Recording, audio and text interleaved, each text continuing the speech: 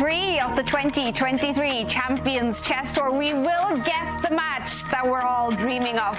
The two biggest rivals in online chess, Magnus Carlsen versus Hikaru Nakamura in the winners final of the Airthings Masters. But first, two more players will be knocked out of the tournament, and Wesley So is one of the players fighting to stay in the game. Magnus really looking happy with himself. The king can't move. Wait. This move is breaking the rules. Whoa, everything under control, but suddenly the position has changed. This just looks glorious for white. Big choice from Arjun Erigaisi. There we go. The avalanche continues. There's a big threat on the board. He's taking it. Magnus Carlsen is furious. He's going straight for the kill. Wesley So has blundered. He's blundered his knight. White king is trapped. This is checkmate blundered. Magnus Carlsen showing his genius. And Magnus Carlsen will have to bring his very best today, because in the winners final later today, he's going to face Hikaru Nakamura in an incredible match. We're looking forward to that. And to safely guide us through this day 3 in the Airthings Masters, Grandmaster David Howell, International Master Tanya Sachdev, and Grandmaster Robert Hess. And David, what a day it was yesterday. But I'm going to tell you, the highlight for me, even with 2 Armageddons, what's this? Thanks, Kaya. I need to hit the gym a bit more clearly. We got a little bit of a MTV Cribs tour of your apartment, seeing that nice gold medal. But the Armageddon, David, we had 3 matches decided in Armageddon yesterday. What did you think? We did, and it was the first sight, the first glimpse we've been given of this bidding process. I really liked it. It added an extra layer, the mind games there that we saw. It added the strategy, and it did end up favouring the stronger players in most of those, or at least the higher seeds on paper. And I expect to see more as we go through the tournaments. It was really dramatic. Yeah. And Robert, you're a big sports fan. So as a sportsman, do you like the direction chess is taking now, also with this Armageddon bidding? I love it. You have to break a tie somehow, and you put it all in the players' hands. They chose the amount of time they're willing to bid. They chose the color that they wanted to play with. So I think they were very exciting games, and we had 3 Armageddon matchups yesterday. It was awesome. Yeah. And today's going to be another awesome day. We're going to start out with a match between 2 Indian teenagers, Tanya, Erigaisi and Gukesh. What do you expect from that one? I can't wait for that one. This is going to be an epic fight. It's going to be so much fun because these 2 players are absolute beasts and they play uncompromising chess. It's going to go down to the wire, no quick draws. I am expecting a tremendous effort from these 2 who are good friends, but on the board, they don't care about the friendship. Also looking forward to see, Kaya, who India's rooting for, because they've got such a massive fan base. So I'd love to hear from all the Indians who are joining us for this one. Definitely. Gukesh or Arjun? Who are you rooting for? 2 players sitting in India. We have 6 players left in the Airthings Masters, spread out across the world, those 2 young Indians. And Magnus Carlsen, one of 3 players sitting in the US. Wesley So playing from his home in Minnesota today. He's going to face Alexei Sarana, who yesterday knocked out one of the biggest names in online chess. If Arjun doesn't move quickly, I fear for him in this game. More than 5 minutes. He dodges the queen trade, but immediately Sarana replies again. He's hammering home the point. Wow. What a move, Tanya. Whoa! What just happened? He ignores the attack on his queen, and he counterattacks against the black queen.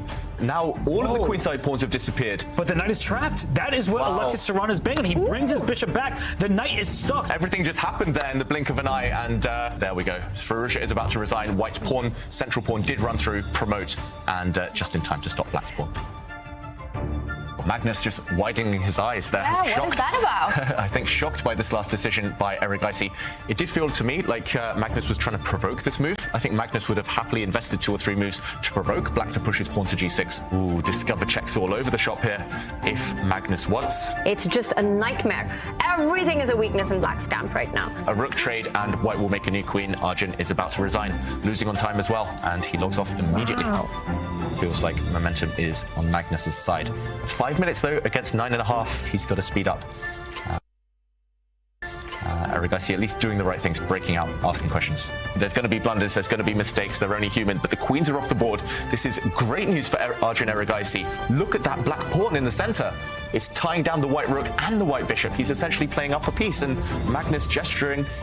Wow, he's just blundered a pawn. He's gave away the pawn, and he's lost. He's given away the game. It is looking dangerous for both sides, but this is Armageddon, and that's exactly what happens. Look at what Hikaru's done. He's throwing a thorn into the white side. This black H-pawn, if you capture it, your structure is ruined. The white king is going to be weak forever. Hikaru, so focused, up on the clock, up on the position. Yeah, just a masterclass. Wesley So with a draw in this game. Wesley is knocked down to the losers bracket. Hikaru Nakamura makes it through. And also in the studio, we have international master Jovanka Hauska. And Jovanka, you played chess almost your whole life.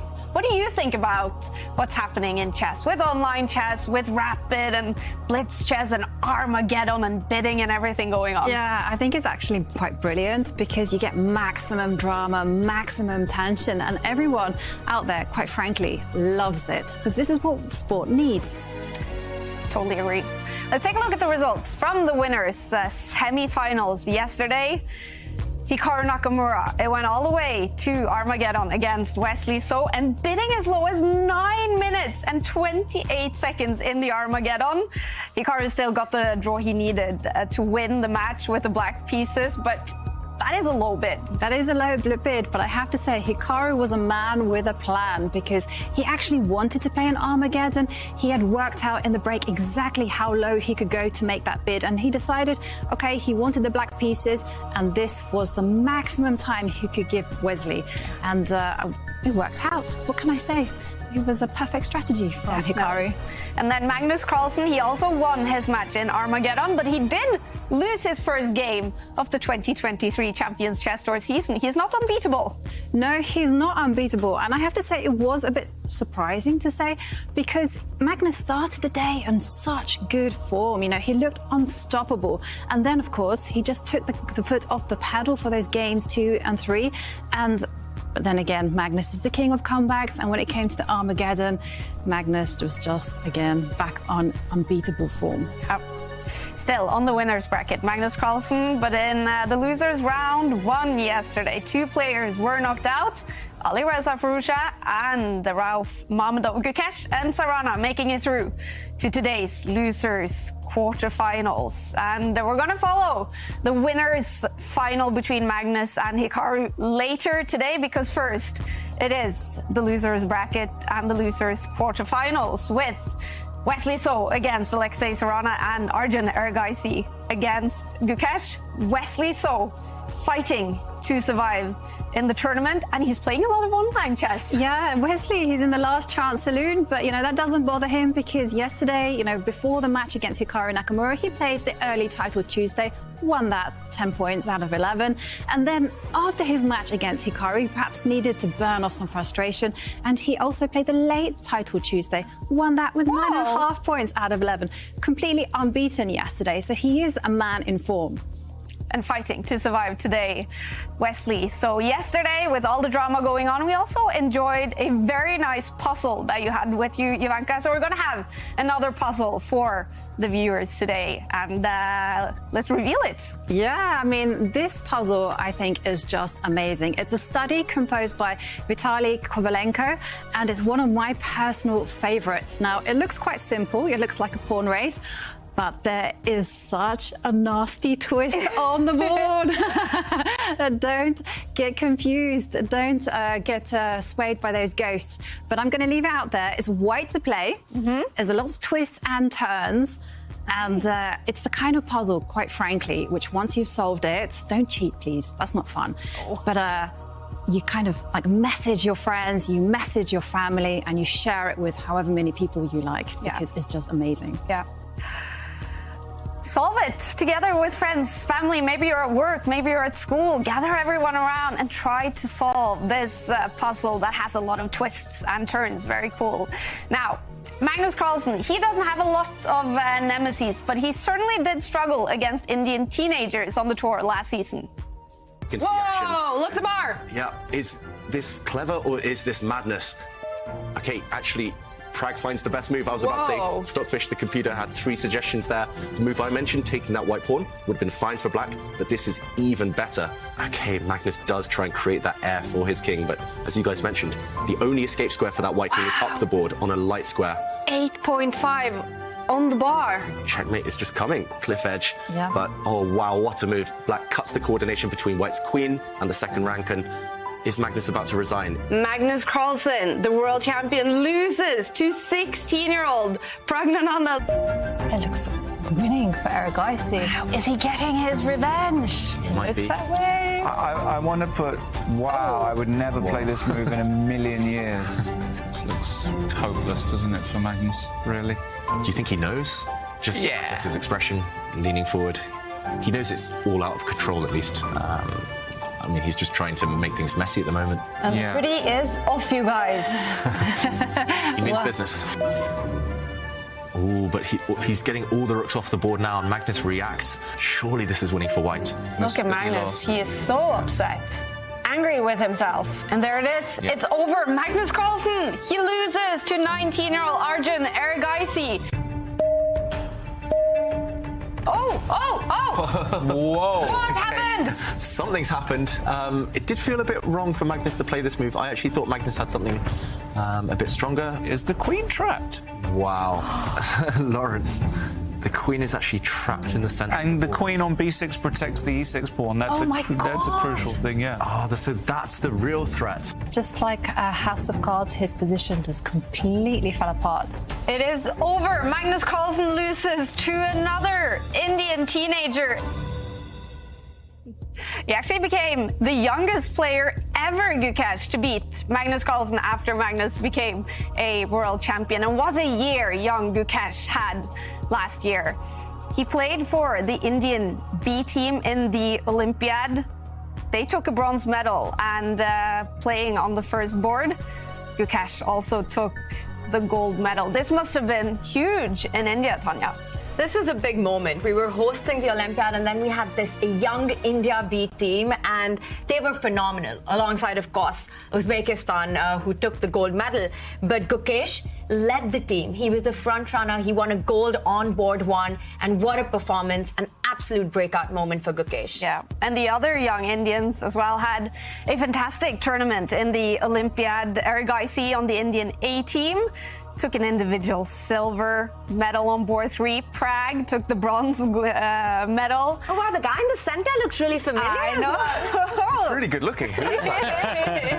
Taking the gold medal on board 3, our very own David. I don't think I see the medal. I wonder if we have something else so we can actually see. Oh, Kai, you got me again.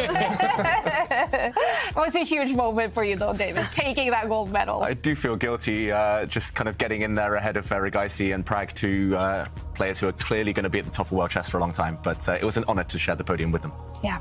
And talking about Pragnananda, he's not playing in Division 1 here in the Airthings Masters, but he's playing in Division 3, and he has a big match coming up today, Robert. Yeah, he's performing excellently in Division 3. He takes on Sam Sevian, the Super Grandmaster from America, also very young, but no longer a teenager. So Pragnananda with big opportunity to score a victory and head on to the grand final. Wow, impressive stuff by young Prag. And in Division 2, they are also playing some interesting matches today, and it's especially interesting to look on the losers bracket in Division 2. One very big match coming up here. Jan Nepomniachtchi against Vladimir Kramnik. How did they end up here, Robert? You would expect to see that in the winners final in the top division. But Jan Nepomniachtchi, he didn't play yesterday. I think he was in transit. Vladimir Kramnik lost the match in this rapid format. Not always his best friend, but we see another all-Russian match of Dmitry Andreyko and Daniil Dubov. That, too, could be a Division 1 winners final. So Division 2 is super strong as well. Definitely. And remember, the winner of Division 2 qualifies for Division 1 in the next event on the Champions Chess Tour. Now, we are going to follow Division 1 today, starting out with the losers quarterfinals. It is best out of 2 rapid games, and if they are tied, well, then we know it's going to head to Armageddon. It's Wesley So against Alexei Sorana, and then Arjun Erigaisi against Gukesh. You're not rooting for any of them, are you, Tanya? I'm so torn in this one. I'm going to keep the unbiased approach here. And it's a bit bittersweet because one of them will go forward, but it will be the end of the road for one of the Indians. And they're friends. They know that. And I think they will be happy whoever goes through. They will feel slightly bad at the same time. Yeah. And you brought with you some cool footage of these two. They're, as you mentioned, good friends. What am I seeing here? Is this Gukesh in a boxing robe? This happened. And there we have the face reveal. This was a death match. Organized by Chess Space India, and it was a huge event. There were thousands of people who were watching, and there we see Arjun walking in with his boxing suit on. They really went at it with each other in this one. What a match this was. Just so much fun to watch. They played different formats, and in the end, just in the last moment, the last game, Arjun took this championship away. What a cool event that was. Credit to Chess Space India for sharing that footage with us. And here they are, ready for the big fight. Arjun Erigaisi, 19 years old, against Gukesh, 16 years old. Best out of 2 rapid games. The winner will make it through to tomorrow's losers semi-finals. And it is Arjun. Starting out with the white pieces. What should we expect from this match? Well, Arjun plays pretty much every opening under the sun, and he plays them all extremely well. So it will have been hard for Gukesh to prepare for this game. Looks like the clock has started. We don't have the moves coming in yet. We'll try and get that refreshed as soon as possible. But yeah, it's unclear who the favorite is. Erigaisi, a couple of years older than his countryman here. Slightly more experienced, you would say, but Gukesh has had a fantastic year. These two met over the board in Tata Steel just a few weeks ago. It was a draw, very hard-fought draw there. And, okay, where are the moves? Yeah. We want an update. Ghost moves. There are some technical issues. Moves are coming out. Do you have them up on your computer? Yeah, I think they're just getting underway. It started as a Caracan, so hopefully the moves come up shortly. Gukesh with the black pieces. There they are. Arjun Erigaisi playing what is well regarded as the fantasy variation of the Caracan. So let's see what kind of fantasy it will continue to be for the Indian fans who don't know who to root for, and it's already a fascinating position. Why is it called fantasy variation? I guess I always ask these questions, and I understand it's quite hard to know the answer to them. Yeah, I'm not sure it's like the genre. It's not like a Lord of the Rings type of position, but it's just, I guess, takes a bit of creativity to push the white pawn to f3 on move 3 against the Caracan. I should just explain, we're ignoring the live board for now. That one isn't updating, so this is the analysis board we're going to focus here because it is the current position, and we'll follow it here on the central board for now until we get things fixed. Mm-hmm. But crazy coincidence, just 2 days ago, I was up until 3 a.m. in the morning studying the fantasy variation, preparing notes for a student of mine in this opening from the black side. And I said, don't go into this. It's too complicated. There's too much to learn. And if you're not careful, you might get attacked. On the f7 square, you're very weak. So I chose a different sub-variation. But this one, decent reputation for Did your student listen? That's the big question. That's yet to be seen. I said, go memorize these notes. I doubt that would have been heard. But meanwhile, Caracan, a famously solid opening, and Arjun just trying to take Gukesh out of more well-known waters. I must admit, I'm not used to seeing the white bishop on e2. Normally it goes to more active squares. And there we go. The live board is working again, so we can trust it. And Arjun's last move was to centralize this knight bd2. And both sides now will decide where to castle and where to put their pieces.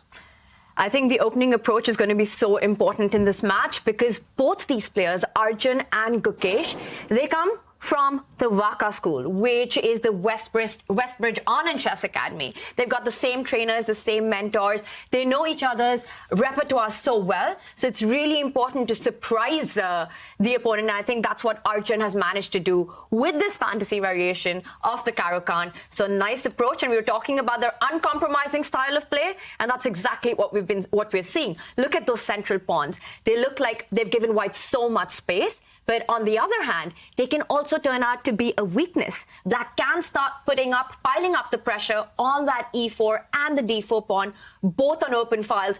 I love the activity that Gukesh has currently. The bishops are out. The knights have are developed. It just looks like Arjun might be slightly behind in development. And one of the big problems when you have these pawns like this, as soon as you push one, the square it was previously covering is now handed over to your opponent. So if you push this pawn up to e5, that knight sinks into the d5 square. You're not dislodging it. You don't have another pawn to kick it. So that knight is very happy to stand in the center. So I feel like these decisions being very difficult for any player, Arjun will have to figure out an exact plan. He's going to have to come up, is it right to push the pawn? Can you just slide your queen away? You need to protect those pawns in the center, and Black is going to aim his forces at those pawns that are sticking out. Yeah, and what a nice classy move there from Gukesh. Well, okay, I got there a bit early. We'll see that move happen on the board in a second. It looks like Black's bishop is about to slide around and back, and he wants to eye up this white queen. It's all about putting pressure on those central pawns. I like the symmetry in Black's position right now with the bishops nicely placed. White also has these pawns that you guys were mentioning, but doesn't really have the piece development to back it up. So we will at some point see White race to get his knight out of the way of his bishop, and still a middle game that could go in either direction, but right now it does look like Gukesh has got a healthy position as Black out of the opening. That's all you can ask for in these very short matches, to survive with Black, to get a playable position, and he has achieved that. And speaking of a playable position, it was already on move number 8 that we were in absolute new territory. So both these players really just want to get a game, not go into any theoretical battle. And I think Gukesh is happy about that, because we know the kind of opening preparation that Arjun has. It's phenomenal. So I like this approach where you go for a middle game where neither of you are familiar, and you basically get a position with everything to play for, all 3 results possible. Bishop h5, the move that you were talking about, I think we're going to see it shortly on the board. It shows that Gukesh, even though not so many games here, knows what he's doing. Yeah, it seems like he knows what he's doing. And Arjun, meanwhile, he's got a healthy enough position if he can hold his pawns together, so he'll be figuring out just how to consolidate, how to get active again. And in terms of, well, we talked about both of them being very strong players. You're not taking sides, Tanya, of course. I'm trying. Who do you think on paper is going to be better at this format, this exact time format with the elimination? It's just a sprint here, 2 games. That's a good question. I think Arjun might just slightly have a little more experience. He's been in the Champions Chess Tour. We saw him in the finals. But in terms of strength, I think it's really hard to pick. Both these players have this very energetic, ambitious style of play. They don't go for the draws. They always go for the option that creates a mess on the board.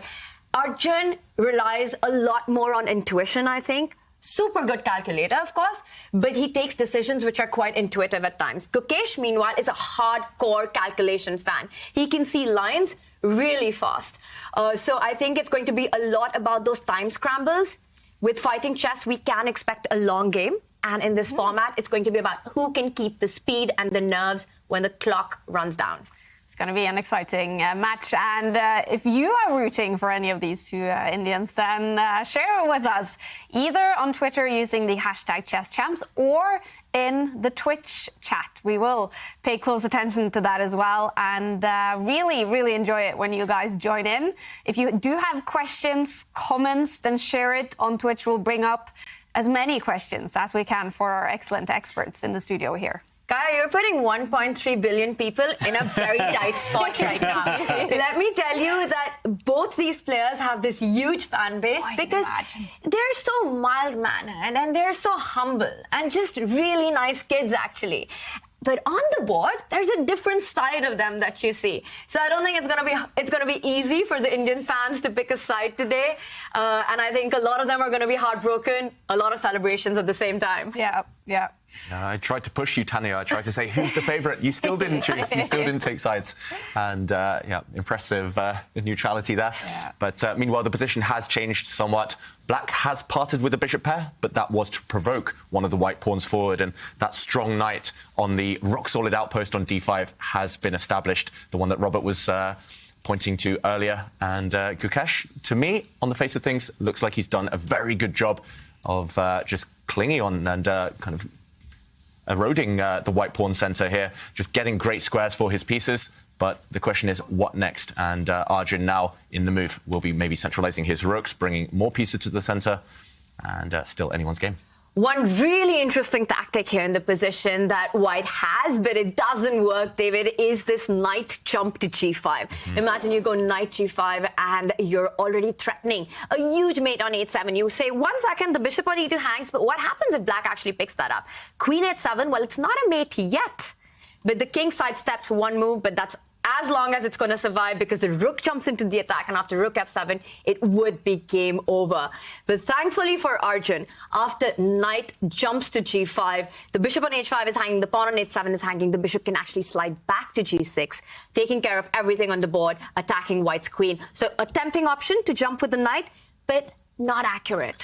Yeah, that would certainly have been the first thing that came to mind, the first thing he calculated, Arjun Erigaisi, but instead, going back, he decided to use his bishop on this diagonal, creating a battery with the white queen, and slightly surprising to me, the pawn is pushed forward to h6, covering any knight g5 jumps and taking the pawn off prise, but now this bishop doesn't have too many escape squares. So slightly risky here, Robert. Yeah, definitely risky. And one of the common plays against a structure like this is to throw in the check, flick that in, bishop h7 check, to force the king to the corner and then bring the bishop back to f5. And now that move g2 to g4 is very threatening because the bishop is not well defended on the g6 square. So I feel like White has the upper hand here. The king for black is less safe than the white king, but the one thing that White needs to pay attention to is this pawn on d4. It's a backwards pawn, so if black is able to bring the queen out to b6, eventually, not now, there's a knight that would be loose on d7, that pawn can be a bit tender. That's the hope that Gukesh will have here, is that he can create counterplay against that pawn. Yeah, so that sequence looks very promising for White. At least it would ask some awkward questions of Gukesh right now. Let's wait to see what Arjun does. If he just wants to play an autopilot move, maybe he'll just centralize the rook. But as you say, Robert, there will be at least a timeout for Black to start creating his own counterplay. So it feels like there's a bit of urgency in the position. Both players have played relatively quickly up to this point. It's a very tense middle game. Let's let Arjun Erigaisi think and ponder his next move. Now, guys, it's kind of hard for me to pick a favorite. I'm completely torn, but I have to ask you, Kaya, Robert, David, you've seen these two on the tour. What do you think about this matchup, and who would you think is maybe just slightly has a better chance? Oof, I'm slightly biased. I'm a huge fan of both of these two, but I'm biased by my own experiences. I've played Gukesh a few times. First time, I think, when he just became a grandmaster, he was 12 years old, and I just played maybe the most boring chess imaginable, eventually bored him to death and managed to take the point. I also played him in the World Blitz last year, and I managed to grind him down in a rook endgame. But Arjun Erigaisi, I've played in Blitz, and I've never been crushed so badly in my life. I played him last year, and he barely spent 10 seconds on his clock. He was just playing every move instantly, just outplaying me strategically. Not many people are capable of doing that in such a fashion, but it was very one-sided, and he destroyed me. So I'm going to say Arjun. And I think I know better than to answer the question, because you said you didn't want the Indian population mad at you. I don't want them mad at me. So I'm just saying both these players are awesome. We're rooting them both on. But in all seriousness, they both have their different strengths. I mean, they think they're both versatile players. And despite the fact that they're teenagers, they've shown some great class. They have restraint. And a lot of teenagers struggle with that. They're afraid to go to the end game because they think that in the end game, they haven't studied as deeply. No, these players, the opening, middle game, end game, they're complete, well-rounded players. And I think that for Arjun Erigaisi, after the Tata Steel event, it's hard to forget about all those losses. I know he has already won a match here in the Airthings Masters, and he qualified for Division 1, which is an accomplishment in and of itself. But you want to get those wins, and Gukesh beat him in Tata Steel. That was one of those losses. He probably wants that revenge. Yeah, probably. Now, I'm definitely not going to answer a favorite, but throw me to the wolves. I chose a side. But I will say one thing, because Juvenka brought to my attention, and I think this is super cute, sort of underlining the age of these two players. Erigaisi, behind him is a shelf, and in one of those shelves is all his teddy bears. And I think that's so cute. So I like that. He has a lot of teddy bear fans behind him, at least. Yeah. Nice. Cheering him on, bringing him luck. Everyone has a lucky mascot, right?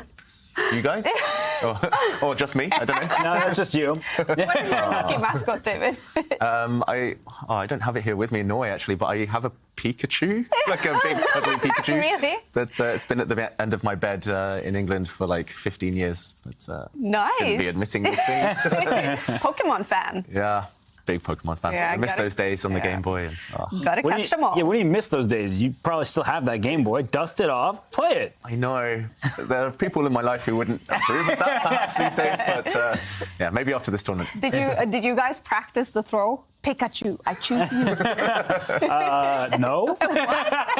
Even I'm not that nerdy, Kaya. Oh, I miss the Pokemons. Yeah. Everyone gets into games and sports in certain ways, right? And that was my way into gaming in general, just the competitive aspect, Pokemon, and trying to beat my friends. And that kind of transported over to the chess world. How about a chess set with only Pokemons? That would be super cool. Who would be the king and the queen? Professor Oak. Professor Oak would be... would he be the king? Maybe. Brock and Misty. And Misty would be my queen. Anyway, back to the chess. So a few moves here. Robert, you predicted the future. White's bishop did land up on that f5 square. He's really forced black to start retreating. That glorious knight on d5 is forced to a passive post. Both of those black knights now a bit tied up defending. What do we think of developments here? I mean, I like White's position. You just have so much more space. The king on h1, it looks like it's a bit breezy, vulnerable. Queen d5 comes in, making use of a pin on the diagonal. But black is well defended for now. The knights are protecting that bishop on g6. That's of vital importance. And that d4 pawn remains a backwards pawn, a future target. So I just feel like White's position is a bit flimsy. So if Arjun is not careful, things could fall apart. But for now, he has control of those dark squares thanks to that beautiful bishop on b4. It covers the length of diagonal, can stick its teeth into the d6 square at some point, or trade itself off for a knight if the moment calls for it. So I like the look of White's position for now. I'm just worried how the trajectory of the game might go if he doesn't be accurate here and land some kind of attack. There have been some very dangerous and committal decisions by White. We're praising White's positions, but I think with every pawn move, there have also been a lot of weaknesses in White's camp. We see that d5 square, which was first used by Black's knight, and now the queen lands there. Rook has been moved to d1 to defend that d4 key pawn. But we are talking about how good White's bishops look. I think it can be very dangerous to play this kind of a position as well. Imagine the black knight landing onto e6. Right now, he's developed the final piece, the only piece that was not part of the plan. Gukesh brings the rook to the center of the board as well. Always watch out for threats like the knight taking the bishop, forcing the white pawn to recapture, and then the black bishop sliding back to h5, David, where it will hit this pinned knight. Now, not just pinned to the king, but also the rook on d1. I would be scared to play with White here. Yeah, the key word there is committal. There's no going back now for Erigaisi. His pawns will not retreat. He'll always be weak on the light squares. And in the current position, as both of you were alluding to there, the white king will always be weak. So, yeah, how do you proceed here? If you're Erigaisi, you need to justify those commitments you've made. You need to keep stepping forward. It's like a bike. You need to keep pedaling. Otherwise, you'll fall off. And here I'm wondering how we continue the attack. It would be very tempting to post up the bishop on this nice outpost on d6. To be honest, though, I'm running out of other ideas. I really want to get my king off this diagonal, but it feels too slow to take a timeout and put it on a slightly safer square. It feels like you need to do something. But he doesn't really see what to do right now. I don't, I've got to be honest. And he's burning time on the clock. And black is maximized, right? Look at all of black's pieces. They're staring at the white center. At some point, that knight on e7 will chop off the bishop on f5. And then once the pawn recaptures, the bishop will take use of the newly free h5 square. So I think we could see a variation like this. And that would be a problem for white. The knight is loose. It's pinned in multiple directions. That's quite scary stuff. So I do think that Gukesh has played excellent chess. And if I'm looking at it from Arjun's perspective, maybe it's time to get rid of that beautiful knight on e7. The bishop looks great, but wow, he just had to push forward with h4. He is showing no fear whatsoever. Yeah, but first, Roberts, I think he made a very wise decision. He did get rid of that black knight. So at least now, if there is a bishop trade, then no way to attack this pinned piece. And suddenly White's pawn avalanche, they will start breaking forward and storming the black king side.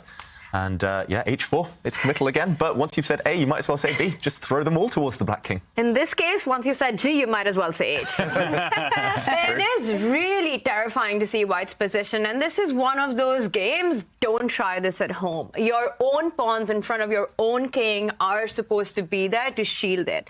Now, of course, both these youngsters, they're super at calculating, and they will play concrete variations, but these can be so dangerous. I still like black's position. It just feels like it's more safe. No problems on the black king. All the pieces are playing. Just so many loose spots in Arjun's position. And I see that our eval bar says that everything's fine, but from a practical perspective, I would pick black any day of the week. Yeah, often in these positions, especially in this time format, you just want a position that's easy to play, easy to handle. You don't have to calculate too much here for Gukesh.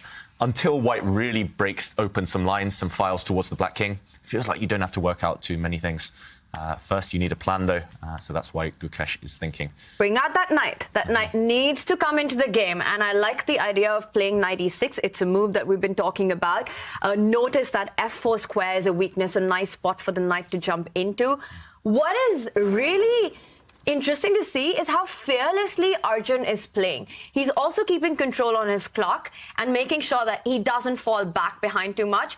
But I think this is the kind of position, David, where you really need time on the clock to navigate when things get tricky. And I see that Gukesh has gone on to improve that knight. Really logical approach. You're also targeting the d4 pawn. So watch out for all these weaknesses that you have voluntarily created in your camp. Yeah, and this is a temporary pawn sacrifice, but I don't think white should get tempted to capture this bishop. Yes, the white queen can back it up and take this pawn, but you have opened a line towards this pinned piece. We've mentioned in a few variations now that this knight is a huge target due to the pin, and yeah, suddenly it's just going to fall off the board. It's attacked once. If you defend it again, then, okay, all sorts of problems here. A knight fork, for example, hitting the white rook, hitting the white queen. You could also just slide across your rook, and eventually you'll overwhelm white's defenses. Suddenly, it's all backfired. All those pawn pushes.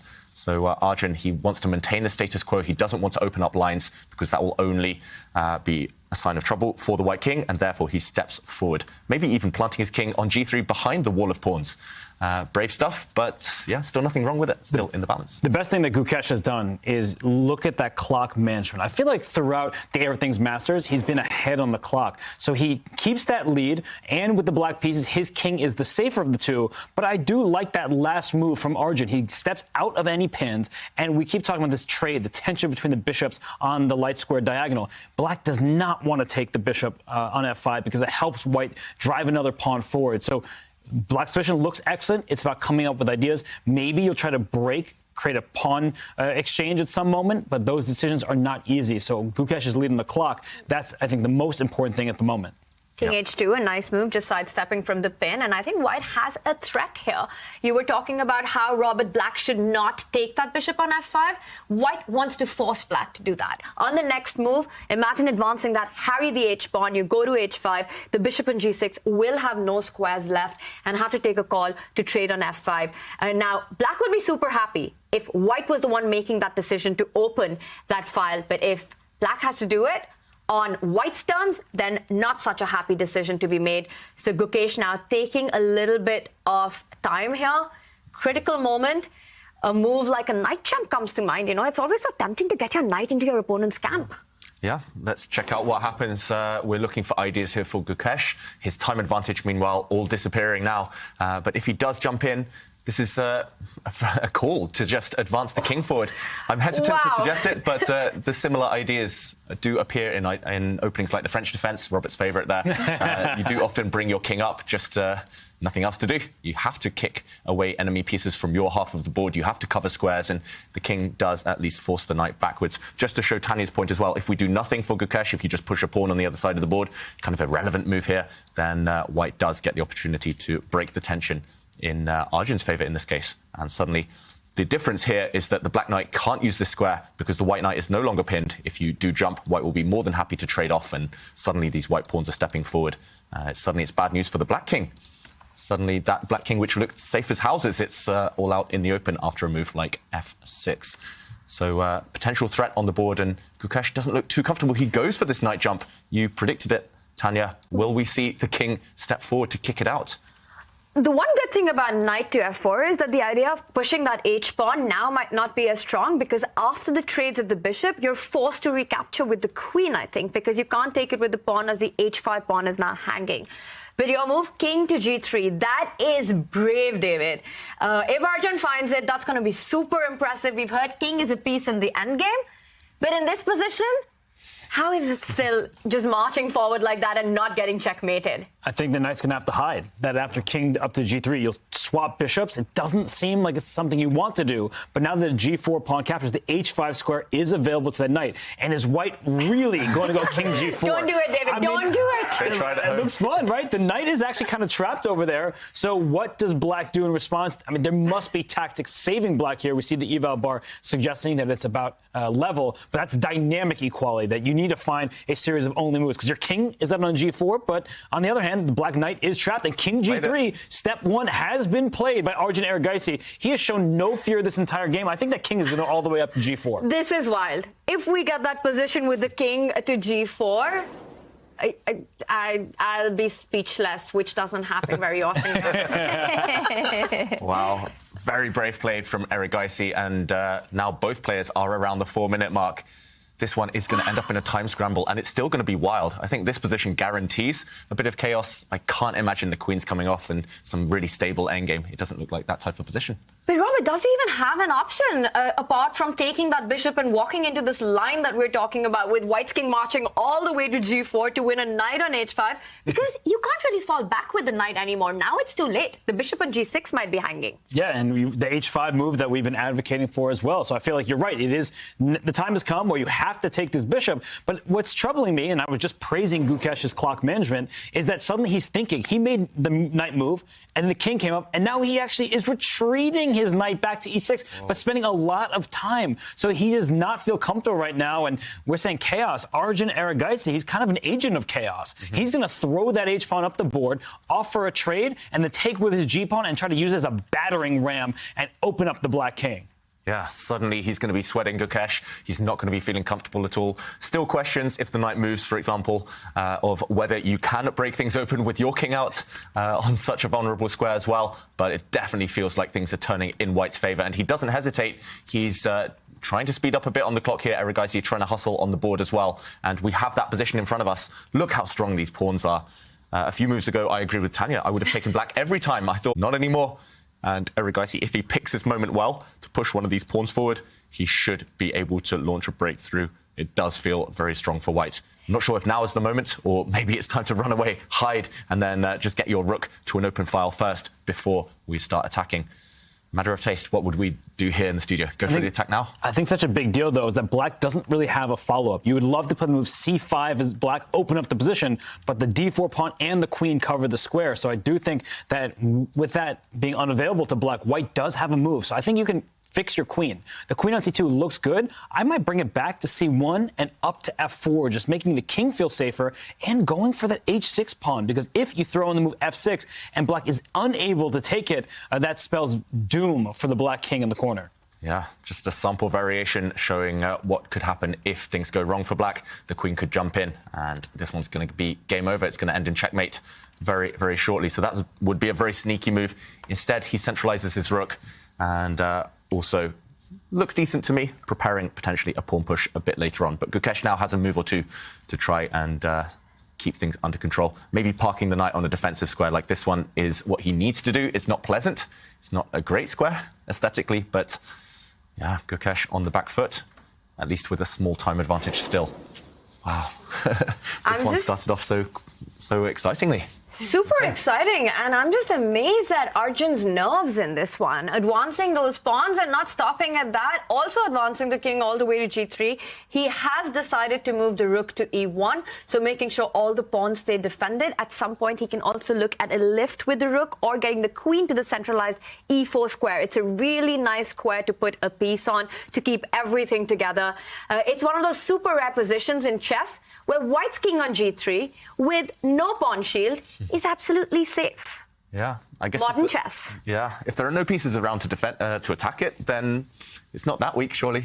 But yeah, it is brave nonetheless. And we're seeing some comments here.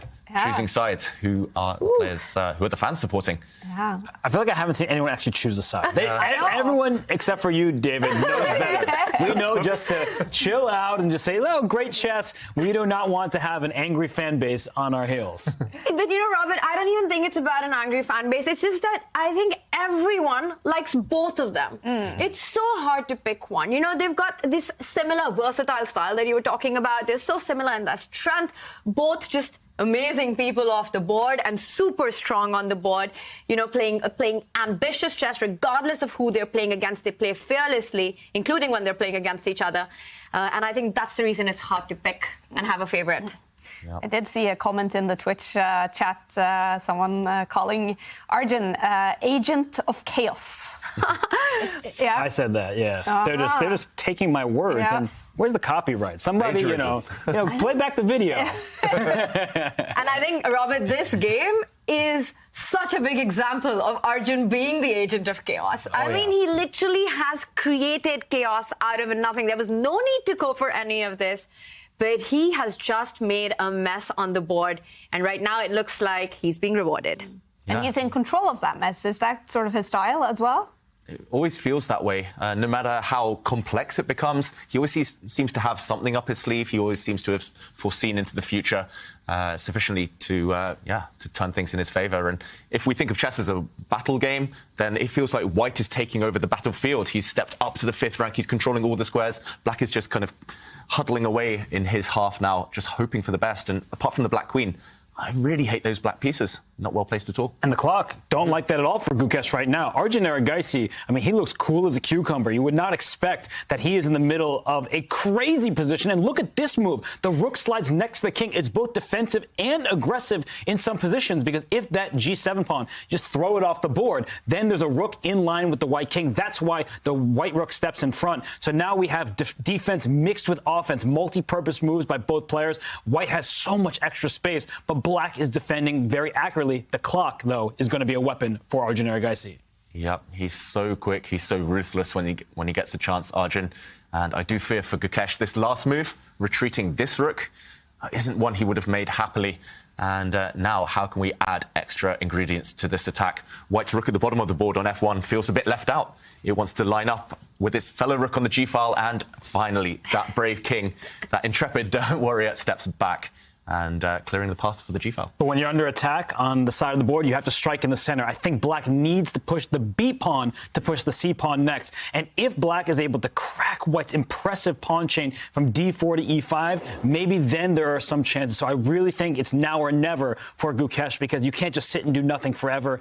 Oh, wow. And he plays a pawn push on the other side of the board, and the evaluation bar doesn't really react negatively. So that's an impressive choice. But if that white knight goes up to G6, that would be checkmate. I guess the Black Knight can't step out the way, but it's looking scary for the Black King. Yeah, F6 is another super brave move in this position. I mean, imagine that knight on G6, it's game over. But as you're mentioning, knight H4 is an option here, threatening that ridiculous smothered mate on the Black King. But then Black has this defense of advancing his own knight to G5, blocking that G5, blocking that rook on G4, and creating a very important lift for the king on H7. Yeah, not quite smothered mate here. You do manage to escape. And really creative stuff. It does kind of go against conventional wisdom of touching pawns on the side that you're weaker. And Arjun swings his queen across, lining up on the G-file, some tactics. He's under 10 seconds now, Gukesh, and he has to plug that G-file with his knight. And now, could we be heading towards an endgame? If there's a knight trade, suddenly the queens might disappear as well. Who do we think this will favor? I think it favors White because of the impressive pawn chain.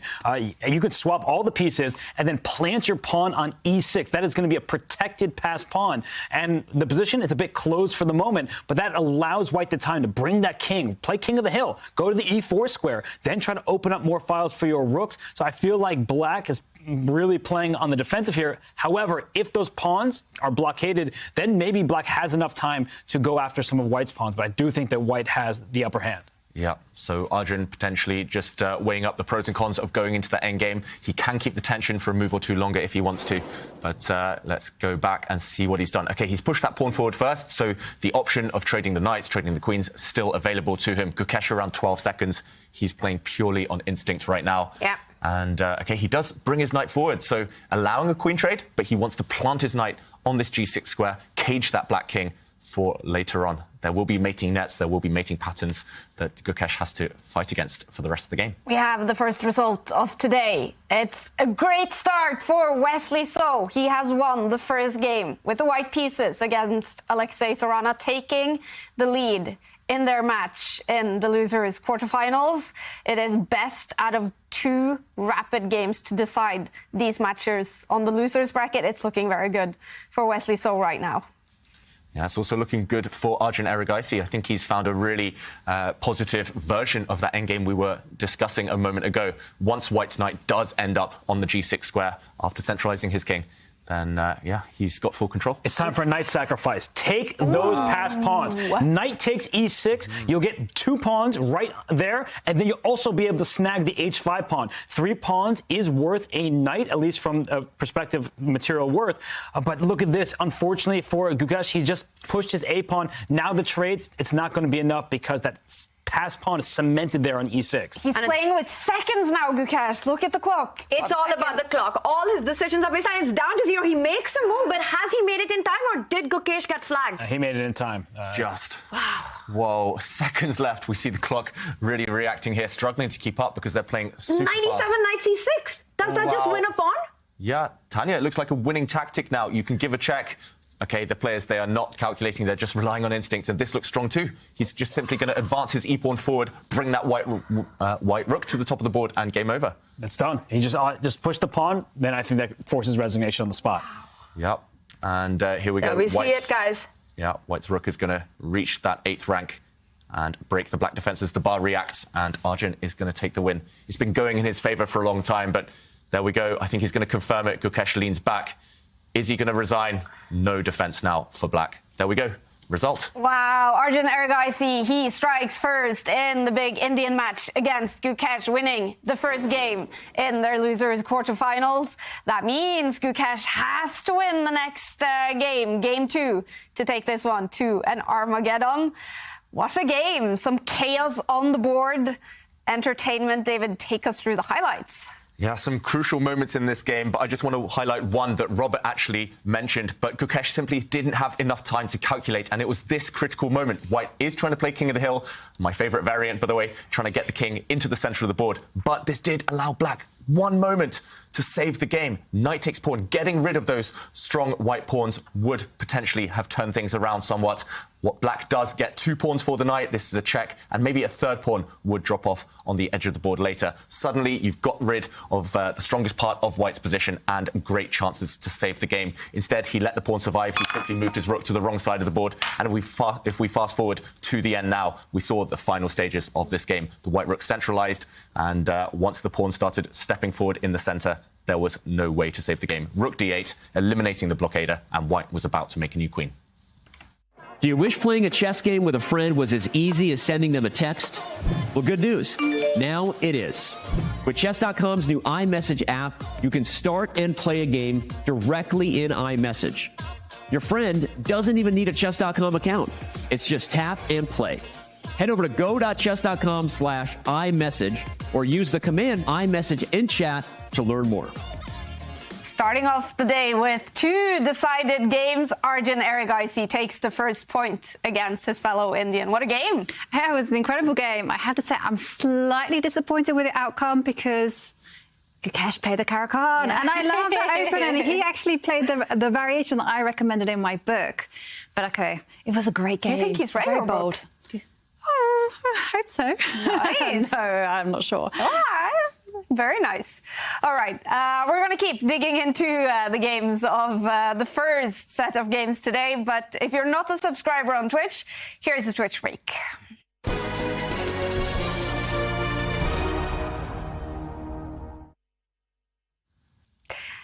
And we also have to talk about the other game that happened. Wesley So starting out with a win against Alexei Sorana. What happened in this one, Ivanka? Yeah, it was a very fascinating game. Actually, Alexei Sorana came in with a plan. He just wanted to survive with the black pieces. He wanted to grovel for the draw. Unfortunately, he played a very imprecise move, and Wesley, he took a long pause and he used his time very wisely, because then he struck, and it was Alexei Sorana's king who was just caught in the most dreadful of positions. And Wesley, I have to say his clock handling was just magnificent because often he was playing with less than a minute on the clock and he just played it perfectly. Wow. So Wesley So seems to be in top shape today. Yeah, absolutely. You know, he's just not putting a foot wrong. He's incredible, Wesley So, and he can decide the match in the next game. Alexei Sarana, he has to win the next game to take it to Armageddon. Any other result, and he is knocked out. Now, you did bring with you a very cool puzzle today as well, Jovanka. Are people getting engaged in our puzzle? They definitely are. I see a lot of right answers. However, this puzzle, this study, is actually quite multifaceted because you have to remember black has 2 pawns. It's not just 1 pawn that can run. So I'm just going to put that out there. It's white to play. It's much harder than it looks. But when you find the solution, oh my God, it will give you such a buzz. Wow. Share your answer using #ChessChamps on Twitter or share your answer in the Twitch chat. Gather friends, family, whoever you are with, and try to solve. It's a difficult puzzle, even for the title players like yourself. It's not difficult because the ideas are quite straightforward, but there's just that one twist that keeps on coming up. And once you figured it out, you'll get it and you'll be like, yoo-hoo, let me share this with everybody. I mean, chess is like that. Yeah, best feeling to solve puzzles and best feeling to win games as well. The second set of games on the losers quarterfinals is coming up. Wow. He just had to push forward with H4. He is showing no fear whatsoever. Yeah, but first, Roberts, I think he made a very wise decision. He did get rid of that black knight. The King G3, step 1 has been played by Arjun Erigaisi. He has shown no fear this entire game. I think that King is going all the way up to G4. All right, we're getting ready for Game 2s on the losers quarterfinals. 2 players, they will have to win their games right now to take it to Armageddon. 2 players can decide it now with draws or wins. Gukesh against Erigaisi and Alexei Sarana against Wesley So. So, Robert, what should we expect now from the second set of games here? Alexei Sarana gets the white pieces. We know how strong he is. His record is almost impeccable, so he does have a shot. And in the other matchup between the Indian juniors, it looked like a great game from Arjun Erigaisi. It's going to be tough for Gukesh to bounce back, but if anyone can do it, I think Gukesh can. What do you tell yourself, Tanya, when you're heading into must-win situations? You have to just stop thinking about what's happened, and you don't have to think that it is a must-win situation. He's still got 3 games in the day. So he starts with the white pieces, that's a positive. And of course, knowing Gukesh's style of play, once again, we can expect a long, big fight here. No quick draws in this match. I think you just have to keep going and make sure that you don't go on tilt. Nothing has happened right now. It was a tough game, could have gone either way. And I think Gukesh will show what he's made of. He will try his best. Most important is that he doesn't lose his cool just yet. In soccer or football, David, we often say that 2-1 is the most dangerous lead to have. In chess, it seems to be kind of dangerous to have that 1-point lead when you only need a draw. That's when those blunders often happen. Yeah, we've seen it many times before in previous seasons of the tour. Even Magnus Carlsen can be affected by this phenomenon. Normally, the players, when they're leading, they just want a draw. They take negative decisions. They take passive decisions. And these top players, they're good enough to punish you if you're not playing your best. So normally, they do say the best way to get the desired result, to get the draw that you need, is to play your normal game. Yeah. But it's incredibly hard to do psychologically. Gukesh has the white pieces in this must-win situation. And Tanya, something's going on here. Who are you expecting to win this next game? Okay, guys, this is Gukesh's last chance. It's just 2 games. Yeah. It's not 4 games. And I just realized that I've been saying he has 3 games, but this is a win-on-demand game for Gukesh, actually. So there's no time to take things easy. He's got to come out all guns blazing. This is his final shot. Yeah, it's now or never. Win. It is must win for both Gukesh and Alexei Sarana. And here we go. Yeah, I was wondering why you were looking at me like that. It was like, what's up, Tanya? But yeah, it is a huge game. For Tanya. I think she was looking at you because you chose who you were rooting for, and everyone still is out to get you. I was right, I should mention. I did take that point. You are gold medalist after all. No surprise that you're correct. It's not going to be easy, and we do have a Queen's Gambit accepted in this game, so it's going to be another big fight. And the good news for Gukesh is that, well, it is his final game, but he has the white pieces, and that's exactly what you want. Yep, you want the white pieces, and he did win on demand with white in the Armageddon yesterday against Ralph Memedov. And can he repeat that trick? Arjun, of course, very well booked up. And it's the Queen's Gambit accepted, but it's not maybe the traditional Queen's Gambit accepted because white knight has come out to the c3 square very early. That does reduce your options. Often that white knight wants to find different squares, or you want to get your king castled first and start attacking in the center. Instead, Gukesh keeps maximum tension. He retreats his bishop and says, OK, we're just going to get a game. We're just going to play chess. And Arjun, I doubt he'll have prepared this exact position before. Can he get that type of solid position that he will be craving in this game? Bringing out his knight, putting pressure on white center. We might well soon see an IQP position with an isolated pawn for white. Yeah, and these positions, they start off quietly, but even if the queens get traded, that's not the end of the story. A lot of people play these types of positions for a win, despite some of the limited material. So at the current setup, we see that white has 3 minor pieces developed. Black has just developed his second. And this move A3, it's a very clever move. You're getting ready to take the black pawn on C5, and now after the bishop will recapture, you thrust that pawn forward to B4. So that's sort of what's on the agenda in this position, is that you can expand, then develop your dark square bishop to a useful diagonal by fianchettoing it, and that is what Gukesh is looking for. A quiet start, but there's more bite than initially meets the eye.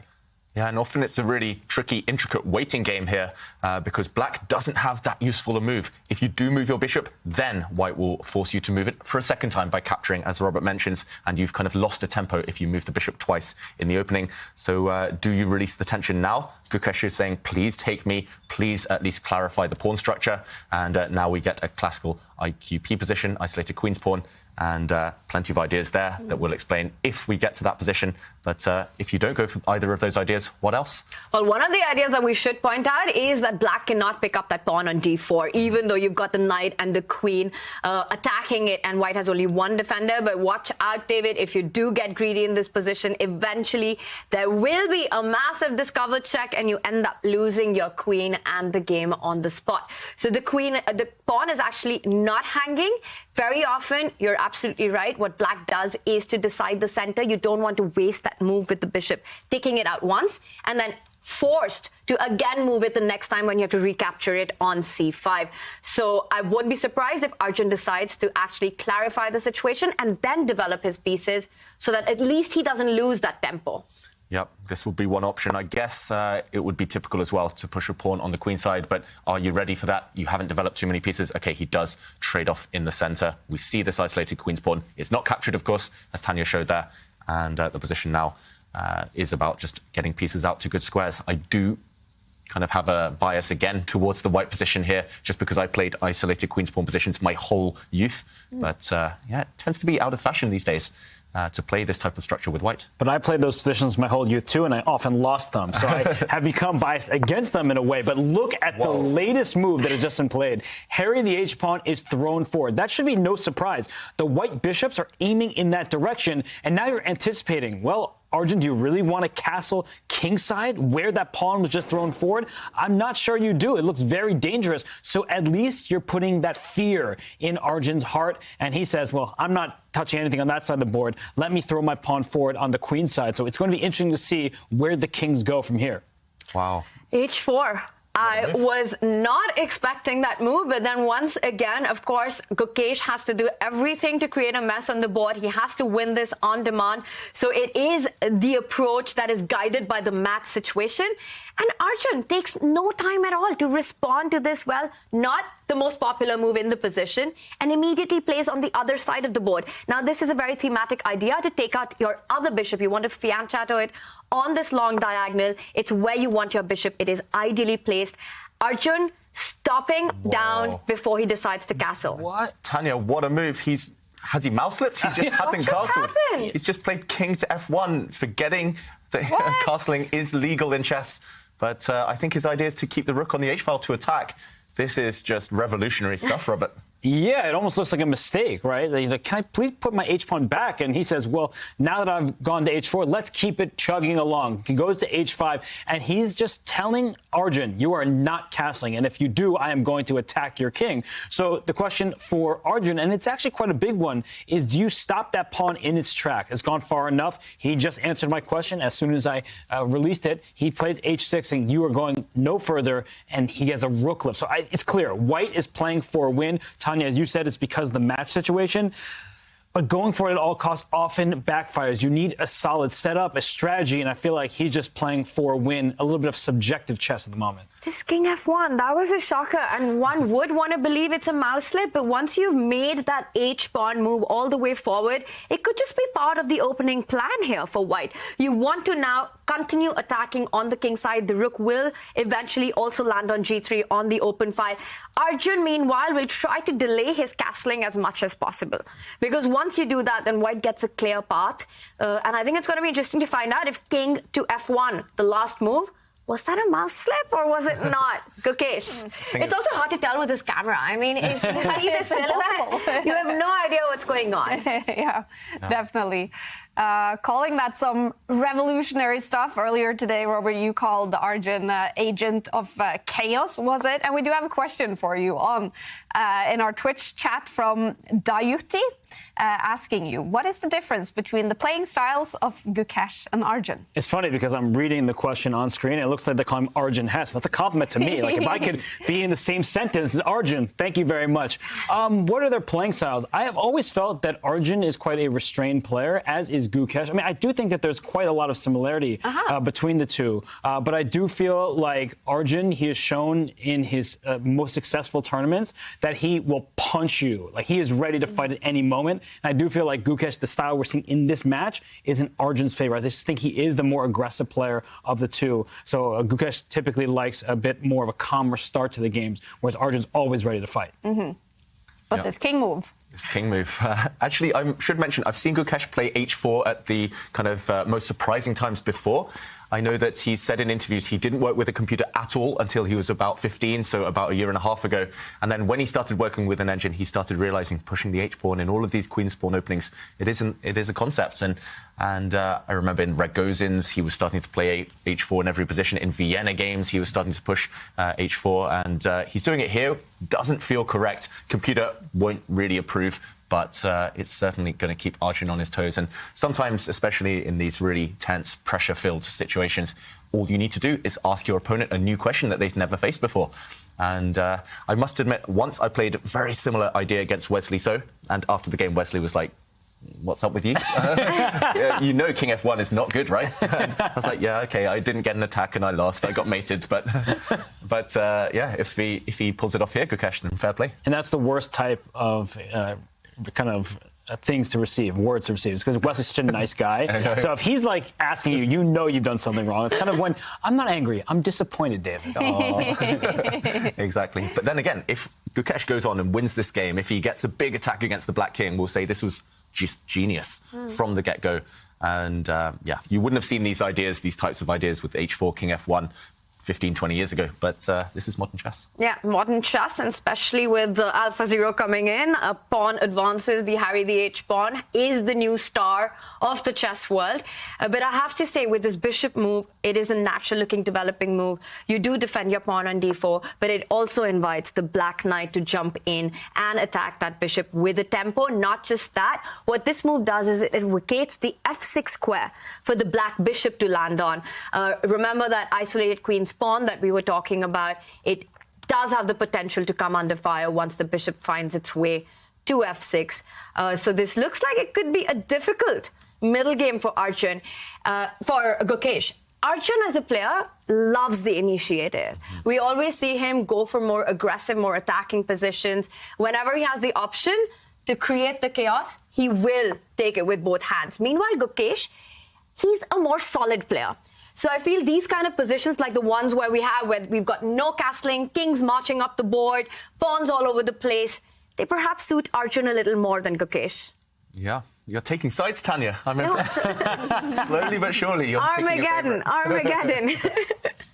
And yeah, just a solid queen move there. Very sensible stuff, getting ready to bring the final piece to the party. That white rook on A1 is going to slide towards the centre soon. And with isolated queen pawns in the position, watch out for a pawn break in the centre. If white can ever successfully throw his central pawn forward, play D5, open up lines, especially while the black king is in the centre, then things will start to turn in his favour.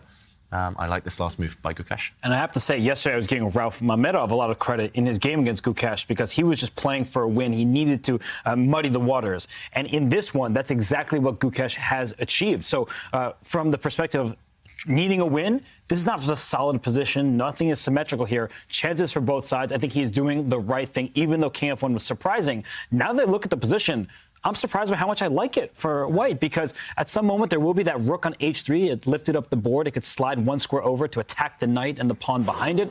The d4 pawn is pretty well defended, at least for the time being. And as you were mentioning, David, if you're not looking out for it, that move d4 to d5, when you have an isolated pawn, you always think about pushing it forward. And with that black king in the center, you have to look out for the e-file as well. So I'm nervous for the black king, even though objectively it looks fine, or the eval bar saying black is doing pretty well.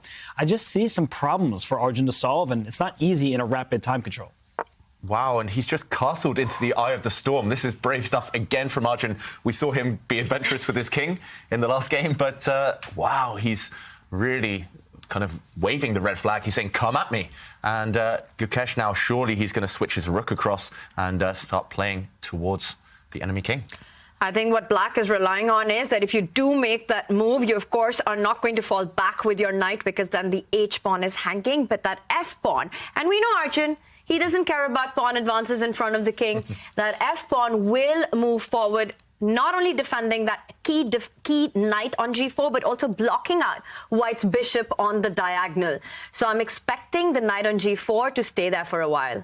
Yeah, it's actually surprisingly hard to get rid of this piece. It acts as a blocker, just controlling all of white's potential activity.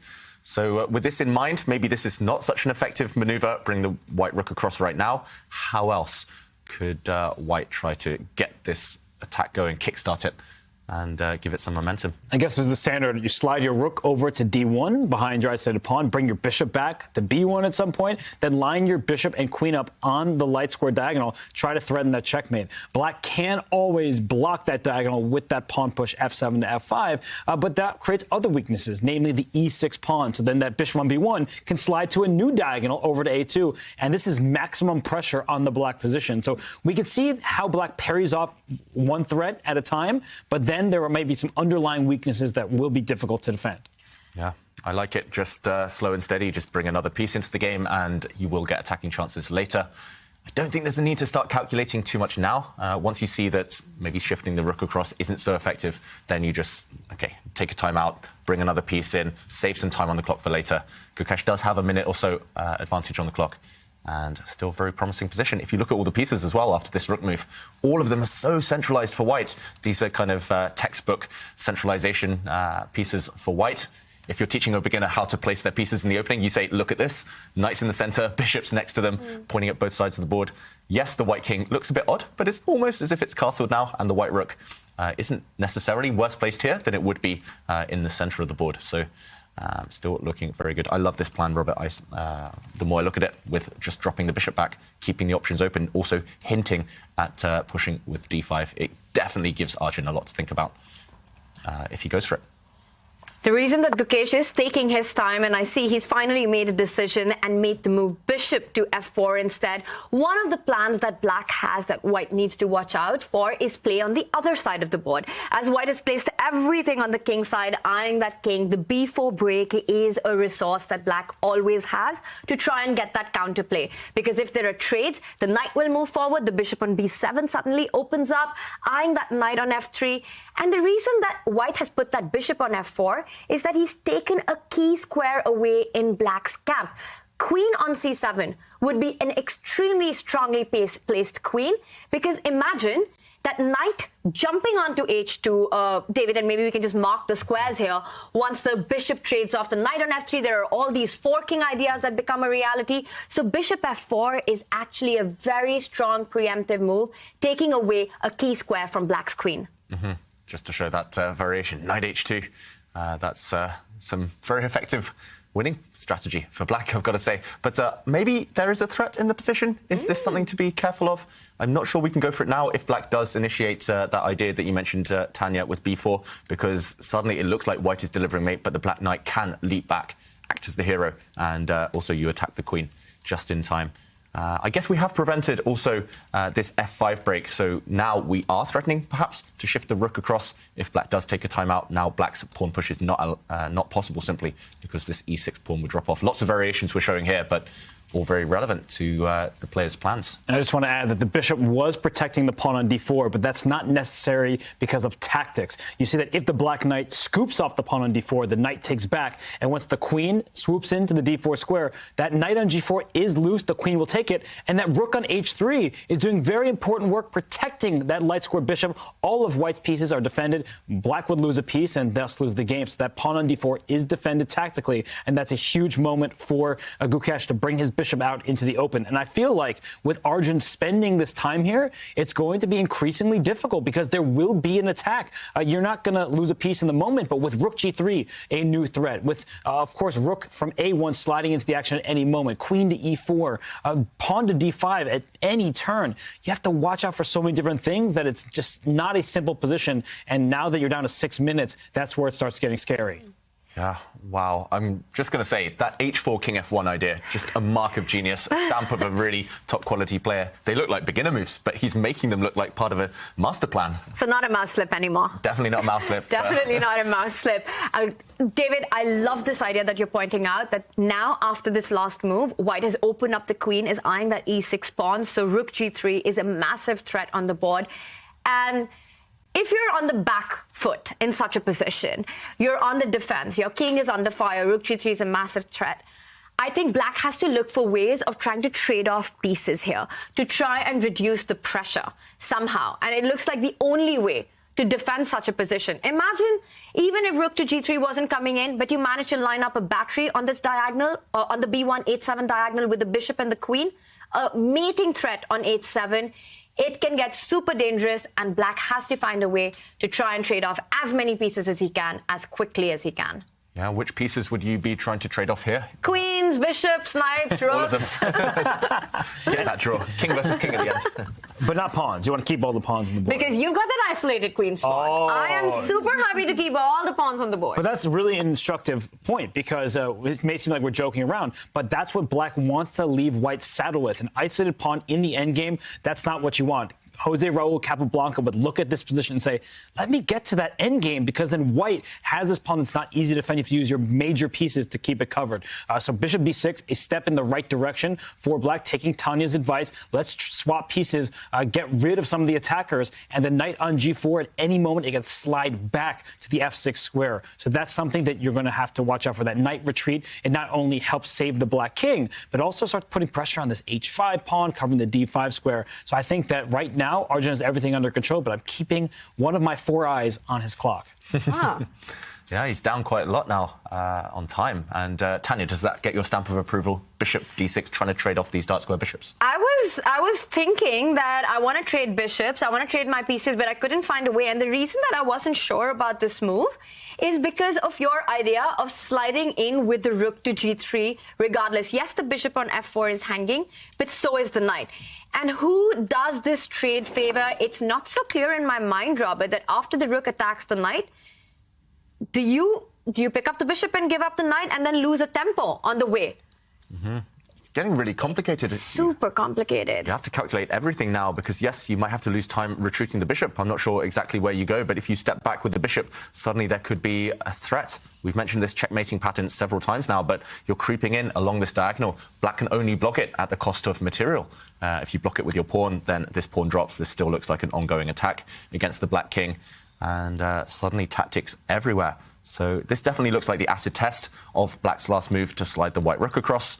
Maybe it forces the black knight to go back. But I was going to say you're allowing all sorts of tricks. Maybe it's just about, OK, there's no time for white to go and take this pawn, trying to use this pin, because luckily the bishop can capture this pinning piece, the white rook.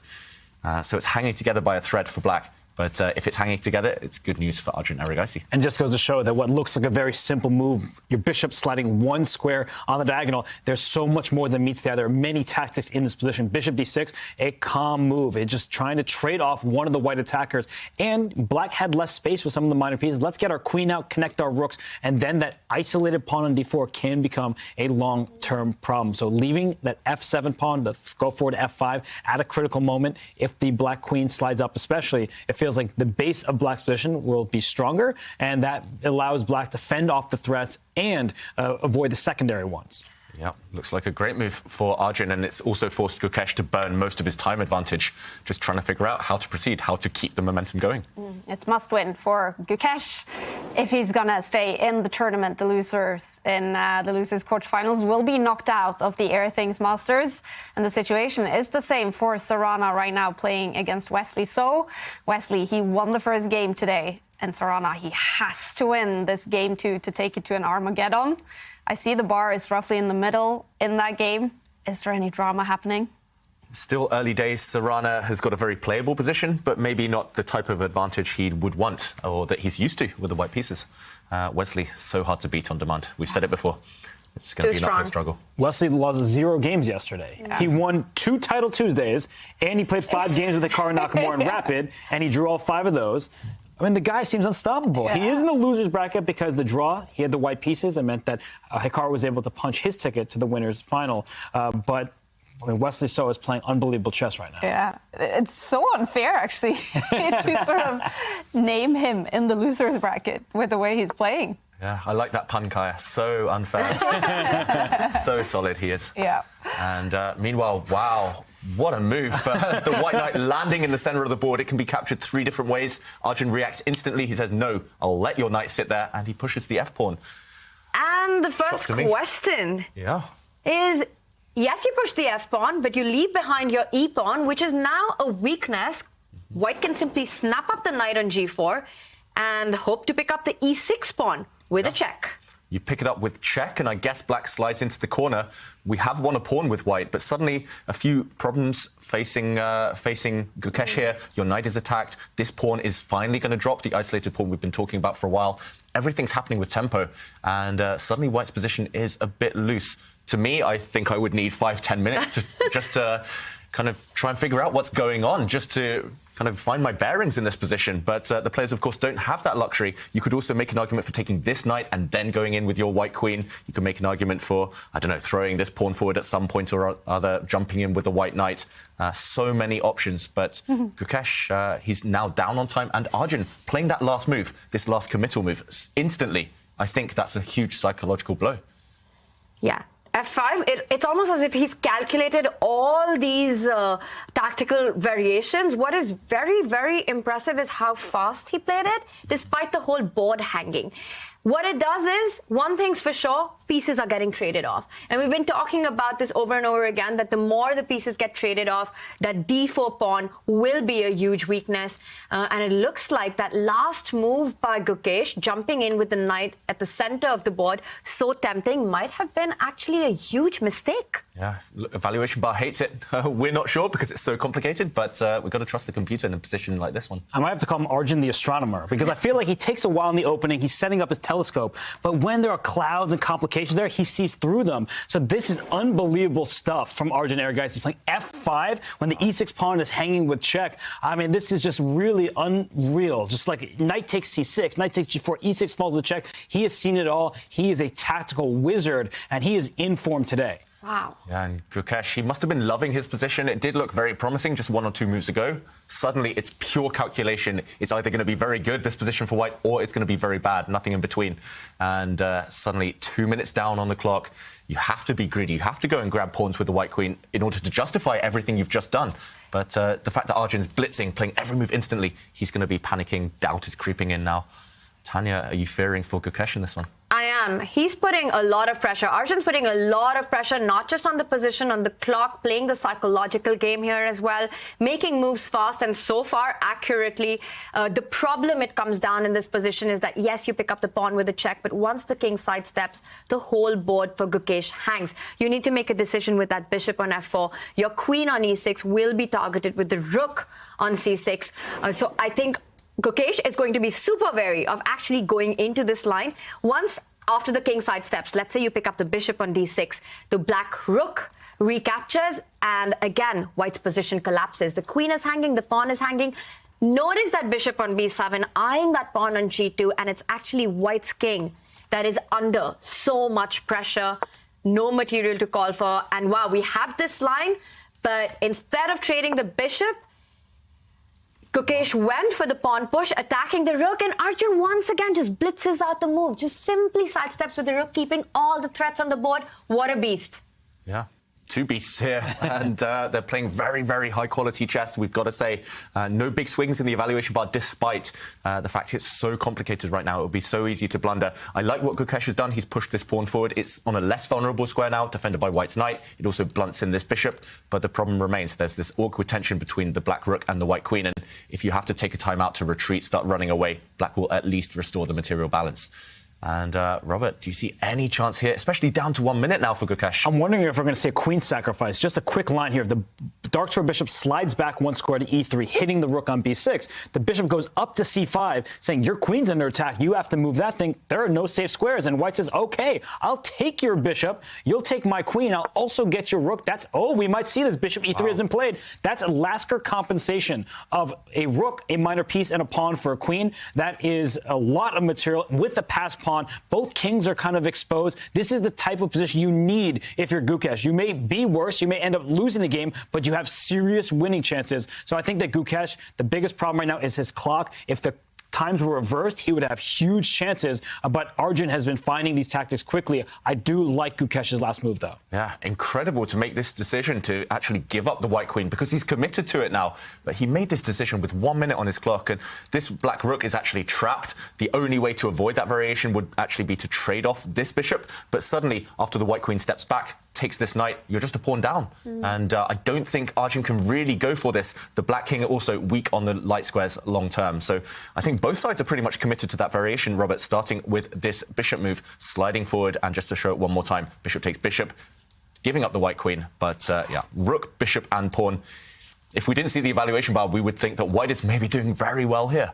But it still looks like dynamic balance in this position, in this crazy wild position. That's actually a stunning line. Robert, that you're pointing out, and Arjun slowing down because it's also not easy to evaluate. You have the safe option of picking up the bishop right now and not sacrificing the queen, but then you just end up in a slightly worse position. That bishop on b7, as we can see, will remain dead with that white pawn on d5, which is still alive, and it's going to completely favor Gukesh if Arjun goes for this bishop trade. But how do you evaluate that position? Winning that queen, but allowing a white pawn on e6 looks super dangerous. Just the fact that Arjun needed a draw in this game, and he went into these complications, just goes on to show how brave these two players are. Yeah, if we reach this position that we're looking at on the analysis board right now, then it's anyone's game. It's anyone's game. I would prefer to have white. I see the evaluation bar off the sides and the black is still better. I would prefer to have white because all of a sudden you have more forces. You're aiming at some of the black weaknesses like the f5 pawn. The rook is under attack. That e6 pawn, it's not even clear that black will be able to stop it. So I'm just looking at this position, and I don't care what the evaluation bar says. The players, they don't know it. And I just think the trajectory of the game has been in Arjun's favor. All of a sudden, Gukesh strikes back, and he's putting a difficult decision in Arjun's court. And I think he recognizes the importance of this moment, the magnitude, and he may take the bishop, but he's not going to be happy about it. Just saying, you know what, I don't want your queen. I'll be down to pawn. I can try to defend this. I don't like that he's spending so much time here. I feel like he's uncomfortable. I think he's going to go for this line with bishop c5. Yeah, he has to. He's now down on the clock. And we mentioned he's an agent of chaos, Erigaisi. I think he has to embrace that chaos now. You can't just maintain this position, hope that it fizzles out towards a draw. because this one is just too wild, and I would rather go into that where it's a big mess, take my chances there, than suffer a pawn down. And now no real time advantage, only a few seconds, and still a few seconds increment for Gukesh to rely upon. So he needs to go for it. Wow, he doesn't choose any of those options. He retreats his knight to the center of the board. He's giving up material here. He's a pawn down. He's giving up an exchange. The black rook, the white bishop can snack on that one now, feast on it. He's trying to argue, I guess, that the white queen is trapped anyway, and the evaluation bar doesn't react, which is just shocking to me. This is genius stuff. I mean, knight e5 was not even a move on our radar. Just giving up that rook on b6, which, by the way, let's point out, has been voluntarily self-trapped. He moved that rook all the way up to c6, then put it on b6 and says, come and take it. And it all relies on piece activity. Knight e5. What is this move? Bishop takes rook. It's brilliant. Queen takes bishop. It's brilliant. That is an unbelievable find. Unreal. The white queen is entombed on e6. It looks like a great square, but either the black bishop is going to head back to its home and attack the queen, or the rook will slide in the queen's path and attack it. So what a find. Yeah, what a find. And now Gukesh down to his last few seconds. Okay, he takes that black rook. He shifts his own rook out of the corner into the center, but the white queen is gone. She's still going to have to sacrifice her own life once that black light square bishop slides back home, as Robert mentions there. And I'm trying to do a quick count here to figure out the material balance. Here we go. The queen is trapped. No way to save her. You just have to take this black knight in the center of the board now. Yeah, it's going to be knight, pawn, and rook for the queen. So the same material imbalance, but the pawn is on d5 and blockaded by a bishop rather than all the way up where the rook is on e6. So that's a humongous difference. Opposite colored bishops, that usually favors the side with the safer king. Both kings looking a bit vulnerable. The white king has more forces around it, but eventually perhaps the black pieces will line up. So it's b4, a good move by Arjun, opening up a second wing, and I like the way he's playing. Yeah, I like the way both players are playing. This is not just super high quality chess, but also both sides just going at each other, punch after punch after punch. And Gukesh finally has to take a timeout, play a consolidating move. He's going for this black f-pawn. It's very weak there, but he's also shoring up the white king. The white king at some point will be given a nice safe home. White will push the g-pawn forward at some point and slide it to a light square. But first, okay, the black queen coming in. How do we stop her from delivering some nasty checks? The white knight also under fire. But the nasty checks, do they really matter? Because a draw is not enough for Gukesh, right? And after the bishop falls back on e2, bishop b4, you've got this queen c1, big threat on the board. You can't really move your knight to any other square except fall back. And now queen e1 is a mate in one. d5 pawn is hanging. That's the more important, well, what's more important than the mate in one, but I think that's the key detail here. The white king, you needed to take a timeout to give it a safe square, but now the pride and joy of your position, that central pawn has disappeared. And with it, maybe white's winning chances. Suddenly it's hard to imagine unless there's some sudden kind of surprise attack for white. If you maybe imagine the white knight getting to g6, unless that happens, black's not going to be in trouble at all in this game. And look at what Arjun's doing. He is completely dominating that knight. That knight is not getting out of there anytime soon. The black king looking safe, tucked away. The white king is a bit more open, and I feel like white just doesn't have the coordination of the pieces. You have two pieces for the queen, a rook and a knight, but they're not working together very well, and I feel like black is stabilized, only needing a draw. Yeah, and another nasty queen slide there. The black queen controls the diagonal that the white knight wants to use, and wow, what a move. Developing his knight, giving it up. But if the knight is captured, there will be a nasty skewer. Is that a skewer? Is that a pin? And, okay, not allowing that white rook back into the game, not taking the bait, but has he allowed Gukesh back in? This pawn drops now, and we might well just see an endgame after Erigaisi gives back the queen. Nope. He's given a check, and suddenly he's won a rook for the bishop.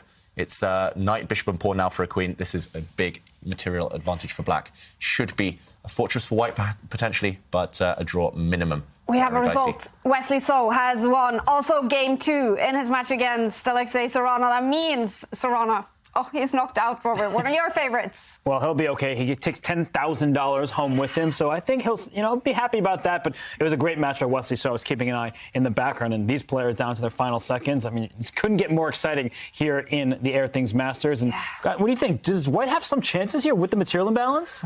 It's hard to imagine. I mean, a queen for 2 pieces is just really difficult. But of course, Gukesh is going to play this out till the end and try and create something. He will target that 8-6 pawn, the rook jumping onto d6. trying to create a threat on I think he might have chances here. Wow. Especially 10 down a seconds queen. against 10 seconds. It's easier to play with more pieces, and the queen is more valuable, but rook d6 being a huge threat. And, it looks like he backtracked because if you went rook d6, the knight was hanging over there. So a great move to keep chances alive. He wants to slide his rook over. I really do think white has chances in this position. Yeah, it's definitely not over yet. If the rooks disappear, black is safe. It should be a draw. But how long are you going to avoid it? Yeah, Gukesh, he has to dodge that. He does slide across. And now the knight wants to jump onto f5 and hit that queen and the pawn. The rook moves forward to defend the h6 pawn. And watch out for a fork now. Yeah. So much happening. But Arjun doing the great thing of keeping his piece on the dark squares away from the enemy bishop. So you see the rook and the queen, all of black's pieces on dark squares. He's trying to offer that trade of rooks, but that is what Gukesh is avoiding. He's threatening a rook all the way up in the corner to pin the queen to the king. So Arjun says, no, none of that for you. Oh, and still a few seconds each here. White needs to get the rook to a more active square, needs to get the knight back involved. But at the moment, no way through. Black has set up a defensive barrier. It's amazing how Gukesh is fighting down a queen and he's creating all these incredible threats. Both players on seconds. At first, I thought white has no chances, Robert. But it looks like Gukesh is showing some amazing will. And now the king joins the attack as well. Again, 2 games in a row, the king landed on g3. And despite having no queen, I think we would all take white here, right? At least in a blitz game. I would, for sure. I love a queen. Give me a queen any day. I'll take black. You are a queen, Tanya. And, meanwhile, black is trying to get pieces off the board. Still no way through. Now, black's got pieces on dark squares. White's pieces were all on light squares for that moment. And a nasty check, kicking away the white king. The black queen is going to come in behind at some point. Maybe start delivering some checks. Maybe that's the way to salvation. Whoa. But... wow, there's a pin here, Robert. White's knight unable to move. And I was surprised that black brought his pawn forward. Look, the king is out. Knight g6 check is a fork. I mean, that king is helping in the attack. This is scary for black. Where's that king going? If it steps up, the king might go up for white as well. You have to be really careful now. Well, who's mating who? Rook is coming on. There's actually a mate in 1 on the board. Is rook d7 just a checkmate? It would be checkmate. Wow. That's a checkmate. You have Threatened. to stop that. Queen will come to g3, giving a check, but no, he offers a rook trade. This is getting really intense. And white needs to watch out for that check on g3 with that queen. Easy to miss from the other side of the board. But it looks like Arjun might have just survived all the threats that Gukesh was creating. There we go. The queen check does land, as you predicted, Tanya. White needs to take out a time to block that now. The bar jumps up. Yeah, he does have to place his pieces on awkward squares. All of the pieces were on the G file for a second, but a pawn has disappeared with it. Take the rook. Take the rook. Finish the game. He does it. That is professional. Yeah. He needs just a draw. He gets out of any threats. And what a game by Gukesh. What a fight by Gukesh. Wow, and Arjun, he's going to secure the draw. Next move, rook takes bishop, and a knight alone is not enough to deliver checkmate. Wow. What just happened? That was intense. It's over. Gukesh is knocked out of the tournament. Arjun Erigaisi makes it through to the losers quarterfinals. What a match between these two. What do you think, Robert? He was living on the increment, but that 3-second increment that's added after every move, that came into play. Arjun Erigaisi, he used it to his benefit. He is the junior speed chess champion. He beat Neil Sarn in that format, so he's used to these quick time controls, and he is a superstar. How fast is your Indian heart beating right now, Tanya? I can't believe what we just witnessed. I mean, that was chess at a whole different level. Also, Gukesh, so impressive, having no time on the clock, down a queen for just 2 pieces, managed to create a mating attack with his own king moving forward. That was just incredible chess start to finish. Both these players have so much to be proud of today. Wow, what a game. And here is today's Lisoveta learning points.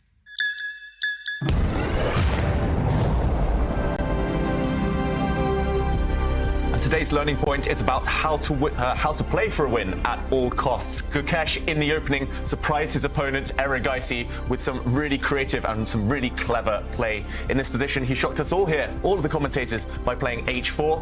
What is this doing, you might ask? He's simply going to push his pawn forward and make it less attractive for the black king to castle on the king side. His next move, another shock, king to f1, putting the king on a slightly odd square, but committing to lifting his rook up the board, where, as we saw in the game, it did prove to be a very strong piece. It was a crazy game, of course, many twists and turns. Later, Gukesh sacrificed his queen, but Erigaisi, at the right moment, was able to lock things down by giving his own queen back. I definitely recommend playing through all of this game. It's well worth a study. Wow. Both matches on the losers bracket today have finished. 2 players are knocked out, Gukesh and Sarana, and 2 players have made it through, Erigaisi and Wesley So. Congratulations, Wesley. Yeah, thank you very much. Thank you. Yeah, finally. I still have 1 life left. So that's one thing I like about this format. I played this format before in the American Cup last year.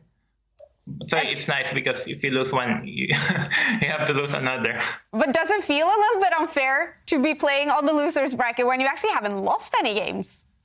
Yeah, that's a good point. Yeah, unfortunately, Hikaru won the bid yesterday by 16 seconds. I think the match was very close, but unfortunately, the last game yesterday, I didn't really get any chances. And then I looked at the games afterwards, and Hikaru played really well. So big congratulations to him. And, you win some, you lose some. But I'm excited to see his upcoming match against Magnus today. I wish it'd be more than 4 games, but that's nice, nevertheless. Yeah.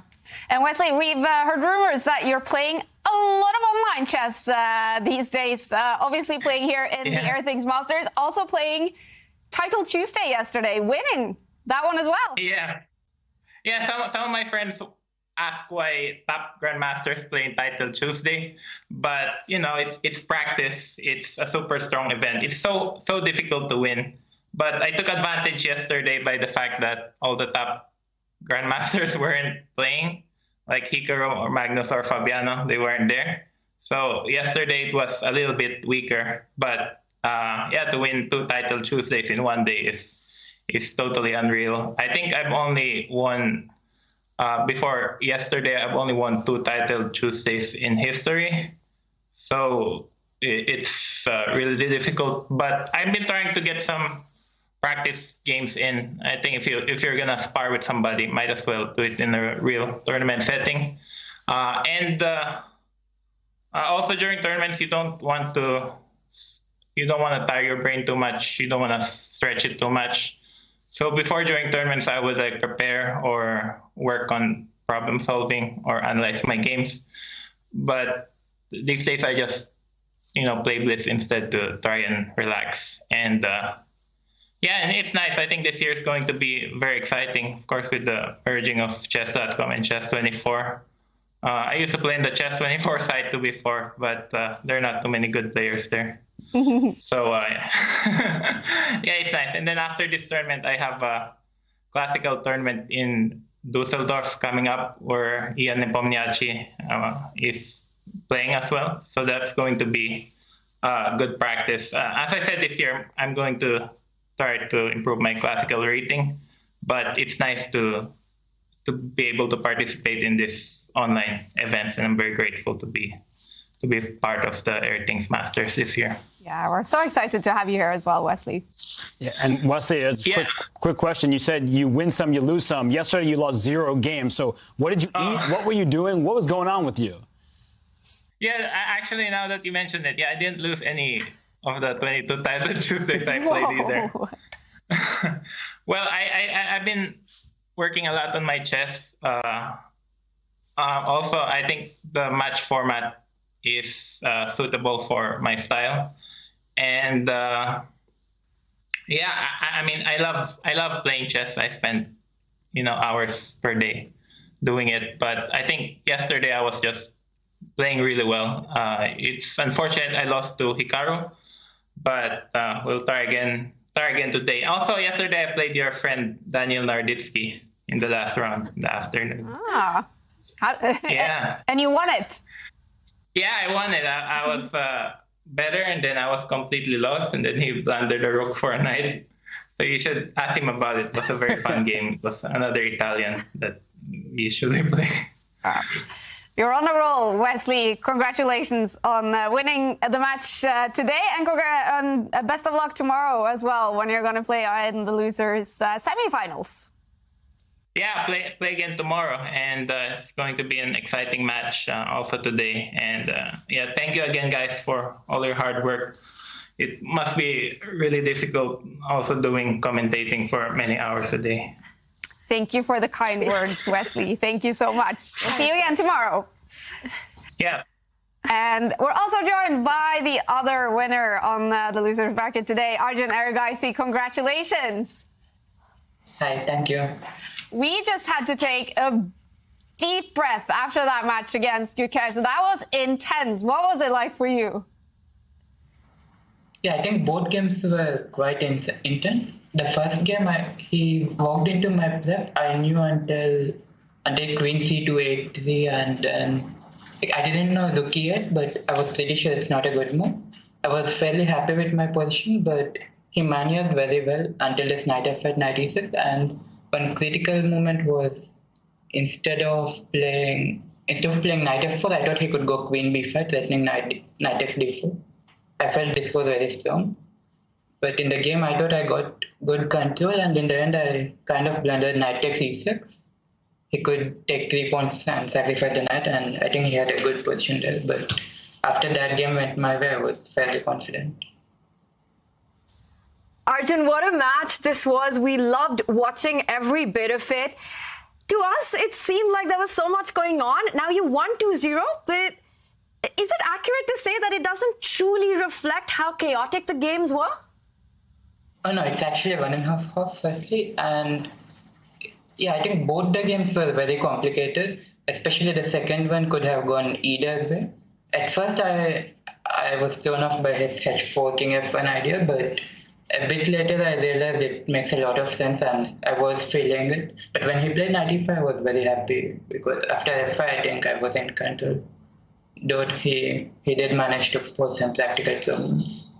You took the match in 2 games. I have to ask you, Arjun, in that game 1, when you were going up the board with your king, what was going on in your mind? Were you at all terrified about your king position in that one? What was that all about?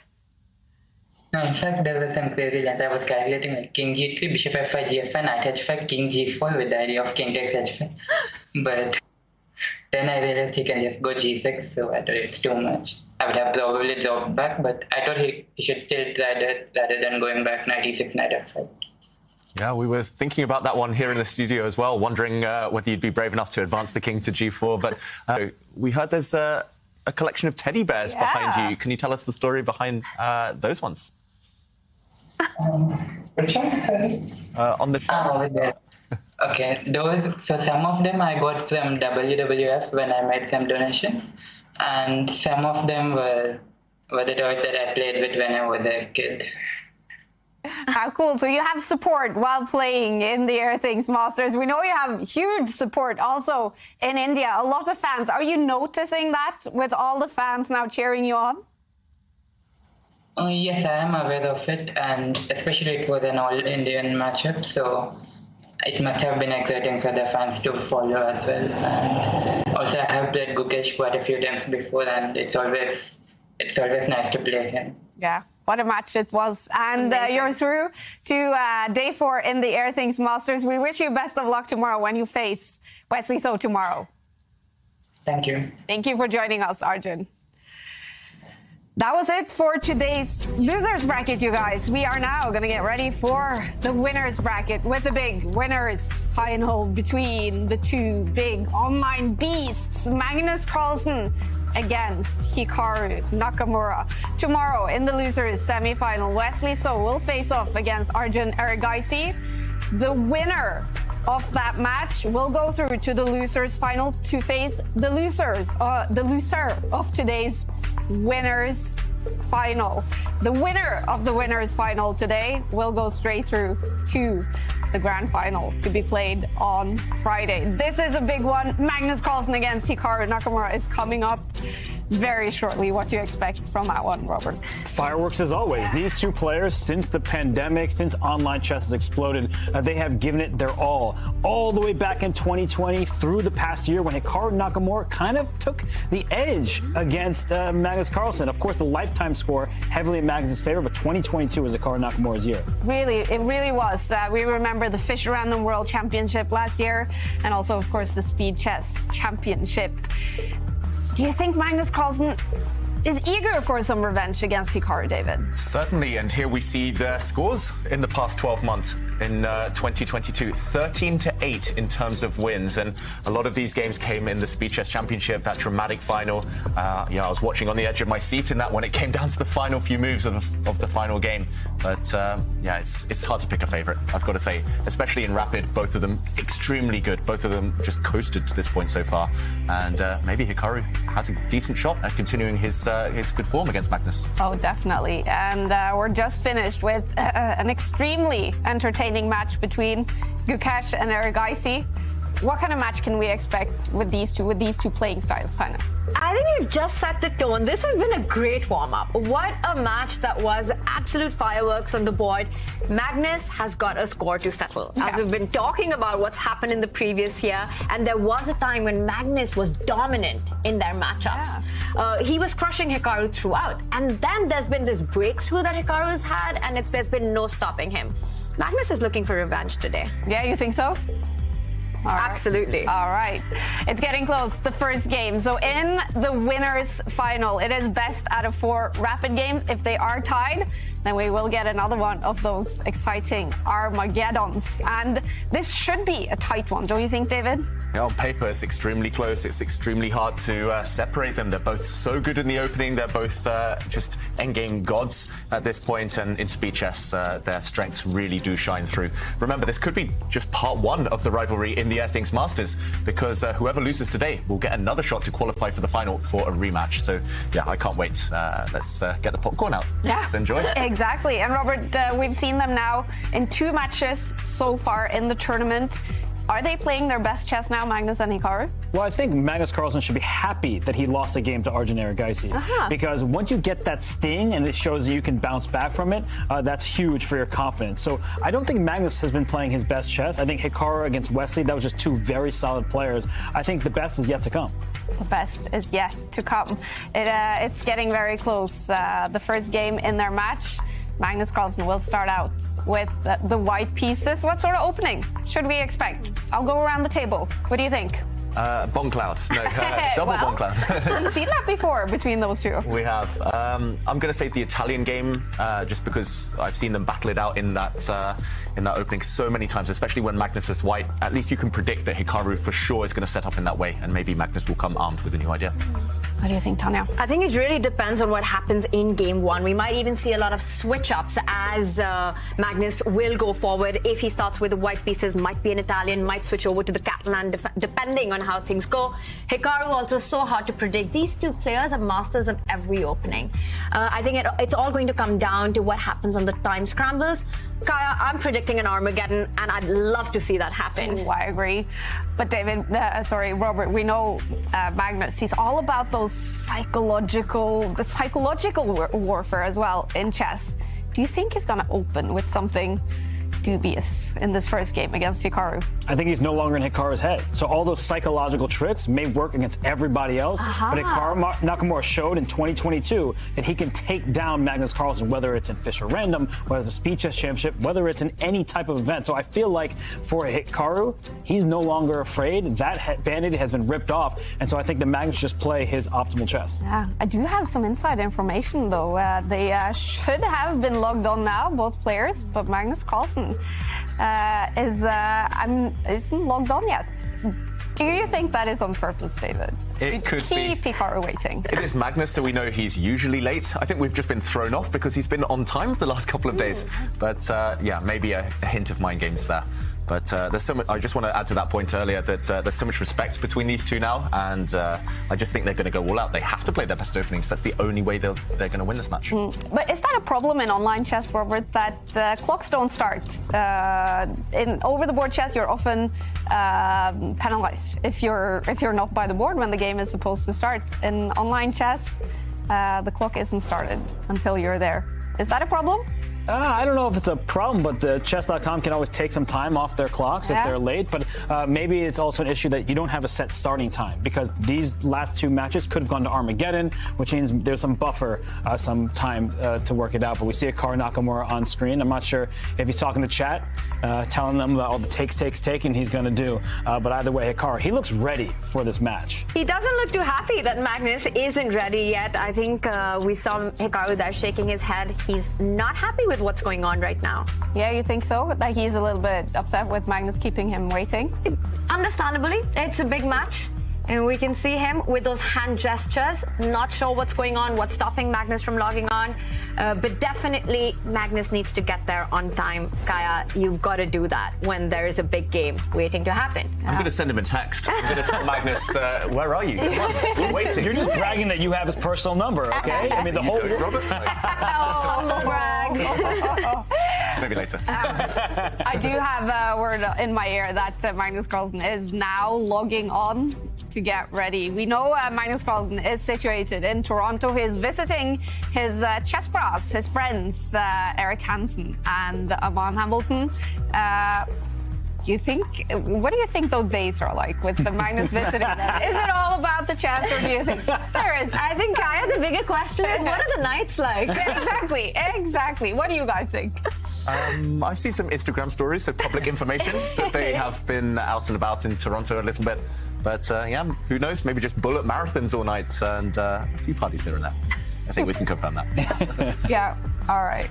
Well, we are waiting for Magnus Carlsen to arrive for the huge match today. This is the winners' final in the Airthings Masters. Best out of 4 rapid games. If they are tied, Magnus Carlsen and Hikaru Nakamura, it will be decided in Armageddon. They both played Armageddon yesterday to win their matches.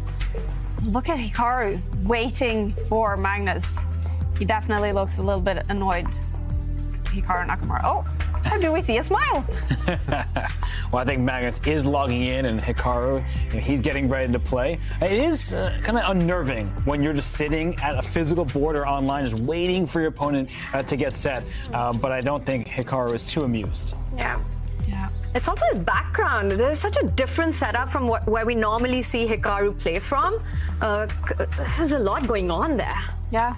Hikaru usually plays from an office, right? Like a streaming office, not really his home.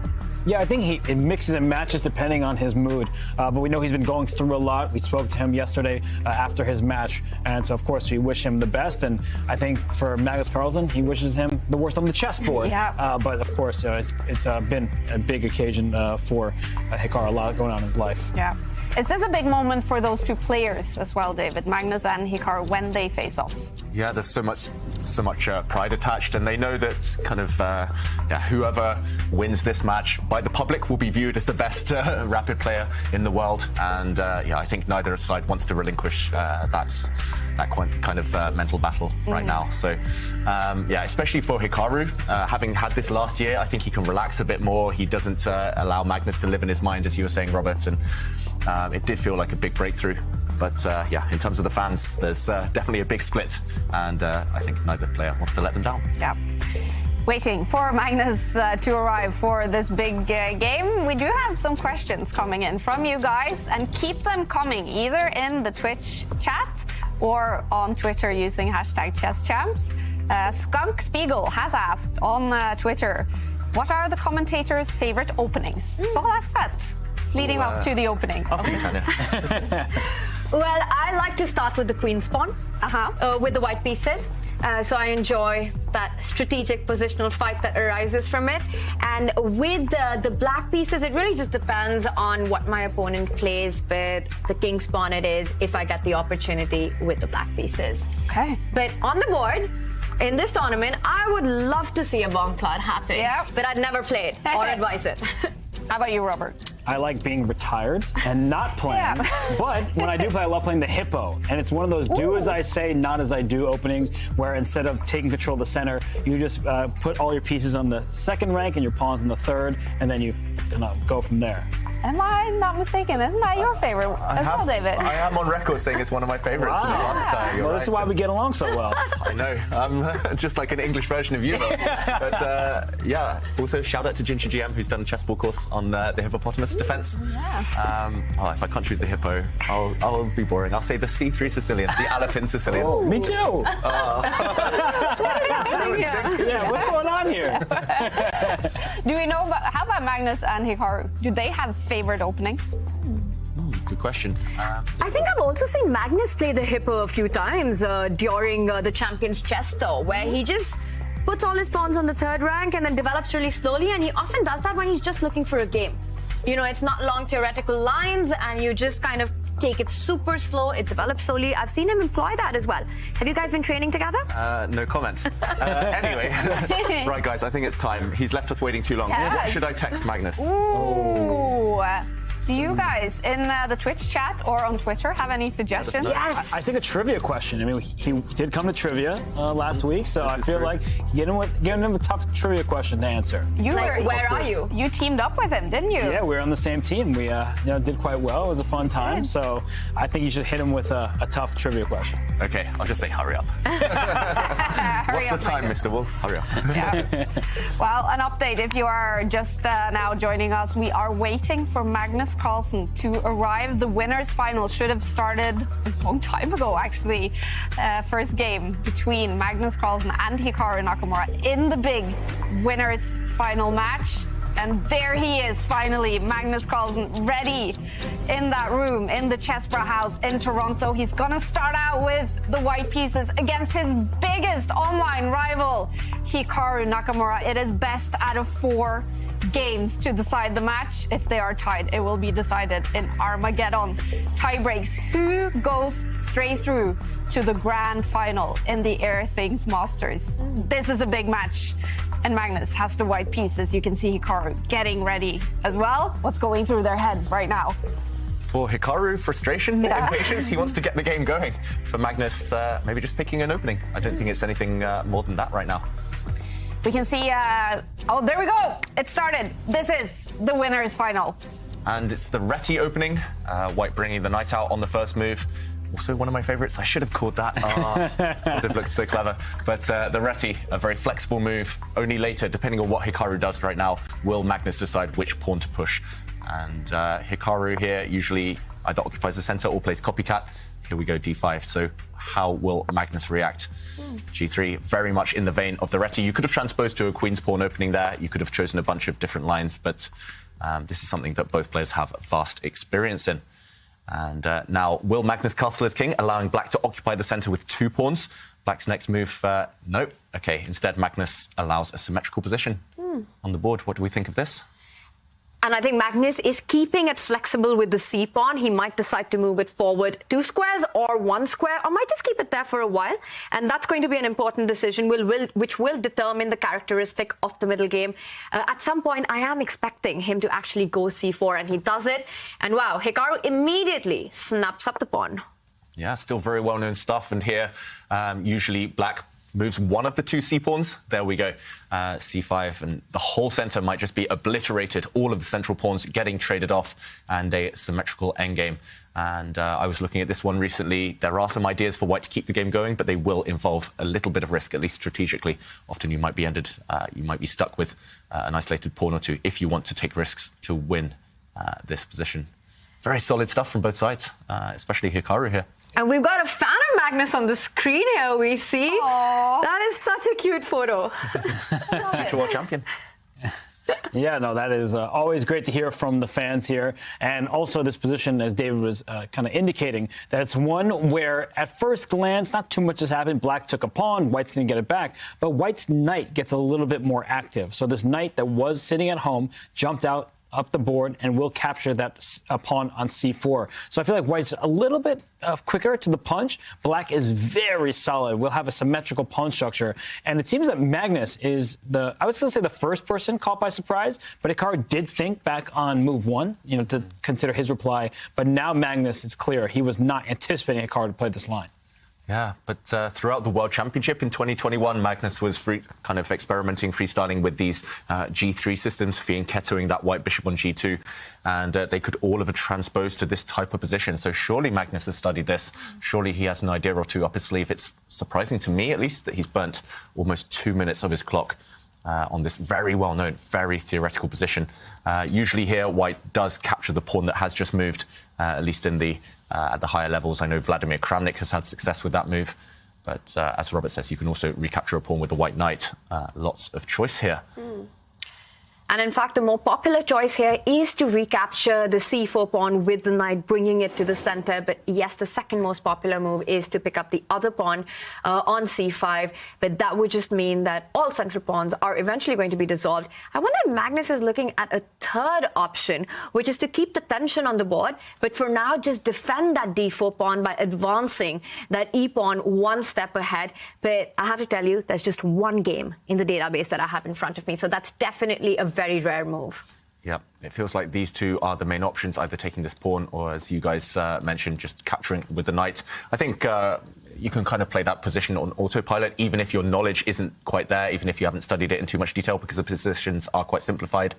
But yeah, strange to see him think. 3 minutes now in the tank for Magnus. Down to 12 minutes in this position, which is definitely not new for him. I am surprised what's going on with him. Yeah, the more he thinks, the more I'm inclined to say he's going to... OK, he does take this pawn eventually.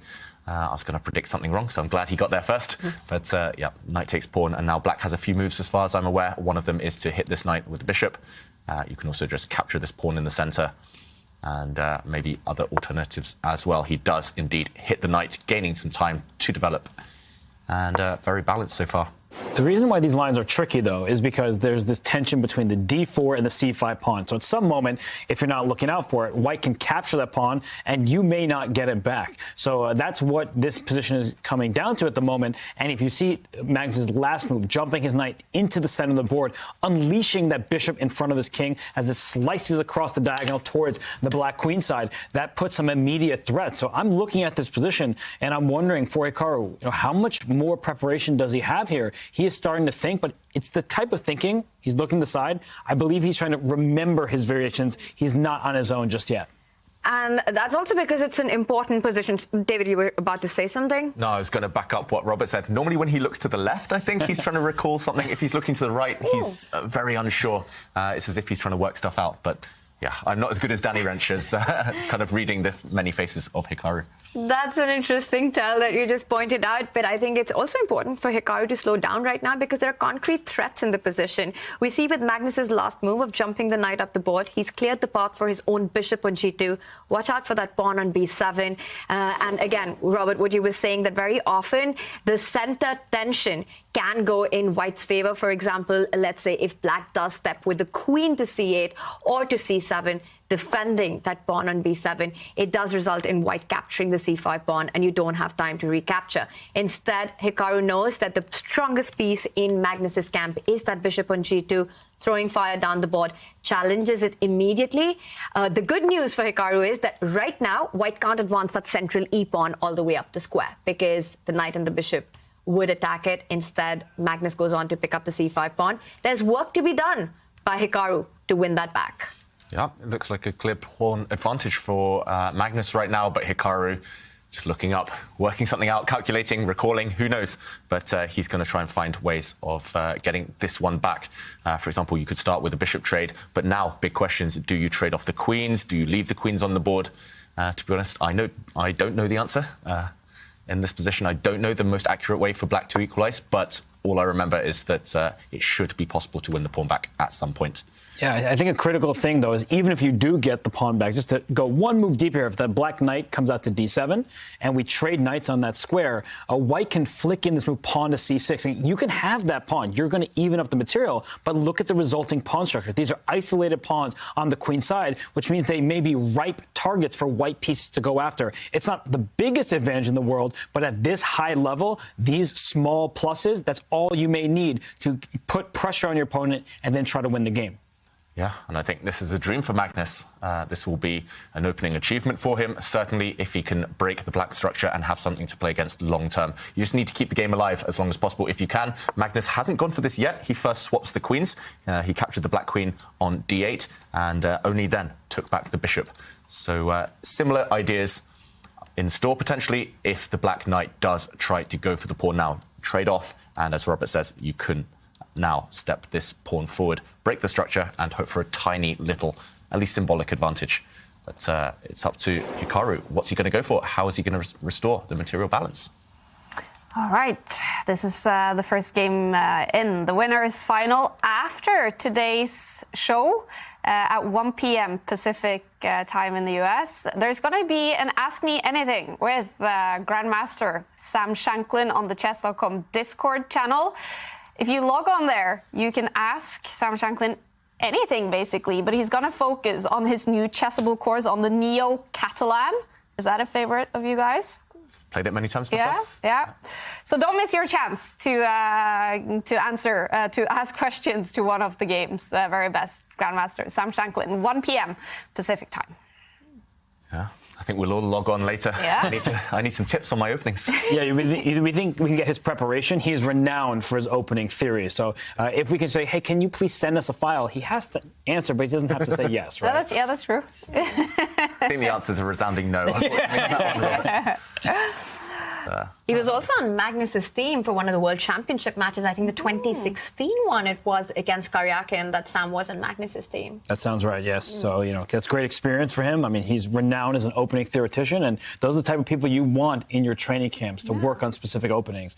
So Sam, he won the 2018 U.S. Championship. He had such a great year to cross 2,700, become one of the highest-rated players in the world. He's been a mainstay of the U.S. Olympic team. So Sam Shanklin is somebody, if you don't know who he is, Google's your friend, and then look at his chess game. Some great ones there.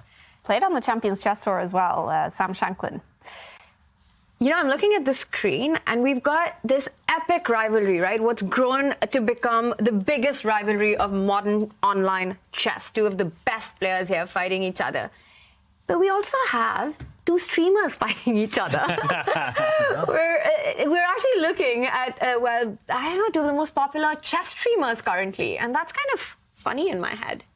Yeah, Magnus, these days, ever since he's relinquished the classical title, he's taken to streaming a bit more. He's playing more online events, and it's refreshing to see. I've been up very late watching him sometimes while he has these massive blitz marathons on chess.com. We're going to have an AMA of our own here. So, David, who do you think is a better streamer? That's my AMA question to you. Okay, I picked sides between Erigaisi and Gukesh, but I'm not picking sides now. Better streamer in terms of entertainment or chess, Tanya? Ooh, good question. Yeah. Wow, you just put me on a spot both now. equally good. and what, streaming or chess? Both. Oh, I'm a big fan. I've been watching Hikaru for years now, so big fan. He is more experienced in the streaming. That's for sure. And one of the most popular ones. Of course, a humongous audience. His viewership is sky high. So, he's really helped chess become increasingly popular. Definitely. I think his contribution has been immense.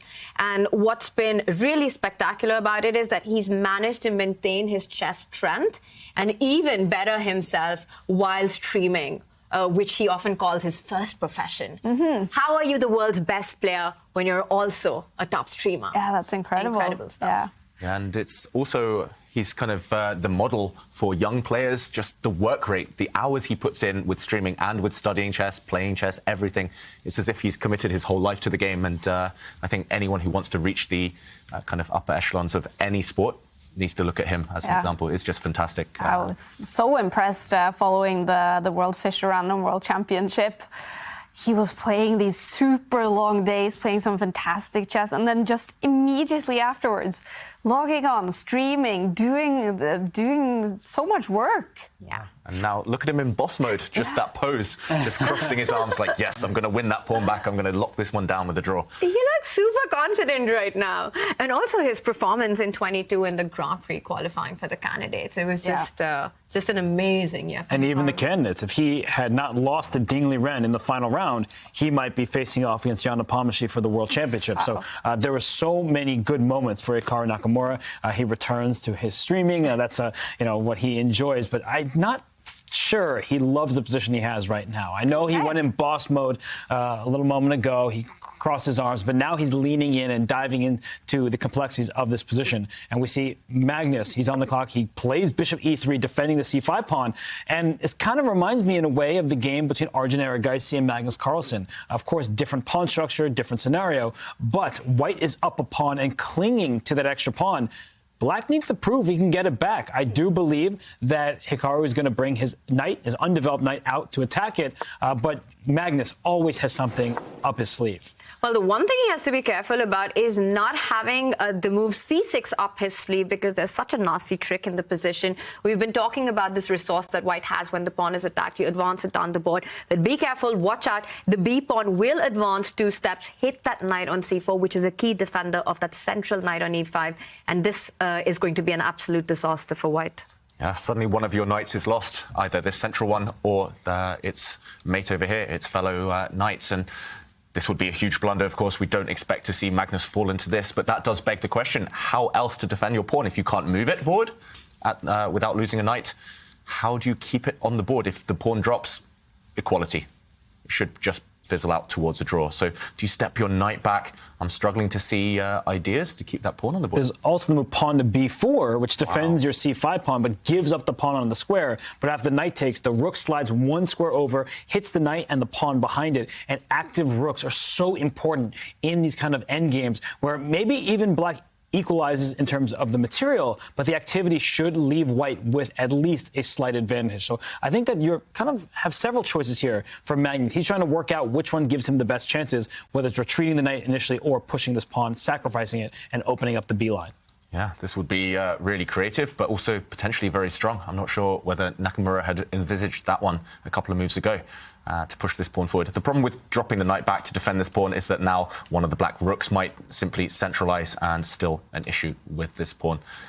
Still some stuff to work out for Hikaru Nakamura. But first, Magnus must decide. Retreat the knight, play it safe, or potentially push this pawn riskier, but higher potential rewards. I think this is going to showcase how ambitious Magnus is on his next move. If he does advance that pawn, he's making his intentions very clear. It might be an ending. The queens might have been swapped off, but I'm still looking at the initiative here, or a safer approach would be to fall back with the knight. I think Hikaru is hoping that Magnus does go for the knight retreat to defend it, because b4, it looks like things are going to get very heated after the trades of the knight picking up the pawn, the rook coming on the open file. And David, you can defend that knight on b4 if you can just have that on the board, because we might be seeing this. And let's say you pick up the pawn, the rook comes on the open file, hitting that knight. If you fall back, you lose the b7 pawn. For a move, you can still hang in there, push that a pawn all the way up to a5, but it doesn't really help, does it? Because white can also continue putting pressure on that knight with the move a3. Yeah. Kicking it away, and if the knight has to move, retreat, then we do gobble up this pawn, reinstate this extra pawn advantage. Yes, we might be left with a bit of an odd pawn structure after the bishop is recaptured. We have to recapture with the pawn now. The knights have to defend each other, but white does have a free pass pawn to start pushing now. White's rook is on the 7th rank. This rook, which was previously passive, has suddenly opened up, and yeah, it definitely looks like this turns in white's favor. These are very natural moves. It's a few moves down the line. But it all does begin with white taking this decision. He does it. It's on the board. Yeah. He goes for the more ambitious approach, where he might end up with a pawn, but he'll have that c pawn, which will start advancing down the board. Wow. That is making intentions very clear. Shots fired.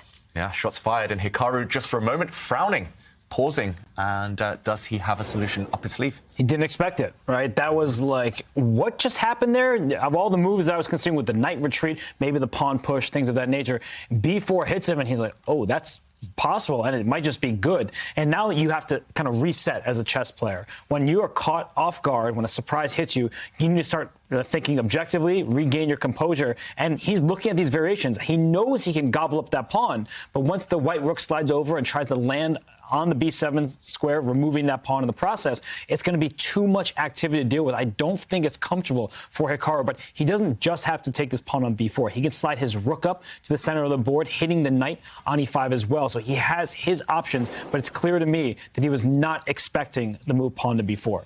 Yeah, that's a clever move there, Robert. Rook to d5, just utilizing this pin, hitting the white knight in the center of the board, and it cannot really move.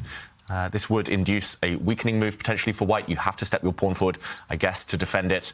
And suddenly the question remains, can you now go in and take this pawn? These are the things going through Hikaru's mind right now. It's 2-3 move tactics here and there, a little bit of calculation. You need something now, because if white gets one more move to just create a pawn chain, for example, if black wastes time, if you just get one more move, connect 3 here, and this black knight is just sat on a terrible square on the side of the board. White has an extra pawn advantage, of course, and Magnus, he's going to win this game. You cannot allow this at any cost.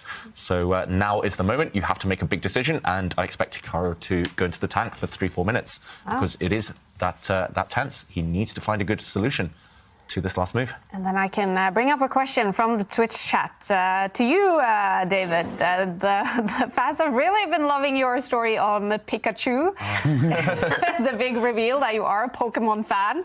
And Kent Lufgren is asking, what's your most memorable live commentary moment? Oh, okay. Not to do with Pokemon? No. To do with Pokemon? I should confess, I always dreamt of being a PM, not a GM, a Pokemon Master. But anyway, enough of that. My most memorable commentary moment. In terms of the games we've commentated on, it might have been Magnus pretty much busting out of his shirt when he beat Wesley So, the massive comeback. I think it was a couple of seasons ago on the tour. Yep. If it's not necessarily to do with the games we're watching, then beating the Magnus app. Oh, that was amazing. Magnus Stage 10, getting my revenge after he crushed me the first time. And that was probably the highlight. It definitely wasn't dressing up as a Teletubby. That was maybe the low light of my commentary career. But no, it's been a ride. It's been a journey, and I've loved every moment. Yeah. It's been fantastic to have you in the studio, David. And it's so nice to now have 2 new members in the studio as well, Tanya and Robert, joining the Oslo studio to follow the action of the 3rd season in the Champions Chess Tour. And already on day 3 in the 2023 season, we have this dream battle between Hikaru Nakamura and Magnus Carlsen. Who's getting the best start here? And it might not be the only time that we see 2 of them together, and that's all thanks to the double elimination bracket. Kaya, your question about who we're seeing have a good start. I think Magnus is happy about the position that he's gotten with this last move. He's posed some real questions here to Hikaru. But Hikaru's so good at adapting at these shifts. Yes, he wasn't expecting this pawn advance. He might have underestimated it. But we often think of Hikaru as this aggressive attacking player. But one of his biggest chess strengths and quality is how resourceful he is and how resilient he is. When faced with a question, with a problem situation, a challenge, he knows how to take a pause and then just give it his best and adapts immediately. And that is why he is one of the world's best players in these formats. I see him reaching out for his mouse. He is about to make a move. He is about to take a decision. He has burnt 2 minutes and he picks up the pawn. He goes for the line, which is the most direct one, and a5 on the board. We were talking about this, expecting Magnus to continue attacking that knight to open up the b file for the rook. Yeah, but when we were analysing this, it looked very promising for white, Robert. I'm surprised, I've got to say. Maybe there were more solid options available. He's definitely made a committal decision here, Hikaru. It's all based on retreating his knight now and not giving white the time to go and grab this pawn on b7. There's tension with the knights. But the pawn structure just looks really bad, really weak for black. Clear advantage for white. You're the first rook into the action. He just leaps forward with rook to b6, putting pressure on the c6 pawn. And if your best move as black is to defend your pawn, you're using a very valuable piece to defend the least valuable pawn. But the issue is you give up that pawn, white has a clear passer. So I just feel like Magnus, he's attacking the c6 pawn with his rook. The a5 pawn is also attacked with his knight. And all of white's pawns are defended for the time being. Clear advantage from Magnus Carlsen. Hikaru spent about 4 minutes to play. Knight takes pawn a few turns ago, and it's clear that Magnus has the upper hand. Yeah, Magnus definitely has the upper hand. Just to prove your point here, Robert, if you do have to take a timeout, plant the rook on a really ugly square, then white's other rook can now enter the fray. At some point, we can switch focus maybe to the 7th rank. For example, this move, you're threatening a knight jump, a knight fork. and it just looks extremely strong. And the top players, they never choose passive defense unless they really have to. And a really instructive move there. Very strong move, potentially, from Hikaru Nakamura. He's going on the counterattack. He plants his bishop in the center, challenging White's bishop's control over its own c-pawn. And this is a counter. If White now gets greedy and does take this pawn, then I'm trying to figure out exactly what he has in store, but I'm expecting potentially a knight trade, and now the black rook can start jumping in, getting active. Maybe the black knight jumps in to go for this pawn. Still looks like White is in the driver's seat, a pawn up, at least for now. Magnus not risking anything, but Hikaru, he's going to try and defend actively. That's always the more promising approach. I see the evaluation bar jump just as I suggest this move, so maybe it was this one instead. And still manageable for black, not lost yet, but you are pawn down, at least for now. Active defense, and Hikaru is showing the path. This analysis, both the position that we have right now, I think it's exactly what Hikaru is hoping for, because notice that e2 pawn is a weakness, the knight on c3 super strong, and let's say you make a move like king to f3. You know, kings are supposed to be active in the endgame. This will actually be exactly what black is hoping for. The rook will slide down to c8, offer a trade of rooks. The c5 pawn is undefendable, and black solves all problems in the position. So a really nice active approach there by Hikaru to solve his problems. Yeah, suddenly White had all those active pieces, but they've all been traded off. Yes, White was a pawn up, but if you look at what remains, Black has an active rook, Black has an active knight, and White is left with 2 passive pieces. So, yeah, the players are so sensitive to that. Very impressive from Hikaru. But stylistically, this is up Magnus Carlsen's wheelhouse. He loves grind him out endgames where he's slightly better. Hikaru Nakamura is an amazingly resourceful defender, but that's typically when tactics are at play. Nobody enjoys playing a passive endgame or a pawn down endgame. So I think that Magnus, whether or not he wins this game, he should be very happy with how it's gone. And he is spending time here after the bishop captured the bishop on e3, which means he might take with his pawn. He might double isolate his pawns in the center of the board to keep his knight on c4 active. The knight, where it currently sits, hits that black pawn on a5. So Magnus thinking here, I believe he may very well take that bishop with his pawn. It's tempting. It's very tempting. You also open up the white rook on f1. You mentioned that Magnus loves grind him out endgames. We even did a whole chessable course on those, and I learned so much from just the technique, just that mentality of Magnus. He's just happy to torture his opponents. He's a sadist at heart. He just loves sitting there thinking, okay, I'm a pawn up, you do the hard work, you suffer just to get a draw. And I think that's what he's trying to do in this game. He's saying to Hikaru, no winning chances for you, very one-sided in terms of winning chances.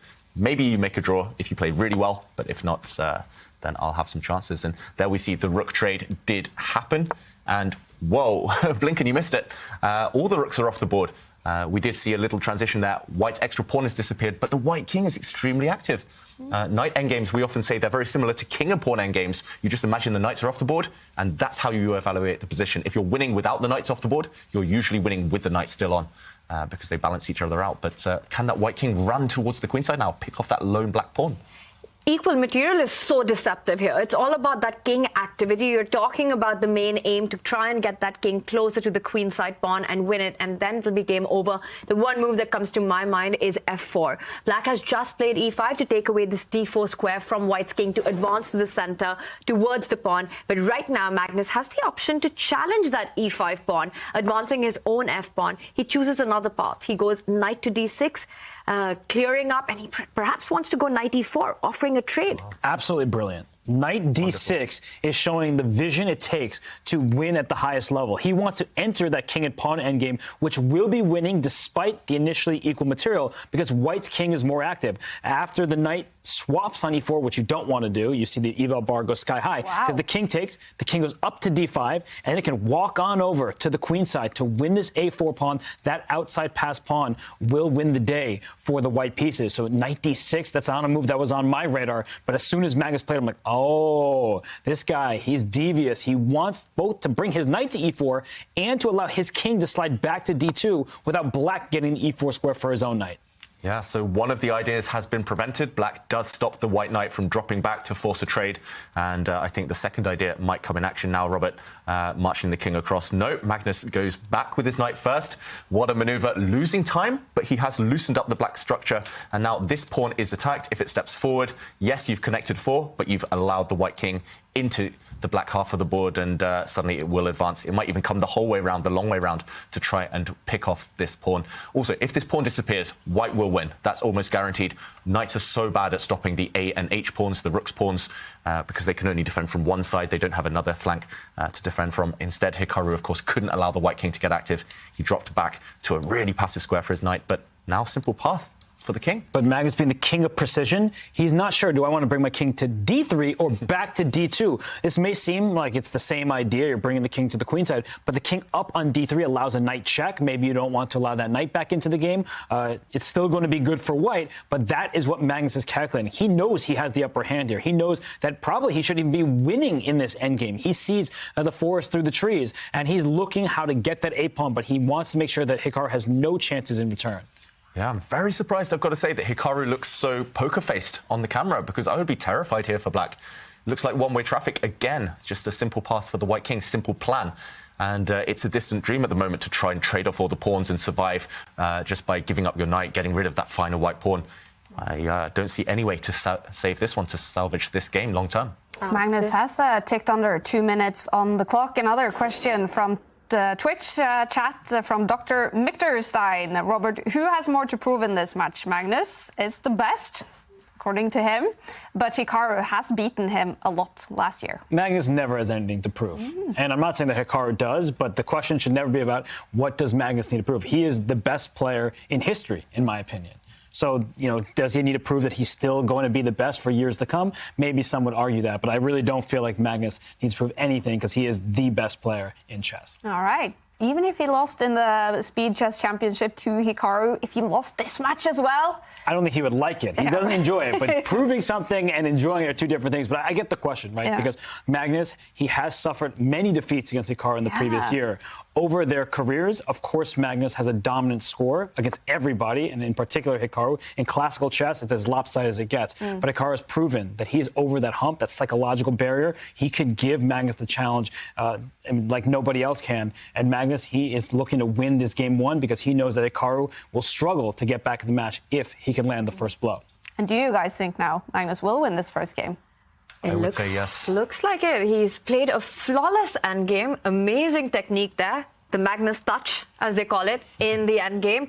You were talking about precision, king of precision. The king has moved to the precise square, not even allowing the tiniest counterplay to black to come in with a check with the knight. The king is going to move along the dark squares, put pressure on that A-pawn, and we see Hikaru looking into nothingness, but it's not going to help him right now. Well, that was deeply depressing. Look into nothingness. I feel for him now.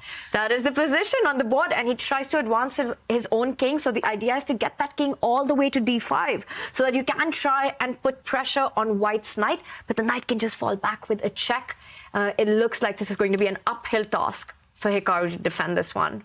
Yeah, 1 minute against 2 minutes, so some hope on the clock for Hikaru if he can hustle slightly, give Magnus some difficult questions to answer, maybe initiate a race later on, because races, you need time to work out. You have to go step by step, see who's quicker. But at the moment, definitely objectively, strong position for white. I would say that if Magnus hadn't won the World Rapid and Blitz titles, then maybe something to prove. But thanks to those victories at the end of December, I would say, yeah, he's pretty relaxed and he knows he's still the guy to beat. Yeah. But, as a triple world champion, you kind of have little to prove to the world. That's true. He missed out on the world Fischer random, though. Hikaru's got that one. We are seeing the two world champions in this screen right now. Magnus Carlsen in classical rapid and blitz, Hikaru in Fischer random. Yeah, and meanwhile, one step away from taking that black A-pawn, creating his own passed pawn. No way to stop it for Hikaru Nakamura. As Tanya mentioned, maybe the best bet is to land the black king into the center, but the white knight drops back with a check.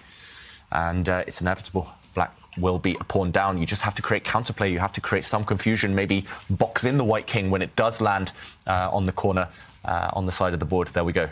The king does move. We see a quick knight check. Where to go with the black king? That's the question. You've got to move forward. You can't go backwards anymore because white is just going to swoop up that A-pawn for nothing, and Hikaru does it. What his idea is, David, he wants to actually go even ahead, trying to target those king-side pawns. So let's say white does pick up the A4 pawn. Hikaru is relying on the counterplay with the king stepping one more step and then another, and then trying to pick up the pawns. But I have to say, it looks like it's going to be too slow. That A-pawn as Yasa says, push them, baby, and it's going to decide the game.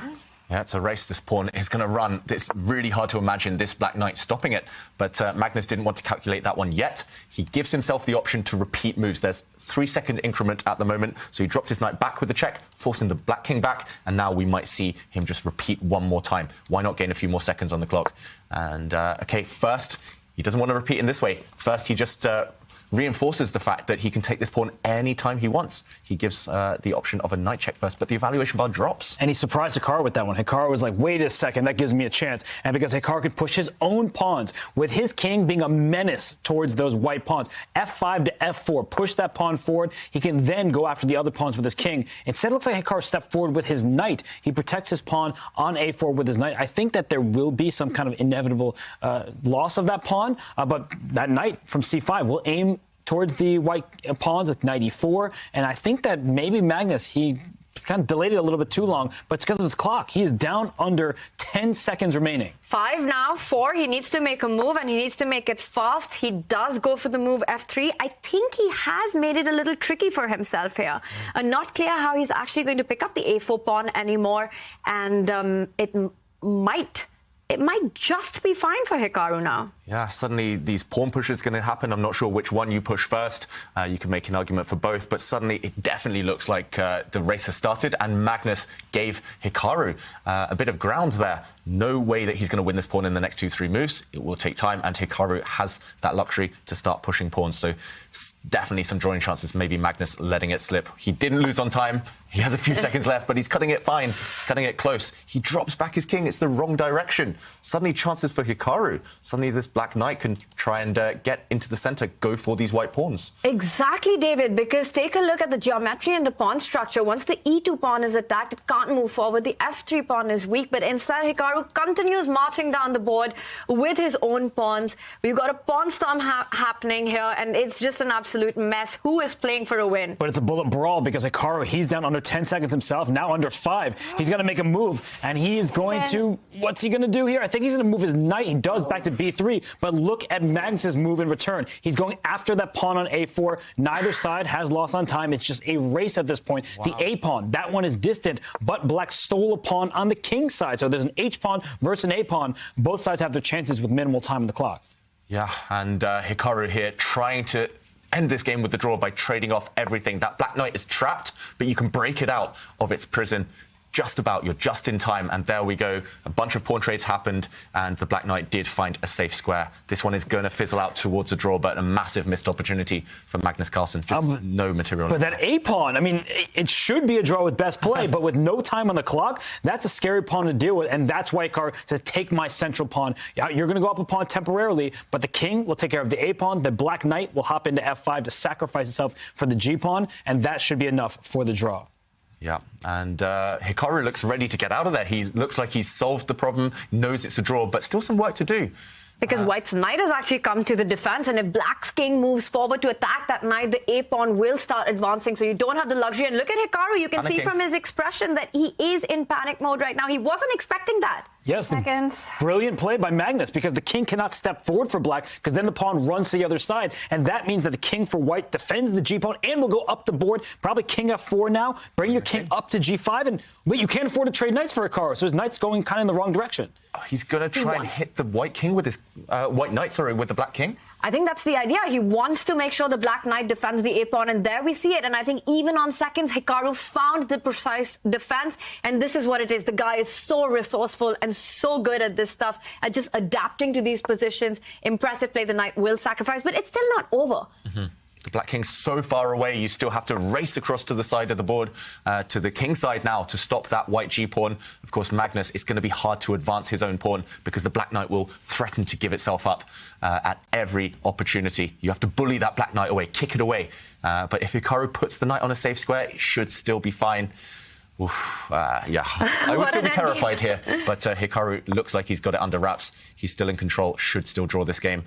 Not enough material. White's pawn isn't far enough advanced. I have to say, flawlessly done there by Hikaru. He gets the king in time to defend his own knight, which is stopping the pawn from advancing now. And it looks like he's got everything under control. Gives a check, just not allowing White to advance or offer a knight trade. Amazing play by Hikaru Nakamura. He has this under control. This game for sure will be a draw. There's no way the pawn progresses without the knight sacrificing itself for that pawn. But for Hikaru to go left and right and back and forth and to find a way towards this half point, that was amazing by Nakamura. What a save. It's a repetition. Not quite. Magnus has triangulated his king. He's got the same position we've had twice already, but this time it's black to move. So how does Hikaru Nakamura wait in this position? White's not actually threatening anything. The white pawn cannot step forward because the black knight will capture it, take it off the board. But, OK, he moves his knight. And how do you get that white pawn? It must be so frustrating. Hikaru knows he's about to make a draw, and finally we see it. Wow. Finally, next move is guaranteed. That white pawn disappears. He runs off Hikaru Nakamura in 5 minutes. Game 2 will start. The first one is a draw. Magnus Carlsen doesn't look entirely happy. He had the white pieces in this game, and Hikaru will have the white pieces in Game 2 starting in 5 minutes. Magnus Carlsen sitting there looking over this game. A missed opportunity, you said, David. What happened? Yeah, it looks like Magnus, because of the clock, was reluctant to start a race, which would have been in his favour. Instead, he waited for one move too long. He tried to finesse it, and the moment passed, and the win slipped away. It started in this position. We said the black king was getting active. It was getting ready to jump towards those white pawns. If, for example, we start by capturing a pawn on the side of the board, the black king could start advancing. But Magnus, if he'd had 2 minutes on his clock, he would have had the time to work out that he is winning. He can move his king out of the way. Yes, the black king can come in, but it's simply too slow. The white pawn can step forward now. The king can take this pawn. But at the right moment, you will go and kick this knight away with the white king, and you'll have a safe run through to promotion. Magnus missed this opportunity. If we go back and, whoops, not to this position, we did eventually see king and knight versus king. It was a draw. This whole concept of just bulldozing the black king, jumping in there with the queen, and making sure the rook comes in with a ladder mate is everything this chapter is about. Everything this chapter is about. The point is, I don't want you to get a move that's not in the course and go, I don't know what to do. I don't know what to do. 92% of games get to this position. From this position, white is winning about 60-70% of the time. And I think if you learn these lines, that very easily could be 75% or 80% for you.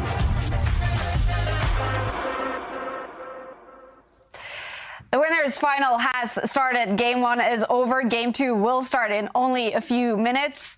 We're going to take a look at the puzzle that Jovanka has brought with her today. But if you're not a subscriber on Twitch, here is a Twitch break.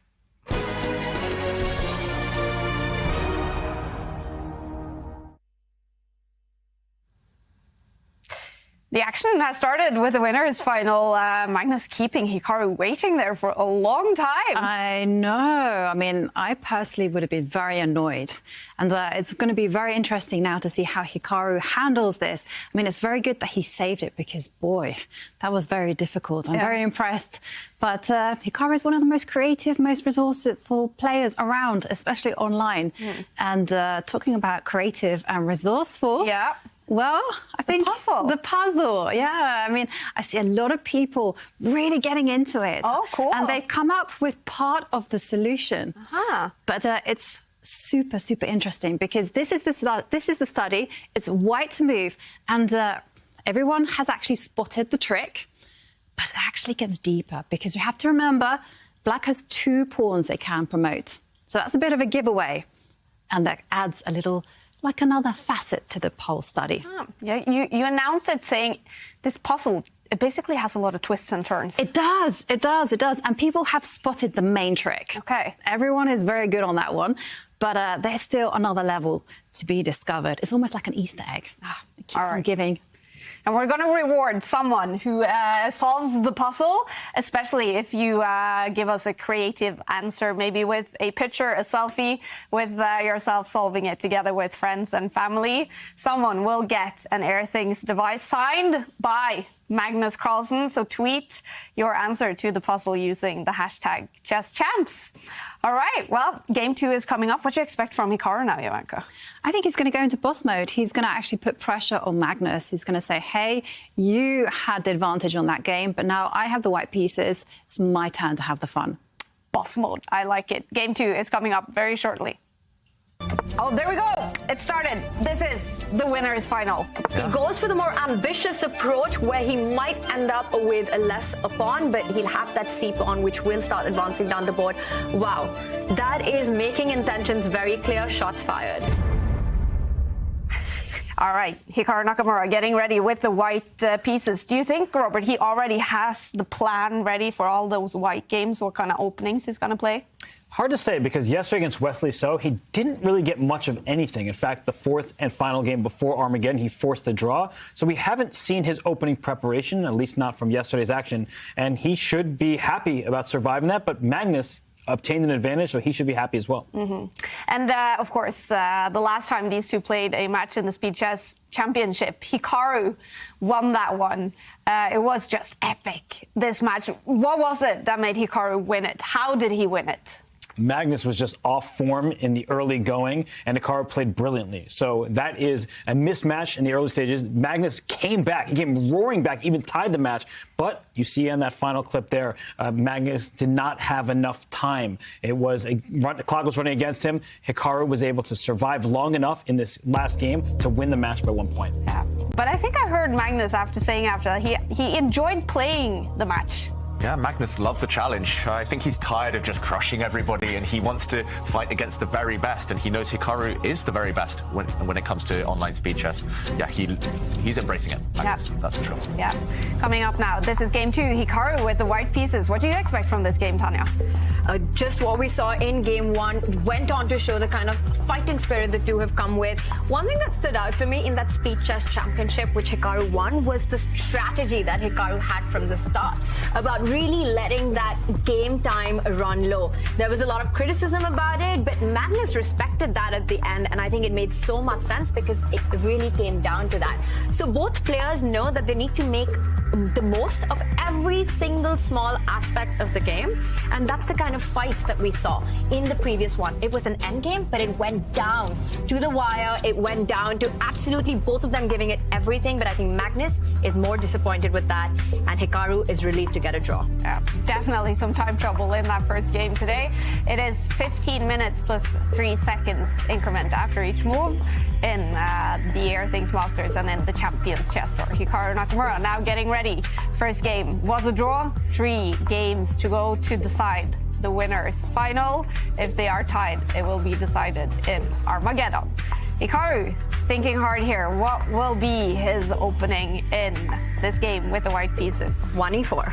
I'll say another recce. Knight f3. Robert. So no b3s, you say that Hikaru against Magnus, he might avoid doing that?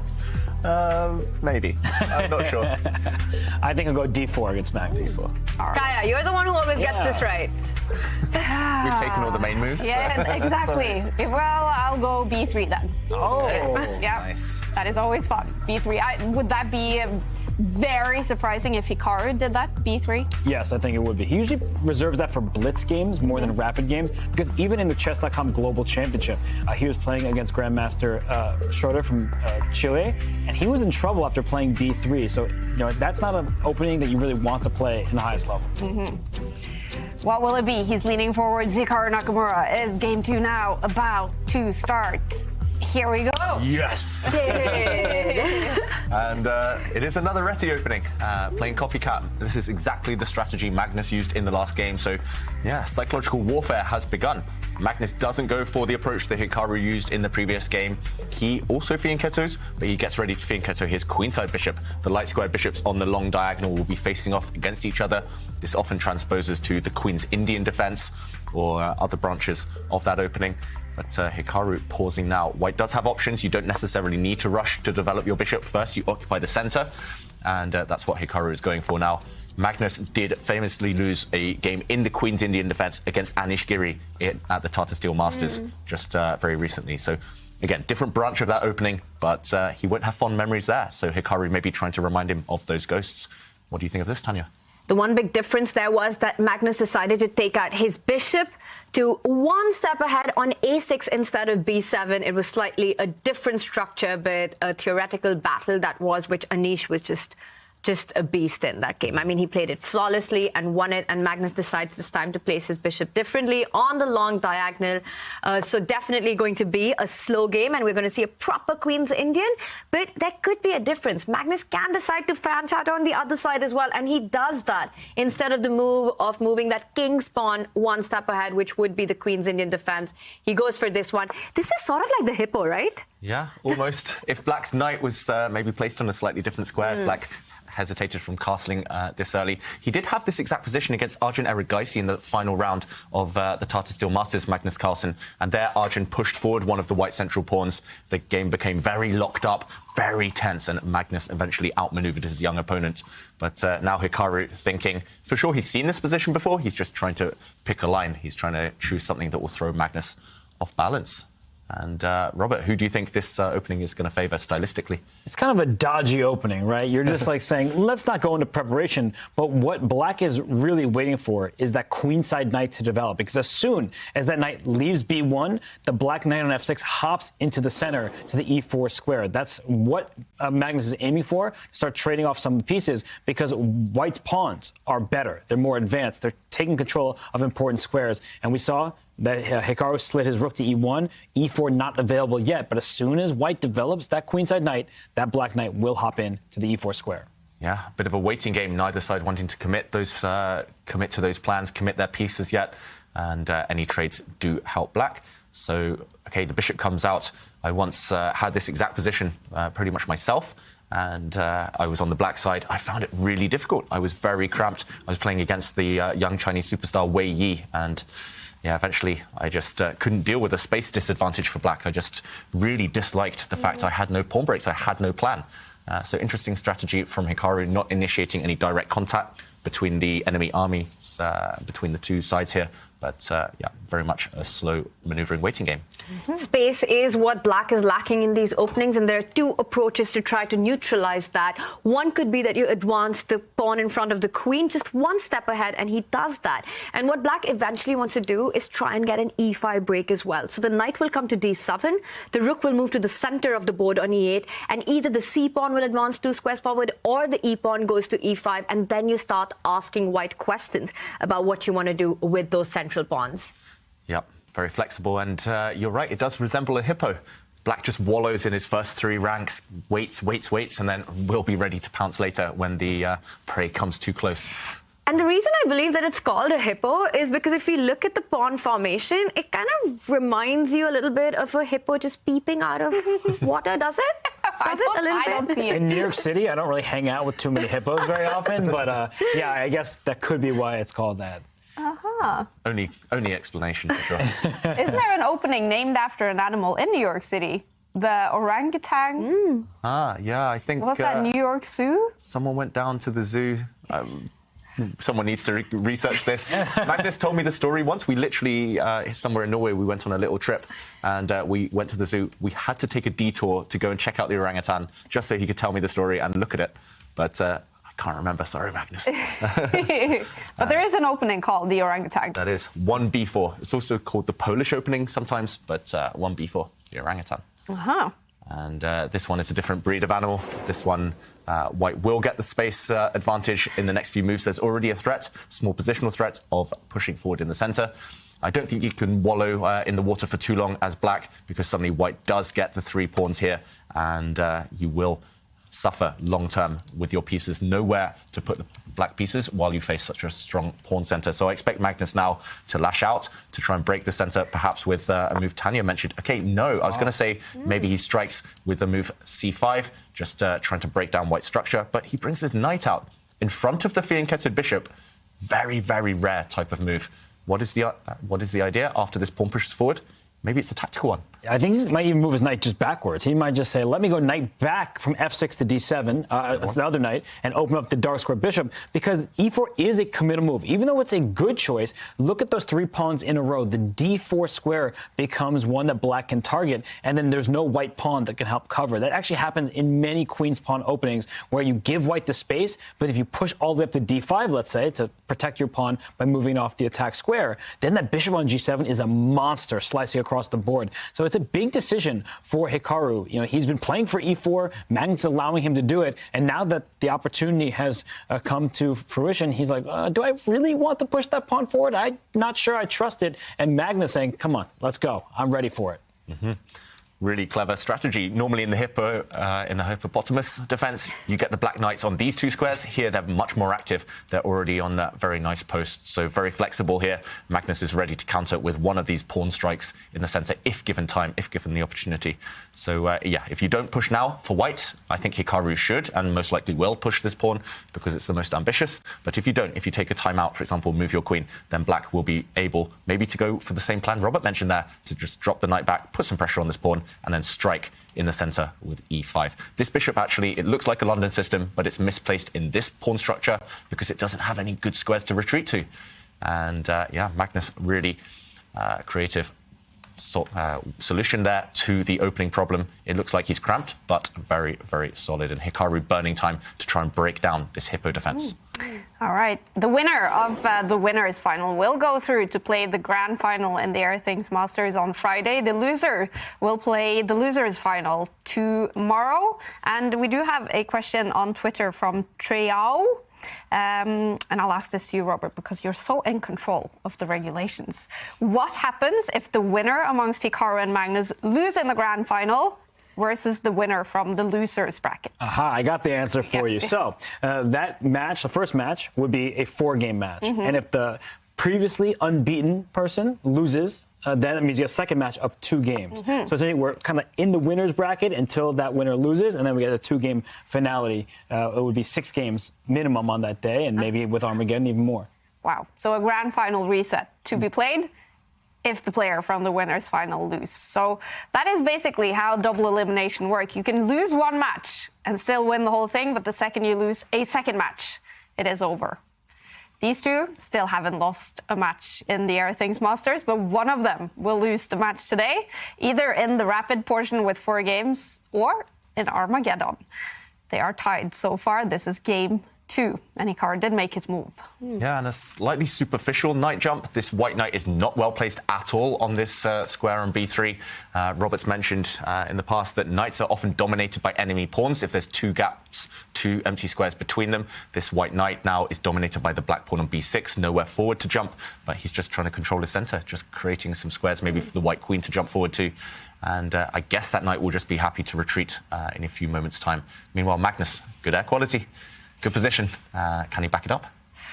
One of the things that the knight jump on b3 does invite from Magnus is the a-pawn advancing down the board, a5, a4, really targeting it. So that's something that white needs to keep in mind. But meanwhile, Magnus continues with the idea and the plan that we've been talking about, trying to get that e5 break in, because that's really how you want to challenge white's position in the center. By the way, guys, we were talking about the orangutan, and I couldn't stop myself but actually looking up what the story was, because, David, you're right. It did come up, and I think it's a very interesting one, and I couldn't remember. So what was it? And it was a tournament in New York back in 1924. Whoa. And it was the legendary Grandmaster Tartakova who was going to play against Maroczy. And before that game, there was a trip to the zoo. The New York Zoo, I think the Bronx Zoo maybe.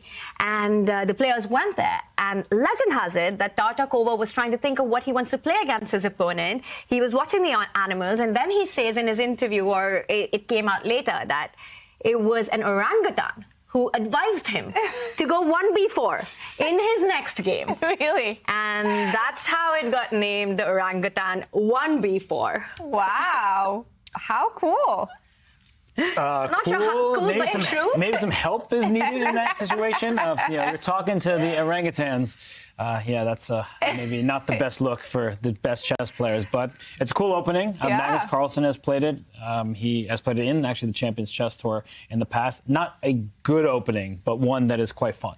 So from 1924, the Bronx Zoo is where it was found. Nearly 100-year anniversary of the orangutan opening next year. Oh, we need to celebrate that.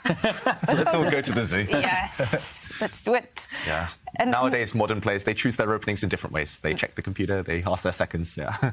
No trips to the zoo for them. But 1924, is that considered then a quite new opening?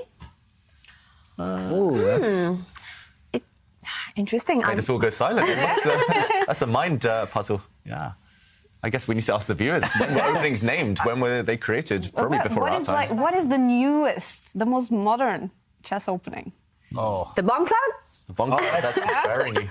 Yeah, we set it up in front of us here, Tanya. The Carlsen variation of the Sicilian that I saw Levi Rosman was recommending in his chessball course. That's pretty new, 4 or 5 years old. I feel like it wasn't just Levy recommending it. Then Anish kind of said, farming views by mentioning Magnus's name. And then Anish posted the chessable course where it says the Carlsen variation. So there was some funny barbs back and forth between those two. But, speaking of people who go at it, Hikaru Nakamura, Magnus Carlsen, finally, Magnus has decided to strike in the center with pawn to e5. There is a ton of tension. And something about that knight that's on b3, we were criticizing it because it's dominated by black's pawns. My coach always taught me that knights on the b3, b6, g3, and g6 squares, so the equivalent squares, the knight's third square, that they get stuck there for a long time. They often stay there for far too long, and they're easily dominated. So I just did not like the look of it when it was played. I don't like the look of it now. Black has the bishop pair and is opening up the board. So I'm really liking Magnus's start to this game here in the second of the match. I feel like Hikaru has not obtained any opening advantage, and he's also down on the clock. Yeah, and Hikaru himself, actually, in interviews during the the World Fischer Random Championship, he was saying that a common mistake that even top grandmasters make is they put their knights on these squares. In Fischer Random Chess, he said, no, you should never do this unless you really have to, because knights get dominated by pawns like this. The knight has to spend 3 or 4 moves finding a better circuit, and now he's gone against his own advice. He's put his knight on a pretty terrible square. The rest of his position, the rest of the white position is fine, it's solid, but you don't have an easy answer to this tension in the center. If you step forward, you only block your remaining bishop, and after the black knight moves, you can move it anywhere pretty much, even if you go back home to relocate it. The knight has an active square. This bishop is dead for now. No pawn breaks for white. You're just a bit stuck, waiting as black slowly improves his position. And if you open things, as we've discussed, this only helps the bishop pair. Black here, for example, can recapture with the queen, and there's some nice threats along this diagonal. I'm kind of struggling here to find a solution for white. Maybe you can jump into the center with the knight, you hit the queen, but what next? The queen moves, and maybe you relocate the white knight over to these nice, juicy outposts, these holes in the black camp, but still, from there, what next? Eventually, you have to solve this tension in the center, and it's not clear how you should do that. I look at the position, I see that black has managed to get that central break in with e5 and also advance the a pawn, threatening a4, actually winning that d4 pawn already. And it looks like the hippo has come out of the water. It's no more everything on the third rank. The pieces have moved forward. The space problem so far looks a lot more solved for black. And I think, David, your plan of rerouting the knight to c3 makes a lot of sense, because the one drawback of these pawn moves has been the weakness on the light squares. So imagine if white's knight did get into c3, you can look at jumping on to d5, b5, hitting that c7 pawn. Everything is under control, but you might have to calculate what actually happens after a4. The good news is that you can fall back with the knight, and d4 is not exactly hanging. I see the eval bar doesn't improve, but I just wanted to make a point here that black actually cannot pick up the d4 pawn, because notice the bishop on g2 actually pinning that knight on c6 to that bishop on b7. Yeah, and Hikaru's gone for a slightly different version of what we're just showing. He's first traded off a set of central pawns, and now he's landed his knight in. I'm expecting the knight to drop back. There we go. And next move, the knight will land on a really nice square. However, the rest of his position doesn't make a great impression, especially this knight still stuck on b3. Black's rooks have easy access. If black can ever push this pawn forward and open up his bishop, maybe even now. I was about to say ever is now, because you push that pawn up the board to e4. This is a big problem for white. Only black has a dark square bishop. That bishop is wide open on g7. If you take on e4 with your knight, the bishop says hello to that pawn on b2. You can just grab that, and then white's pawn structure is clearly worse. Black controls all of the vital squares in the position, and that a5 pawn will continue pushing at some point. So that seems off the table, and you can't take on e4 with your bishop, because tactically that immediately fails. Because bishop can take the knight on c3, and your light squares are horrible. Even if you don't lose material, you are going to probably get checkmated. So this is a nightmare of a position, and Magnus plays e4. He does not hold back. He's a lead on the clock and a huge advantage on the board. Yeah, this is really locking down even this white bishop. Terrible piece now. There's holes in the white camp. Magnus puts his queen on a central square. He's just going to centralize his rook. He's going to support his pawn in the center, and white's position is in ruins. It's suddenly turned in the space of 2 or 3 moves. We kind of hinted that the momentum was turning in black's favor, but I would never have imagined that this is the position we would see on the board from this opening. Suddenly, everything's gone in black's favor. I'm loving black's position. I mean, with the queen and the bishop lined up, and very importantly, as you pointed out, Robert, that white has nothing, no piece that can actually ever challenge that bishop on g7, which is the key to black's position. b2 pawn is such a big weakness, and I'm struggling to find a way for white to actually defend it, except to defend it with his rook. But that doesn't really help. I mean, rook b1 is an ugly move that you don't want to make. You don't want to make your position so passive. Black is already threatening to push the a pawn. Not just that, Black can also offer a knight trade with that knight from c6, jumping to b4, opening up the a file if you decide to trade the knights. If not, the knight lands on d3 and is super happy. It looks like with the black pieces, Magnus is putting a lot of pressure on. And I have to say, so far in the match, the opening battles have been won by Magnus. With the white pieces in the previous game, as well as this one, it looks like Hikaru has been on the defense right out of the opening. Yeah, it's rare to see Hikaru so low on the clock. Sorry there, Robert. 5 minutes against 9? I've never seen him this far down on rapid chess. Definitely in Magnus's favor. Everything right now.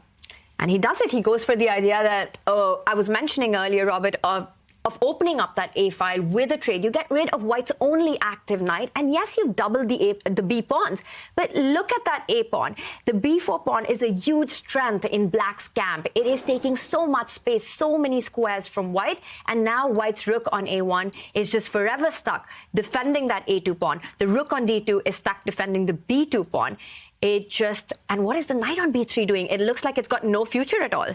Yeah, you can give this white knight 3 or 4 moves. Maybe if it comes around here and here and here, bang, into the center. But of course, this is a luxury that Magnus will not allow.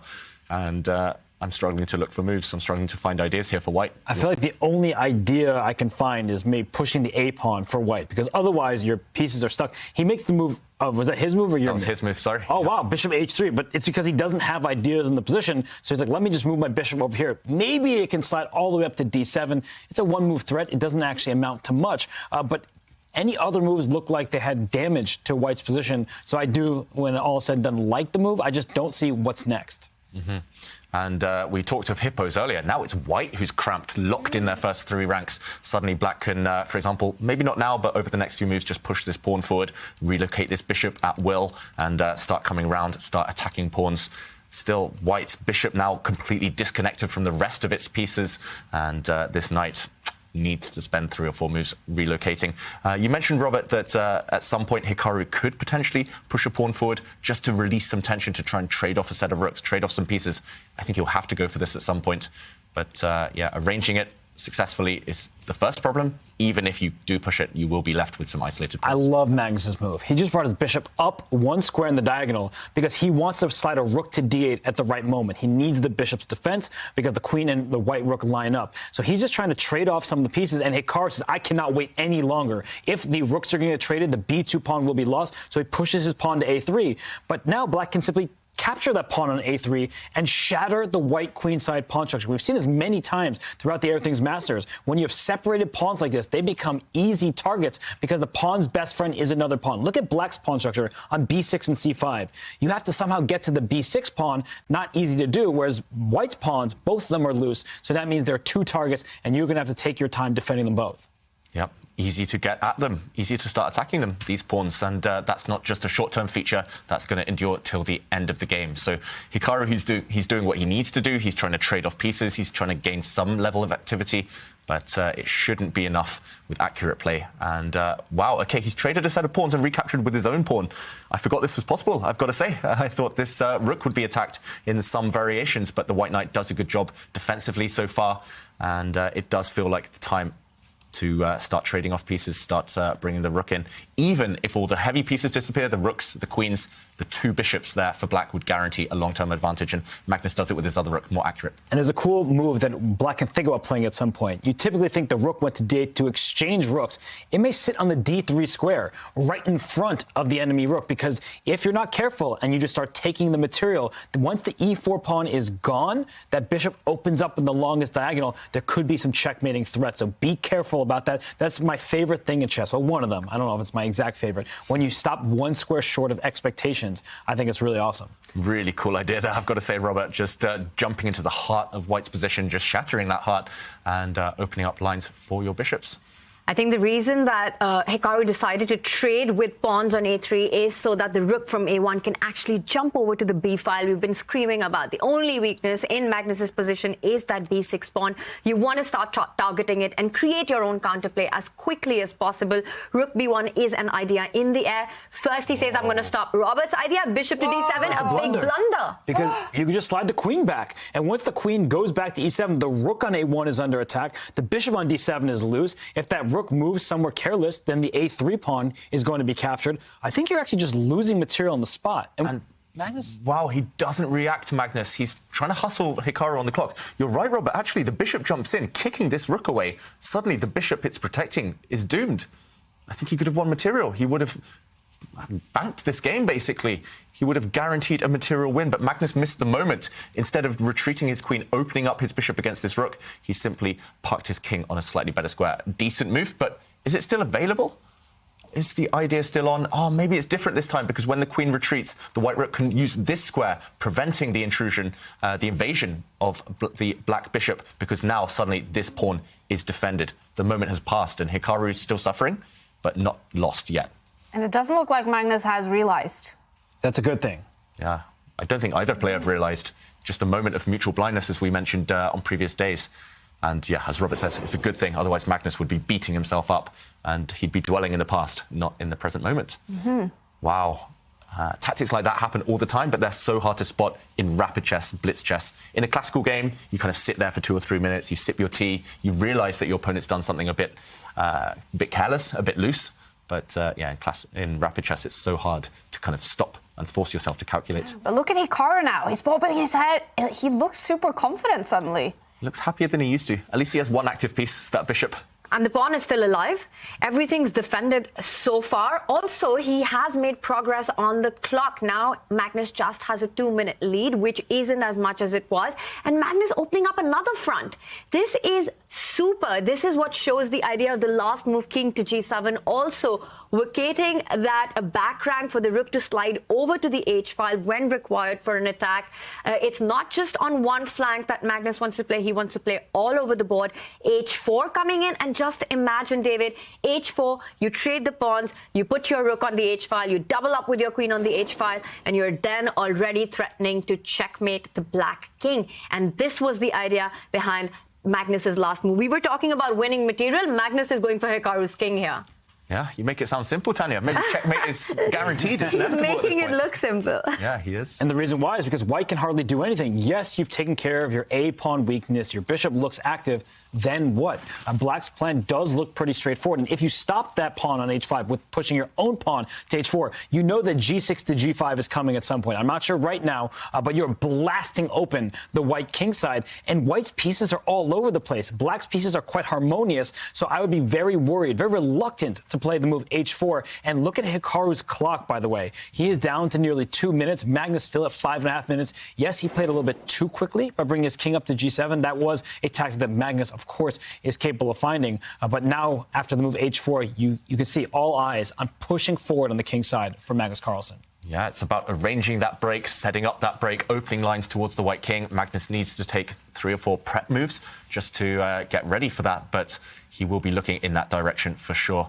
And you're right, Robert. Hard to imagine what white is actually trying to do next. Maybe white's rook in the corner will at least shift off that long diagonal, that dark square diagonal, where it is a clear target. But first, Magnus has a move to make. And 5 minutes against 2.5. You would assume that he's able to set some serious problems here for Hikaru. If he doesn't win this game, Magnus Carlsen, he'll look at the first 2 as massive missed opportunities. And suddenly the rest of the match today will at least feel like a second life for Hikaru Nakamura.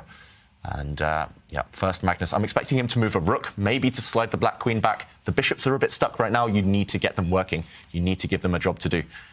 So Magnus, how does he activate his pieces? At the moment, that white bishop on d7, it's like a plug. It's holding the floodgates. It's stopping black's pieces from pouring forward. So he does switch focus, Tanya. He makes his intention super clear. And I think once again that move king to g7 is super telling. He has a tunnel vision right now. He's going for the king side attack. He doesn't care about the material. I see that Evalbar doesn't like it and says that Magnus has missed an opportunity. But this is asking so many critical questions to Hikaru. Hikaru doesn't even pause. He says, this is my moment to create counterplay on the queen side. Opens up, trying to change the dynamics of the position, trying to create his own counterplay. Because notice that how, if there's a trade, the c5 pawn will be weak and Magnus immediately switches back. And that signals that he did not like what he just did in the previous move. Yeah, really weird and really rare to see a player make a move, the opponent plays something seemingly useful, and then go back, just giving the opponent 2 moves for free. But Magnus is arguing that now there's extra tension, now those pawns on the queen side are looking at each other, that the tactics might, well, just work out in black's favour.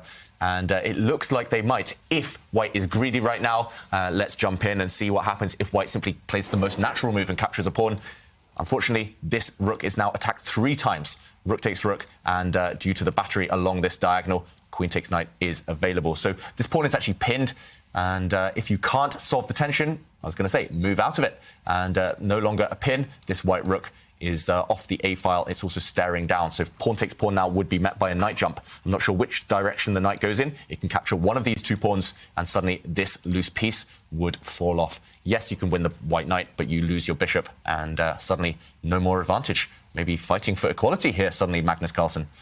And Hikaru's taking his chance. Amazing defense by Hikaru, but it all started when Magnus did not pounce. He went king to g7. It was a good-looking move, trying to bring his rook to the h-file, but it wasn't in the spirit of the position. It was a little bit slow, and now all of a sudden Hikaru says, you give me that second lease on this position, I am going to make the most of it. There's problems on the b6 square. Behind it, the bishop on b7, as we're talking about. And I'm not sure I see a good move besides capturing on a5, because you don't want to allow white to take on b6. Everything is defended in white's camp, and we typically talk about the bishop pair being an advantage. That bishop on b7, it's staring into its own pawn on e4. So if we get a series of trades, it could be black who is worse and the knight hopping around, causing black some problems. Yeah, he slides back with his queen. What's the idea then if this pawn is captured? Are there some nice tactics? Maybe it's the same idea that he actually missed earlier, Magnus. I think he spotted that this bishop move is a threat. He missed this earlier. He could have actually won the game pretty much on the spot. But now, of course, Hikaru has realised that this is the threat, and he prevents that. After the queen jumps back, he got his bishop out of dodge. He retreated it to a nice safe square. Now this bishop move is simply achieving nothing. We would just see a rook trade. So everything coming off the board, maybe on the d-file, rook takes rook is available, for example. But Hikaru, he's definitely survived the worst. And the clocks are levelling up, balancing out. And that seems like the narrative so far in the match. Magnus getting these advantageous positions out of the opening, provoking weaknesses from white. But when that moment's come, he's sort of not taken that super important decision to go for the kill at that time. He's also playing on Hikaru's clock, but now that's leveling up a little bit. And Hikaru being super resourceful in his defense. And this is truly one of his biggest strengths. I think the entire outlook that Hikaru is only an attack and an aggressive player is a little dated now. His USP in chess is just how difficult he makes for the opponent to actually win a better position. He does everything to make sure that doesn't happen. And it looks like he's leveled the game one more time. Yeah, and the top players, they are evolving their style all the time. And Hikaru, you're right. When he burst onto the scene, when he was making his way up through the ranks, he was known for, the King's Indian, attacking masterpieces, checkmating the opponent. But in recent years, it's all about strategy, all about endgames, all about kind of locking things down and defending very, very tenaciously. And yeah, he's incredibly hard to beat. He takes his chances when they come. Still great calculator, great tactician. But yeah, missed chance. And again for Magnus Carlsen. And he's frozen. He's not moved. for ages now, down to 1 minute. Yeah, he's got less time than Hikaru, It's Robert. crazy. He was leading by about 4 minutes on the clock, and now he's down to under 1 minute is Magnus Carlsen. And I think it's because he's regretting the situation. Like, how did I go from having such an awesome position to this, where we might just liquidate? And if Magnus isn't careful and he gets in time trouble, Hikaru will make him pay. So he's traded off a pair of rooks. He can take the pawn a5, but now the queen and the knight team up on that square. I think we're just seeing a bunch of trades, and black is no longer better. Yeah, if black's no longer better, you actually start to fear for Magnus, both on the clock and on the board. White's king is super safe right now. The black king looks pretty safe, but if a white rook ever gets to the 7th rank, there will be targets, and now a huge threat after that pawn trade. That black light square bishop, it's got to move. And you don't have so many great squares, which is why first Magnus attacks the queen so that he can then move the bishop and the white queen doesn't land on the center of the board. So big question here for Hikaru, where he switches up with the queen. Well, he's got a lot of pleasant choices. He could move it to c2, eyeing that e4 pawn as well. He could move it to the open file. And it looks like suddenly the ball is in Hikaru's court. He's completely in control of the position. Look at Magnus. He now seems very annoyed. Yeah, he's flustered. He's realizing that things are turning. Hikaru, with such a time advantage, is going to turn the screw, is going to try and put some pressure on. No chance that Hikaru's just trying to lock this down and go for a draw now. He realizes the initiative is on his side. He's the one creating threats, and not so easy, this type of position for black to play. Although if Hikaru runs all the way over to the queen side, don't forget about this pawn push in front of Magnus's king. He could still push that pawn forward and expose the white king that doesn't have too many defenders. So both sides have to look across the board, not get tunnel vision. And I do think that that's why Hikaru is thinking at the moment. He doesn't want to just bring his queen over to a2 because of those ideas in the king. Maybe there's even a bishop sacrifice at some moment if you're really feeling adventurous. But the point is that Hikaru needs to be careful right now. He is ahead on the clock. But Magnus is a beast in all time controls, including bullet. He is not going to flag, and he's going to keep posing problems. Yeah, the question now is which piece is worse, this knight on the rim or this bishop locked in the corner behind its own pawn? They kind of balance each other out, but long term, you've got to ask yourself that. And wow, he does go to the edge of the board, Hikaru. That feels like the wrong direction. Remember, we don't want a queen too far divorced from her king because that will spell trouble if the opponent can attack you. No defenders now around that white king. And is this the moment for Magnus to go for it, to push this pawn, break open the king side? He says no. He shuffles his queen across, preventing any knight jumps into his camp. And Hikaru looks very, very excited, bringing his queen in now.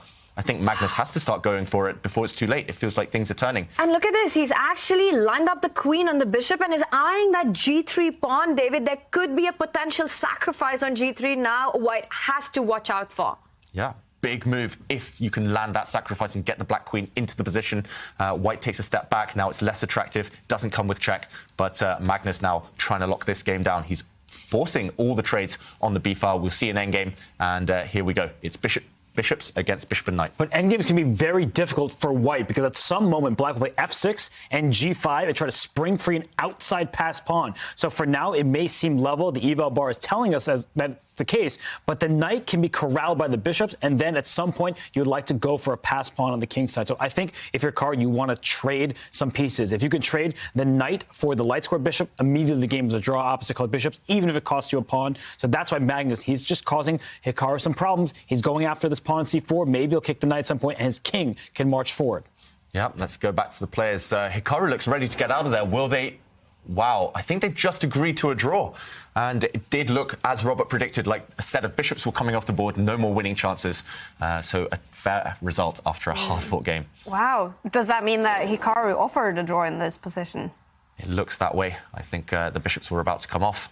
And Magnus looking through the game now, I think he's about to realise that he missed a win or missed a very, very strong opportunity. And there we go, shakes his head. Computer confirms it to him. Wow. This is definitely that moment that he realizes that it was a big opportunity when he played that king move, and that would have really turned the tide in his favor. He looks very disappointed right now with what has happened. Yeah. And it's the second game in a row, remember. He's missed two big opportunities. And within one move, Hikaru is fine and guides it to safety. And that can be so frustrating, David. Yeah, very frustrating. He needs to get over that, needs to forget that he's actually outplayed Hikaru for phases of these first two games. still everything to be decided. Yeah, and they now have 10 minutes before Game 3. Magnus will have the white pieces in that game. And in this one, where was that missed chance and missed opportunities, David? Yeah, it was just for one move. It was very, very temporary, but Magnus did miss the moment. He replied instantly, and he did regret it, as we saw on the camera a moment ago. It was here that Hikaru played a bit of a careless move. He brought his bishop in. This is tempting. It's very understandable, very human. You want to block the d-file. This bishop is very annoying to get rid of for black, but Magnus missed that just this one moment he could slide his queen back, hitting this white rook in the corner, and suddenly nowhere good to run for this white rook. If you run across the board, preventing a move we'll show in a moment, then suddenly you just drop a pawn. The black rook will happily take this pawn, material advantage and a winning position. Instead, if you defend this pawn, if you keep it defended, then bishop to c3 does pose a big problem for this white rook. Suddenly this white rook is tied down, it doesn't have too many squares to go to, and this bishop will be lost. For example, if it tries to come up the board, then you can overwhelm this bishop due to a pin on the d-file. Guaranteed to win material, at least a rook for bishop, and Magnus would have guided this to victory. It doesn't look like much, but neither would a Sicilian defense to the untrained eye. This is a performance enhancer. You don't see it? How about now? Manage your air quality, sharpen your performance, change the game with Airthings. Airthings is the presenting partner for this tournament, and we're going to learn so much more about the importance of great air quality. But if you're not a subscriber on Twitch, here is a Twitch break.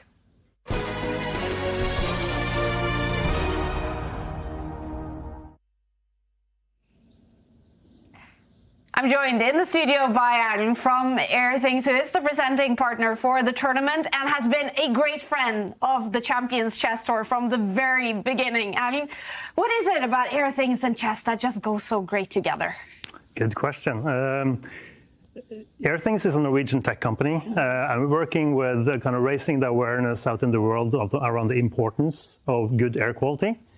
And with Magnus Carlsen being Norwegian and the world's best chess player, it was really for us just a perfect partnership to be used to really bring the message out there. Yeah, definitely. And there are studies that reveal the hidden cost of air pollution, bad air quality. And what do we know about the effect of bad air quality to the brain? So air quality is extremely important for our cognitive performance. I guess everyone has experienced kind of sitting at work or being at school, starting to feel a bit drowsy, getting that headache. Being in a TV studio, or being in a TV studio. Yeah. And most likely this is due to poor indoor air quality. So for cognitive functions, it's really CO2, so carbon dioxide and particulate matter, which we are showing live from some of our partners, ambassadors, which is the most important factors when it comes to cognitive performance. Yeah, and chess being a sport where you're just so depending on having a fresh brain, it must be the perfect example of having the importance of having good indoor air quality. Yeah, and that's what we've seen throughout the Airthings Masters now, that take Magnus as an example. He started out with really high CO2 levels, which is kind of unusual for him. I mean, his last year he played with green levels throughout the whole tournament. But when he now moved to Canada, usually plays in Oslo, he started out the tournament with some red levels, and he did some blunders in the third game yesterday with high CO2 levels, which is kind of unusual. I think we have an example to actually show that. Okay, so red levels for Magnus Carlsen, his Airthings device showing this in the start, and then he opens a window and it turns green. Yes, and we have seen that several times now. I mean, so this is from Monday. No, this is actually from Tuesday after he blundered in the third game. So he blundered, the air quality was bad. He opens the window, takes a breath of fresh air. Gets re-energized and ready for the next game. Wow, and it actually helps. That is fantastic. And we do see a bunch of symbols on this screen as well. I've actually seen in both the Twitch chat and on Twitter a bunch of viewers wondering, what does all of these symbols mean? So the first one is CO2, so that's carbon dioxide. So we breathe in oxygen and we breathe out CO2. So poorly ventilated space, then you get increased CO2 levels. So humidity is the amount of humidity in the air can lead to irritations in your throat or other factors. Then it's particulate matter, which Stefan talked about yesterday, which is pollution, basically. Then it's temperature. Everyone knows temperature. VOC is chemicals in the air. And then you have radon, so radon gas, leading cause for lung cancer for the non-smokers. And then it's barometric pressure.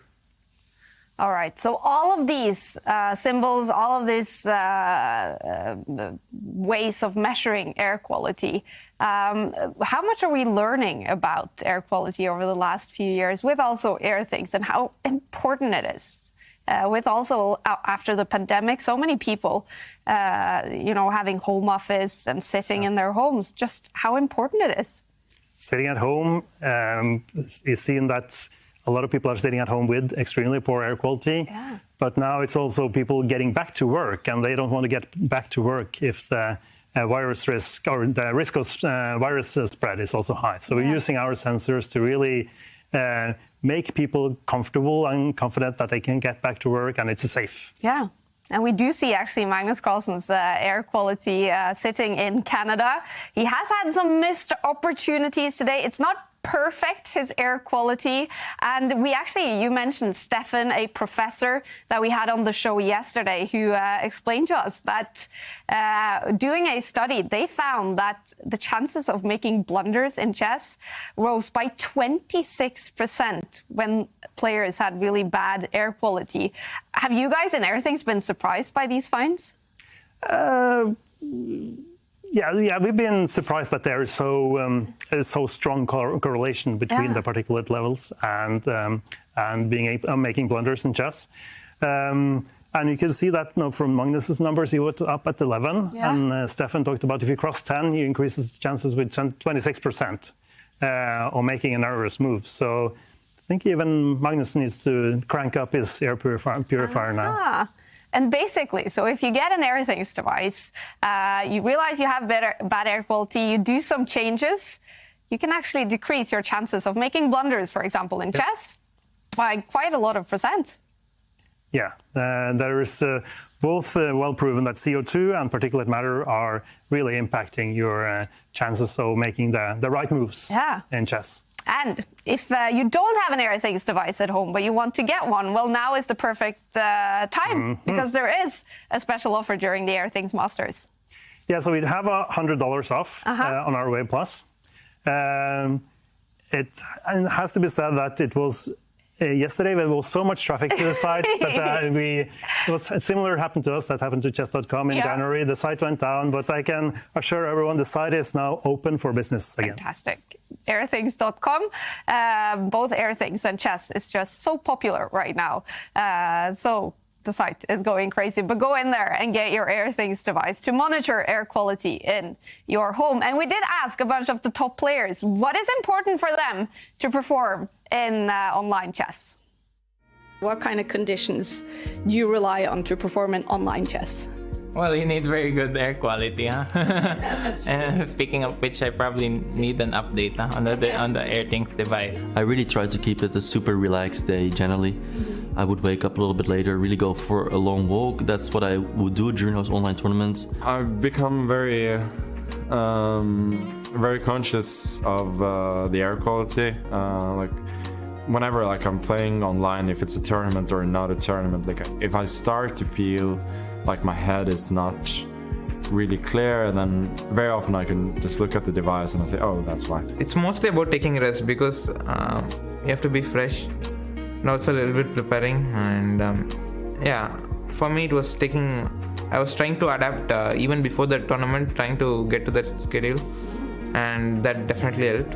I mean, for me, it's the most important, I think, just having the time to, prepare and just to get in the right mood.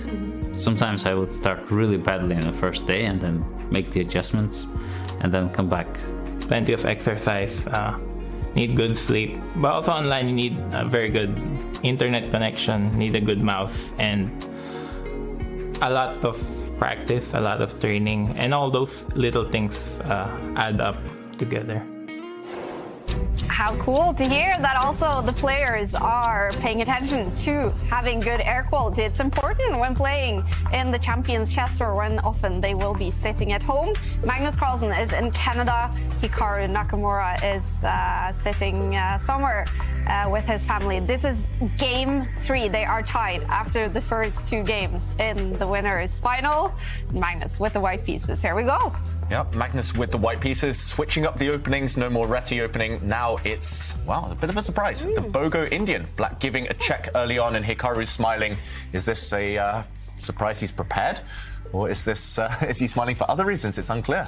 What do we think of this one, Robert? Well, Hikaru does, he said this many times, he does like to look at the call, the video call, to see his opponent's reaction. So I don't think this was expected from Magnus. So I think Hikaru, he gives a little bit of a laugh. He's doing it for the audience. He said yesterday he does some things for the content. But, you know, from a chess perspective, this must be uncomfortable for Magnus Carlsen. He spoiled his advantage in the first game with the white pieces. It was never maybe easily winning, but he was in an endgame where he could have won a pawn. In game 2, he missed a clear opportunity that we saw on camera. He was upset when he went over the game in analysis. So I feel like for Magnus, he's looking at this game as not a must win, but as one he needs to press Hikaru in, and A3, this is topical. Yeah, and just for a moment, Magnus was laughing as well. Someone even popped in the background, and Magnus shooed them away. So I think you're right, Robert. He's both of them keeping an eye on the video call, and something was happening. But Magnus will definitely want to put pressure on with the white pieces. And this one I've always thought was a bit controversial, this opening. It has a decent reputation for Black, solid enough, but maybe objectively slightly dodgy, because Black does have doubled B-pawns, at least did. But now after this last pawn trade, White has 1 pawn island, a massive pawns that can connect, can link up and start advancing down the board. Black has 2 pawn islands. They're separated. The A and B pawns are, there's an island, how do you say this? I'm trying to think of geography classes with this little kind of gap between these 2 islands, but either way, it's not ideal for Black, the structure. Yeah, I would agree with you. And it's interesting because Hikaru is the one who sprung this well, sort of a surprise for Magnus going for the Bogo Indian. But this is so thematic, breaking with that A pawn, opening up the A file, keeping your pawn island intact, but breaking up Black's pawn structure, and the A7 pawn is often under fire. Now, the move B6 that has been made by Hikaru, it of course eyes a development on the B7 square for the bishop, but a lot of times in the middle game, we'll see Hikaru also trying to push that A pawn to A5 to keep it defended so that the rook can get free.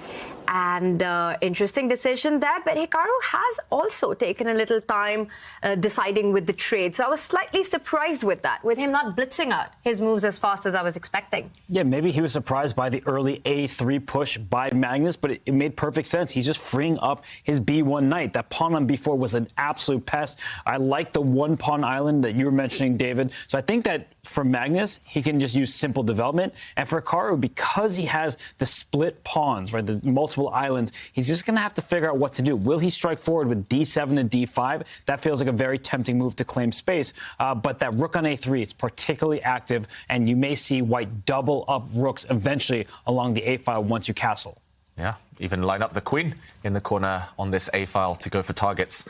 Very flexible. It's early days, no forcing lines here. But who understands these structures, this position better? I think that will be the question. White has now just castled, and we're now in the middle game. It definitely feels like Magnus Carlsen has been the one putting the pressure on, dictating the pace of the games. But Hikaru here, can he somehow find a structure that doesn't allow Magnus that type of enjoyment, that type of activity that he's had so far? It's all about action today, and it's also a little bit about Pokemon. Because we've... Sorry, guys. My fault. We now know David is a huge Pokemon fan. A question to you, David, from Bag Senpai on Twitter. To which GMs would you relate to first-generation starters in Pokemon, Bulbasaur, Charmander, and Squirtle? Squirtle. I would say, who breathes fire? And, Alexei Shirov? Yeah, Alexei Shirov would be Charmander. Nice. Yeah, just breathing fire all over the board. Who's water? Maybe Hikaru Nakamura. He's such a great defender. He would put that fire out. And Bulbasaur, who's more earthly? Who's more... I need help here, guys. Wesley So, maybe? Wesley So, yeah. Very earthly guy, very likable, can, of course, evolve into a beast if he wants to be, but doesn't necessarily need to in order to attack the opponent. That's a good description. Yeah. So we have it. Bulbasaur, Wesley So, Squirtle, is Hikaru Nakamura. And who was the last one? Charmander. Yep. I'm just glad that I wasn't called a Pokemon. I feel like I was giving other names so that he wouldn't turn me, you're like a little Bulbasaur over there. You know? I always thought Snorlax was my kind of spirit animal, just asleep all the time. Yeah. I always liked Psyduck. Oh. Yeah. You could do this all day. Yeah. And, meanwhile, Magnus has jumped in with his knight. Really creative move. I guess he's at least hinting that he's going to offer a bunch of exchanges, a bunch of trades, because he does have the more harmonious pawn structure. Long-term, white is doing very well, as we mentioned. And if this knight is kicked away, it can happily step back and challenge that black knight on b4 on the outpost. So interesting move. How will Hikaru react? I don't think he needs to commit anything now. He doesn't necessarily need to kick that knight back. It will retreat sooner or later. Well, the plans that black has in this position is a pawn advance. You either want to challenge white's center, moving that queen's pawn 2 steps ahead and asking white to take a decision, or go ahead with what I had mentioned earlier, David, advancing that a7 pawn to a5 to just make sure that that knight on b4 is super defended. And now your idea of bringing back the knight to d3, you can very often just leave that knight on b4 and you don't even care. You can just slide your rook all the way to c8. And that's a nice trick because you're hitting the c4 pawn. And if white now trades on b4, big blunder, ends up with a fork of the rook and the knight. Yeah, big mistake here, and the game would turn in black's favour. So what is Hikaru going to choose? This one, the more I look at it, the more I like it, Tanya. Just kind of keeping options open. I don't think you should rush to kick away this knight because you might push your pawn 2 squares forward later instead, and white wants to retreat anyway as part of the plan to evict this piece from his half. And yeah, either way, it feels like you need to get organised. Maybe push a pawn, maybe just bring the queen forward, open up a line for your rooks to connect, to swing over to the c-file. Feels like that's where the rooks belong. But he does go for your move. He goes for it, and I like it. And this is a very thematic idea in the Bogo Indian, where you really want to take advantage of that b4 square. It's really the only compensation that you've created of separating your pawns, of creating these weakened pawn islands. So a5 played, keeping that flexibility with the queen's pawn. You might go to d6, you might go to d5, depending on what Magnus's approach will be. I think this game 3 is also a lot about psychology right now, because Magnus is definitely feeling that slight frustration of not having converted these 2 advantageous positions. Going into game 3, he realizes that Hikaru is up to the task of defending this match. His resourcefulness, his resilience is on point in this one. And it can kind of create this frustration within. So is it going to be a more angry Magnus, or is he just going to, be, it's fine, I created my chances, it means I'm the one who is the better player today? What do you think is going on in his mind right now? He looks a little bored, and that's because the position is completely locked up. So there's no pawn tension, no trades being offered. And he's just trying to kind of map out the future of the position. That rook that took the pawn on a3 right now, at some point I think it should slide back. I've seen this in variations of this nature where it's done its job. It captured a pawn, it kept white's pawn structure intact. Let's bring it back home at the right moment. But then what? Like, I just see the little moves here and there. That b2 pawn can slide up 1 square. Good for you. You protect everything. What is the active plan? I think that's what Magnus really wanted out of game 3. He's kind of like Zapdos. He wants to control the electricity on the board. Sometimes his hair also looks like, I can say that because my hair often looks like that. But he is just trying to control the state of affairs in the chessboard. And right now, it just seems like Hikaru surprised him and now is playing very energetic chess himself. Yeah. Do either of you guys play the Bogo Indian yourselves? It's one opening I've never touched, actually, as black. I've faced it a lot with white, and I do enjoy playing against the Bogo Indian. I like that white's pawn structure is so intact, and it feels like even this move a5, like you were talking about, it gives activity. It also creates weaknesses in black's camp. Watch out for that b5 square. The white knight can jump onto b5 at the right moment. I kind of like playing against the Bogo Indian, but I have to make sure that my opponent is not Hikaru. Normally good advice. Avoid Hikaru in these tournaments. He's a beast. And yeah, Magnus now thinking. He's been thinking for a while. Still nothing too drastic on the clock. But it's certain that he'll be watching out for his air quality. There we see looking very healthy. No excuses if things do go wrong. It definitely feels like, I don't know, I'm going to use soccer as an analogy, but he's had 2 penalty kicks and the goalie saved them both times. Hikaru saved them both, and yes, the frustration doesn't tend to affect Magnus. He's very good at bouncing back, but if he doesn't win this game, if he doesn't even create any real chances, then he won't feel great facing Hikaru with black in the final game of the day. And who do you think would be the favourite in Armageddon? That's a good question. I mean, I hope we get there. I think we all want to see this match really go down the line to an Armageddon and witness that. It's so hard to pick a favourite against Magnus and Hikaru. These are undoubtedly the world's best players in speed chess. I mean, we're talking about the top two. They're in a league of their own. So, David, a hard call, and I don't know who's going to be a favourite. I'll tell you one thing, though. I think Hikaru is a better flagger. That is true. Yeah, with no increment. Yeah, Hikaru has the better mouse speed, I would say, in those critical moments, and he just has played, I think, just the most online chess, so that's his biggest advantage. But when there are fewer games, that favors Hikaru, because Magnus is the stronger player of the two with the longer time control. There's not much separating them, but Magnus is the stronger, so I think that if we get to Armageddon, that means that it's kind of like a toss-up at that point. And we also don't know how low they're going to bid, because Wesley was like, oh gosh, I should have bid lower than Hikaru, who went 9 minutes and 28 seconds. What if they both bid like 9 minutes this time? I don't think they'll dip below that just because it's too little time to work with. But I can't call a favorite because Magnus is refusing to even make a move right now. Do you think Hikaru would dare to go as low as he did yesterday against Wesley when he bid 9.28? No. I think that Wesley is very solid, and so you sort of can anticipate a style from him. Magnus, as we've already seen in Game 1 and Game 2, he already built a lead on the clock in Game 2 and missed a chance. In Game 1, he had the advantage. So if Hikaru didn't have the time he did, that game would have gone Magnus's way. So I just don't think I see either player really dipping below 10 minutes, which is what Magnus said yesterday. Yeah. And it did seem that Hikaru had more of a tactic in his bidding. He was sort of calculating how low he can go. Magnus a little bit more random, maybe, when I think he bid 10 minutes and 1 second. Yeah, Magnus does have a track record of not really reading the rules, not really thinking ahead. There was this famous case in Norway chess where he didn't know the time control and he just let his clock run down because he thought he was going to get extra time. He didn't. He lost the game. So it definitely felt like Magnus, as he said in the interview, thinking on the fly, just picking up a random number and going with it. But yeah, it feels like Hikaru will have plotted ahead, planned something, and he will know his limits where he's happy with. I think it's going to be a big fight to get the black pieces. Okay. Both of them are going to want it. They'll have to strike a balance between their bid not to go too low on the clock as well for getting those black pieces. So it's going to be interesting to see their strategy. Right now, I'm confused about Magnus's strategy in this one, though. He's fallen back with the knight. He's offering a knight trade.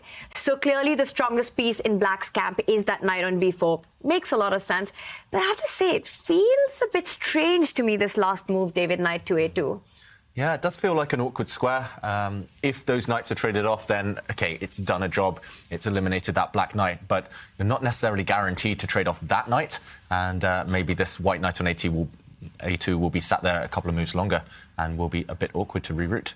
And very often, I'm sorry, go on. No, I was ending there. I just really like the move that we saw on the board. And what I was wanting to just bring up is that black doesn't need to take a decision with that knight on b4 very often, because you can just leave it there. A trade there might look like, wait a second, you're creating double pawns, but actually you're getting so much counterplay on that a file. It opens up, your rook or your queen will march down the board, and it just looks like black gets enough compensation for the weakness, the apparent weakness with these two pawns. And that's what he's done with this last move, d6, just hitting that other knight. I like Hikaru's approach so far in this game.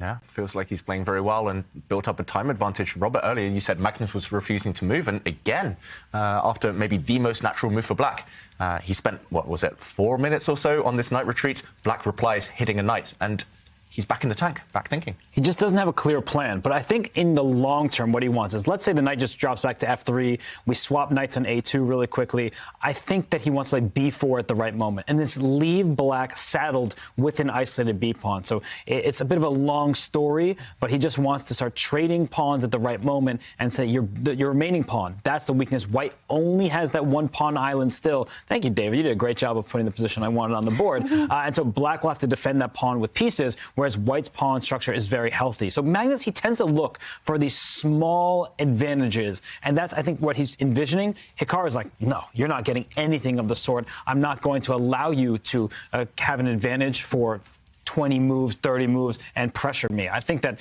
Hikaru's done a great job out of the gates in Game 3. Yep. Definitely, and Magnus just has to bite the bullet and retreat, maybe to this square, maybe he goes back the other way, but either way, he has to make a move. You can't afford to go 3.5 minutes down against Hikaru. It's backfired before, he's missed opportunities, and we're actually going to see the whole line that you mentioned there, Tanya. Knight takes knight on the board. I'm assuming black takes back this way. You could actually make an argument for taking the other knight, potentially. Hikaru has paused, so he's doing some calculation. But, OK, let's say black goes down this line, the most logical and most natural. We'll see a trade of rooks, we'll see a trade of knights, and after dropping back, I just love jumping in with the black queen.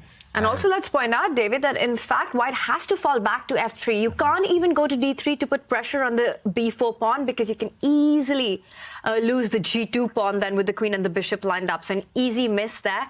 But of course, Magnus will drop the knight down to f3. And then this is what we were talking about, the activity on the a file. But let me ask a question. Do you think that Hikaru actually wants an imbalance? So if he has the option to get these double isolated pawns with the activity, or he can just, just start taking on e5 and trading off some pieces, what do you think he's going to aim for? Very good question, because actually this one initially I thought was a more risky choice. The more I look at it, it's at least forcing white, if white wants to keep some tension, to drop back, and we could see a trade, and it's very, very balanced. Suddenly both sides have 2 pawn islands. Suddenly white has these almost hanging pawns and easy access, for example, if the black queen moves for the rooks to centralize. You're right, Robert. Maybe this one, if he's feeling safe, he will go for this. But the rook on a3 would be happy. Yes, true. That's the rook lift. Saw the future with that one, but look what happened. I mean, Tanya's line is on the board, and all of a sudden, Hikaru's queen is deep in enemy territory. But what about those double isolated pawns? That's the big question. Yeah, Tanya doing a little dance here because you saw, what was it, 5 moves into the future?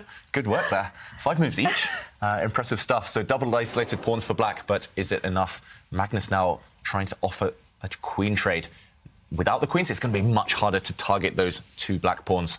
But I guess the black queen was too active and needed to do something about her, needed to kick her out. Yeah, and now the rook comes into the a file as well, and black is going to have control of that. You've got to watch out for that b2 weakness. It just looks like this is the first game in the match where Hikaru is not worse out of the opening, and in fact, Magnus might have to be slightly careful in this one. Definitely. It's all about momentum, all about the clock as well in rapid chess, and those two seem to favour Hikaru right now. I love what black's done with this position, gotta say. Easily his best game thus far. Yes, he showed some great defensive resources, some skill under duress, but he's kind of controlled this game from the start. And now he controls the only open file on the board, and that's why we like black's position. That said, if he doesn't make use of the open file, imagine the queen and the rooks, they're gone off the board. That's how black gets in trouble, because some of those endgames without major pieces, that means that the pawns will be under some threat, and black does not have anything to counter with. So knight d2 takes away the e4 square, a good start, but I could see Hikaru just trading queens on b1, slamming the rook down on a2 after that, and saying to Magnus, all right, I'm going to be the active one here. You have to prove that you can fend me off. Yeah, you can trade off these rooks, as you say, Robert, just jump in with the rook. This knight, I don't mind where it's placed right now, but it's miles away from ever attacking this pawn. This pattern with kind of on the diagonal 1 square between them. Knights take so far to jump around and go for these weaknesses. So it definitely feels like Hikaru's not in any trouble. You could also make an argument for maybe trading off and now going for a knight trade, jumping in with the black knight. If the knights disappear as well, no danger at all. These pawns are on dart squares, can never be hit by white's bishop. Very smart here what Hikaru's done. He starts with knight e4. That is so precise, David, because this doesn't give white the option to get away with the knight to b3, the line that we were looking at with the queen trades. And let's just bring that up because it's so instructive this moment. If you do the same thing after trading off on b1, you jump with your knight to e4. Now Magnus can move away, can avoid that knight trade with knight to b3. Eventually, he'll also push out black's knight from e4 by advancing that f pawn. The rook can come to a1. If your rook lands on a2, you'll have the move knight from b3 to c1, kicking it out.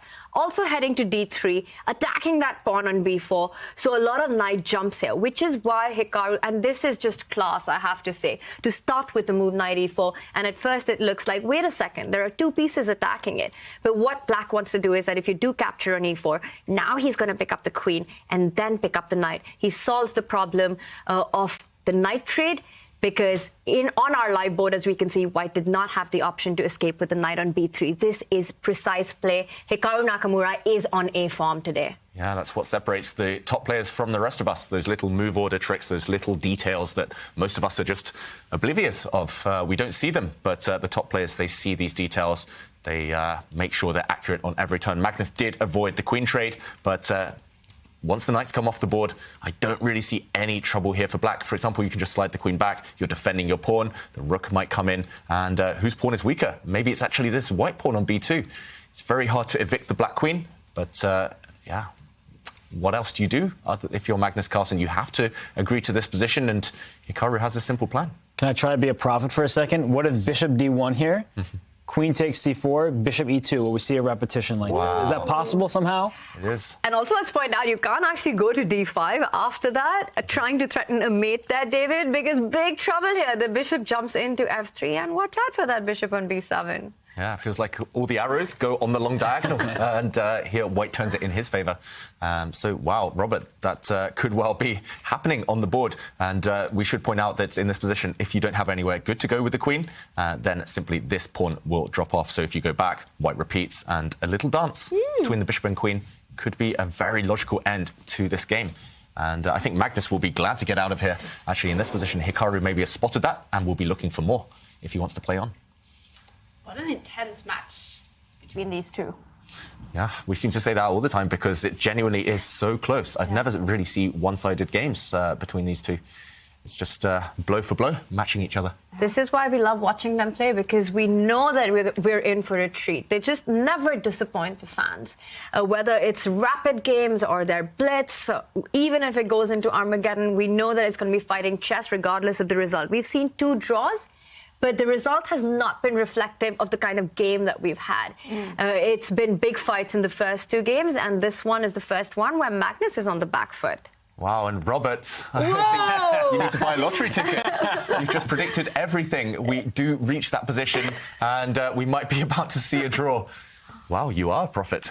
Clip it, ship it. The draw by repetition is about to be agreed, and that means we still have a tied match. Hikaru Nakamura with the upper hand in Game 3. He probably had more chances than Magnus did, but a draw is the fair result, and yeah, I'll take that one. How did you do this? You know, I do love commentating with Daniel Naroditsky, and he's the prophet, but I'm trying to take his title from him. I actually remember this one time at the Speed Chess Championship when, you know what I'm going to be talking about. Robert just said a move, which was a blunder in one. It just drops a piece, and it was a blind sight from him. But again, the punditry, and Magnus made that exact same blunder at that exact same moment. Whoa. It was the craziest stuff that I've seen. Just unbelievable. Yeah, we're going to the lottery ticket after this. And it is a draw. Hikaru is out of there. He's off for a break, off to refresh himself. And Magnus just checking over this game, figuring out where he missed an opportunity, where he went wrong. The answer is he didn't miss anything. It was just a very balanced draw. 3 draws in this match so far. Look at Magnus Carlsen looking over this. He is struggling to find a way to beat Hikaru Nakamura. There's going to be one more rapid game in this match. It's starting in a little less than 5 minutes now. Hikaru Nakamura will have the white pieces. If we have a winner in that game, that will be the winner of the winner's final, the one who makes it through to the grand final. If it is a draw, then this match will be decided in Armageddon. Is there anything in this game that we should take a look at, David? Let's try. No. Let's try. Okay, nice. It was really instructive how Hikaru just hoovered off all the pieces and kept a measure of control throughout. We mentioned in this position he had a choice. He could have captured this white knight and maybe imbalanced it slightly, kept the game alive, kept the queens, kept the rooks on the board. But he said no. He'd calculated very accurately that these doubled B pawns were well compensated for by his dynamism, his piece activity. We saw the rooks leave the board. Magnus's knight had to step out of the attack, and this queen move. Every move from here till the end was very accurate from both sides. We saw an offer of a queen trade. Hikaru said, no, not for you. I'm conquering this open file, and after a few moves, again, this really precise move order that Tanya mentioned, dropping the knight into e4, far more accurate than any queen trade, than any rook trade, and the logical end to the game was this one, a little dance between the bishop and queen. The queen has nowhere to go other than to take this pawn if it wants to defend b4, and that Status quo continues for the remaining moves. A repetition to end the game, but a fair draw. Looking for a new way to learn chess? Meet Dr. Wolf, the ideal chess coach and companion. Play against Dr. Wolf as he explains everything step by step, points out strategic ideas, and alerts you to your mistakes. Train with him and go over your past mistakes until you master them.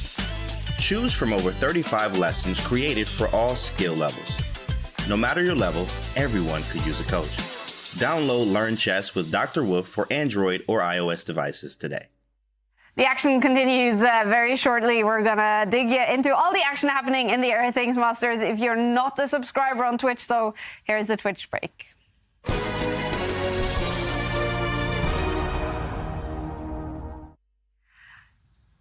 Action between Hikaru Nakamura and Magnus Carlsen in the winners' final here in Division 2. Remember, there is also Division 2 and Division 3 in the Airthings Masters.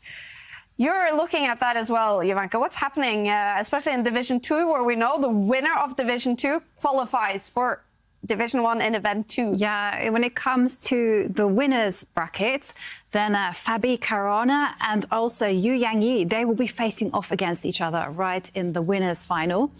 And the most interesting piece of news is actually in the losers bracket.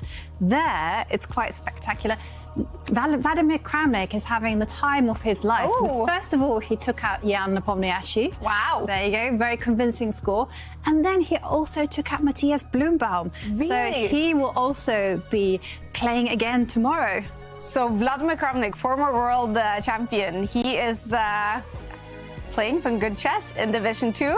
And could go all the way? Could go, I know. And we can't wait for that, actually. Wow, wow. So that's Division 2. We're keeping a close eye on that as well, everyone. But action happening between Hikaru Nakamura and Magnus Carlsen. One rapid game to go. They are tied. What do you expect from that final rapid battle? Shall I give you my unpopular opinion? Yeah, yeah. Okay. Well, I think the players will agree a quick draw. Do you? Yes, because Hikaru has track record. You know, yesterday against Wesley So, he agreed a very quick draw. It was that famous Berlin draw, and he just wanted to get to the Armageddon. And the two actually did the same in 2021 when they faced off against each other, and the score was level. Hikaru, Magnus, happy to take it to Armageddon. And even if quick draws is, unpopular opinion, Armageddon between these two would simply be fantastic. It would be insane, wouldn't it? It would just be absolutely red hot.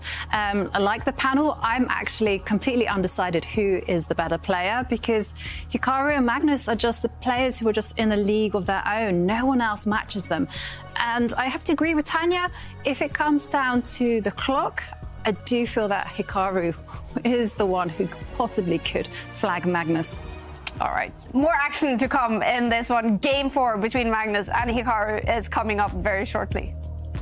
This is Game 3. They are tied after the first 2 games in the winners' final. Whoa! You just predicted everything. We do reach that position, and we might be about to see a draw. The draw by repetition is about to be agreed, and that means we still have a tied match. We certainly do. It is tied 3 draws, but a lot of entertainment between Magnus and Hikaru so far today. One more rapid game to go. Hikaru with the white pieces in this one. And here we go. If we have a winner in this game, that will be the winner of the winners' final. If it is a draw, then Armageddon is coming up, you guys. What will happen? Here we go. Here we go. And do we have 2 prophets in the studio? Will Jovanka be correct? It is the Spanish opening. Will Magnus reply with a Berlin? And will that draw happen on the board? Magnus is pausing. If he doesn't bring out the black knight on the king side now, we're guaranteed a game. This one is not going to fizzle out anytime soon. Magnus here is going for his favorite reply to the Spanish opening. He often allows the martial attack. He goes for the martial attack. It's a gambit here, and Hikaru smiled. What do we think that smile was about? Still a well-known theoretical position. White has won a pawn. It's one of those disadvantages of playing in the World Chess Championship. Everybody studies your games, everybody studies your openings, and here Hikaru says, all right, let's go into this well-trodden path. We see that black is now threatening a check on h2. The bishop and the queen line up. It's not quite checkmate, but it will not be good for white to allow. So this often is met by the pawn in front of the king, pushing forward to blunt that bishop's access towards the king's side. But in these types of positions, we saw Peter Leko and Vladimir Kramnik. They played this in their World Championship match very famously. It's a dynamic position. Black has given up a pawn, but gets a ton of activity and some attacks against the white king. Yeah, and it's strange to see Hikaru pause to think. I thought it was automatic that you push that pawn in front of your king one square, the g-pawn, to block the attack, to gain some time against the black queen. Hikaru must be contemplating his moves after that. White does have a bunch of options. Some are more testing than others. Some just fizzle out towards equality. Some you might be a pawn up, but black will have long-term strategic and maybe even dynamic compensation. But Hikaru flexing there, just picking his poison. Choosing which line to go for. There is only one line. You have to make the move g3 because after h3, that's a super soft spot, and there are often sacrifices that happen with bishop takes h3, so you don't want to allow that. Equally surprised that he hasn't played g3 yet, but Hikaru is definitely looking ahead right now. The marshal has taken him by surprise. Now, this is the last rapid game between these two, and a result would mean that one advances, one goes to the loser's bracket. How much risk are each of them willing to take in this game? And my feeling would be not too much. But Magnus's opening going with the marshal does imply that he's ready for a fight and not going for those opening draws, Berlin draws, these options that he has, which I think Hikaru would have been happy to go with. And we do have a move, g3, queen h3 on the board. Yeah, I don't know, Tanya. These days, the top players, they play the marshal for a draw. It's known to be very solid, despite the fact you've sacrificed a pawn. White has this extra pawn. And often we see, for example, the white queen come over and offer a trade later on. The queens might disappear. And there are lines such as this one where the white queen steps back and at some point black just takes back the pawn, we go down to an endgame, and you can test the opponent there, but it will be a draw. There are many other popular moves in this current position. Bringing the white rook forward was very popular when I was younger, sliding the rook across potentially to hit this queen, to evict it from the white camp, and of course other options available too. But Hikaru thinking. If you want to fight in this position, rook e4 is the main move. With this idea to go rook to h4 is what you really want to do in this position. And then one of the replies that black has is to already fall back with the queen to f5 here, which is the most popular response. If Hikaru chooses to go with the other idea that you mentioned, queen to f3, it would imply that he is playing it well, very practically, and doesn't want to take too many chances. So if queen f3 is on the board, we know what Hikaru is happy with.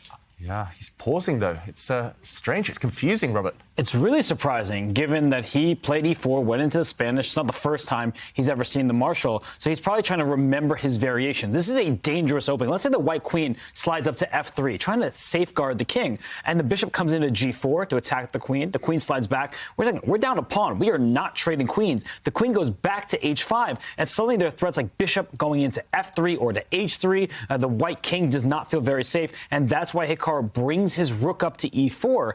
He finally makes a move. And look at Magnus. He quickly responds with knight f6, challenging that rook on its place. And the rook slides to h4. The queen runs away. And now that rook is really oddly placed. g7 to g5. Pushing that pawn in front of your king can be an option in some positions. That rook is almost trapped over there. The white king doesn't have many defenders. I worry for Hikaru, but I also feel like he is remembering his preparation. He's not in completely new territory. Yeah, it depends on his mindset as well. If he was coming into this game thinking, okay, safety first, let's just lock this down, maybe even make a quick draw, then he does need to switch things up now. He does need to switch away from that and at least play the most principled moves. You're not going to see this game end in a draw anytime soon. There's no safety first approach now. He steps his pawn forward, getting ready to retreat along this diagonal with his bishop.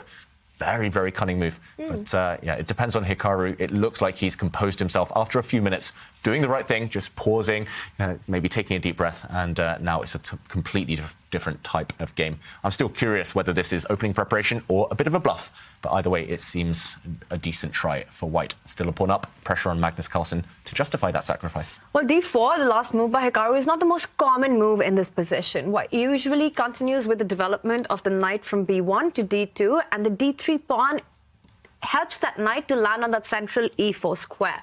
So d4 is definitely going to take Magnus by a little bit of a surprise, and he'll have to try and think how he wants to counter this threat of the bishop moving back that you pointed at, and then that knight eventually landing up on e4. Remember that white is a pawn up. The more pieces that get traded, it does suit Hikaru, and that's what he wants to do. He wants to try and trade off as many pieces as possible to make sure that the main compensation that black has, which is an attack piece activity, as we can see, that bishop on d6, the queen is out, a rook will land on the open file on e8. It does get neutralized. You need to trade pieces here with white. Yeah, very sensible move. And Magnus pausing. You would think that as part of his World Championship preparation, he's studied this a few times, or at least this variation. He's gone in depth with engines, with coaches. I know the Marshall Gambit was his main repertoire in 2016 against Karyakin. It was his main repertoire last year against Jan Nepomniachtchi. And yeah, it's odd to see Hikaru Nakamura surprise him so early, Magnus. And Jan Gustafsson, who is a martial expert, has also been in Magnus's team for so many years. So all that knowledge that Magnus has of the martial definitely comes from Jan as well. So shout out to Jan. It's one of those situations, though, where Magnus might have forgotten more than I've ever learned. You know, he's in a position now that is tricky. He's down a pawn. His compensation is on the light squares and against the white king. But a pawn is a pawn, as they say, and if he's not careful, he may not find full compensation, sufficient compensation for the material. So I think that's what Magnus is trying to figure out, is can he try to open up his light square bishop, maybe on the A8, H1 diagonal, all the way across the board, fianchetto that piece, or will he slide... I didn't even get to finish my sentence. He does slide the rook to e8, as Tanya was suggesting, trying to use the open file to his advantage. But I'm starting to see how the players are reacting after the initial opening stage, and I have to think that Hikaru should be the happier of the two right now. And where do you move with that queen, David? It's a big question. Bishop c2. I really like that move that you suggested. The rook is already on h4, eyeing that h7 square. So always be wary of that. Yes, you have a knight which is defending it right now, but you need to watch out for threats against it. After bishop c2, do you put the queen on the centralized d5 square? Is that what Magnus wants? Yeah, let's give Magnus the opportunity to answer, because I'm not sure either. I only see 2 safe squares, or maybe 3 safe squares for that black queen. Not many squares to retreat to. And let's jump in to try and figure out what he's about to do as we see his awesome air quality. Still very healthy stuff. Okay. He makes the decision before we can get there. He does land it in the center. Are we going to see a repetition again? Oh, my God. Are we going to see bishop b3, queen f5, bishop c2? It is happening. It is happening. Robert said it. It has to happen. Are we heading to Armageddon? We are heading to Armageddon for sure. We are heading. Oh, yay. Robert the Prophet. Oh, my God. Almost rhymes. And, there we have it. Wow. Another draw between Magnus and Hikaru. 4 draws. And that means the winner's final will be decided in Armageddon between the two online bosses, Hikaru and Magnus. We have to be excited about that, Robert. Yeah, I think Magnus can be excited because he started thinking for a while there. It felt like the pressure was on, especially considering Game 3 did not go his way despite the draw. So Magnus heads to Armageddon. Of course, all the fans say, free chess, let's go. And Magnus is still sitting by the computer. Do you think he is now starting to make some tactics, Tanya? To find out what he's going to bid. He is thinking about that big bid. I think it really comes down to both players wanting the black pieces. But what time, how much time are they willing to sacrifice to really get that is the big question. I think this last game made it pretty clear that both didn't want to take too much risk with so much at stake and said, you know what, let's just get that Armageddon going. Let's not forget we've got 2 streamers fighting against each other. Do it for the content. Yeah. Robert, you're the expert on all regulations. What will happen now with the bidding? Okay, the players will bid. They will submit a number. And the side that has the higher number of the two gets 15 minutes as their base time. And the side with the lower number gets that amount of time, will likely choose the black pieces and get draw odds. So if the game ends in a draw, that means the player with the black pieces moves on to the grand final. All right. So, David, what's your expectations? What will be the bids? Who will bid the lowest time? It's going to be a serious bidding war. Actually, Hikaru, he, I think, half-jokingly yesterday in his interview said he might go very low against Magnus because he's desperate to get black. So I think he's going to go around the 9.5 minute mark, just like yesterday. All right. It will be revealed shortly. You guys, Armageddon is coming up. The action continues in the winner's final. What is this? This is duck chess, you guys. This is a new variant. It's called duck chess. Chess, but with a duck. Quack, quack. How to play duck chess. The duck is a brick.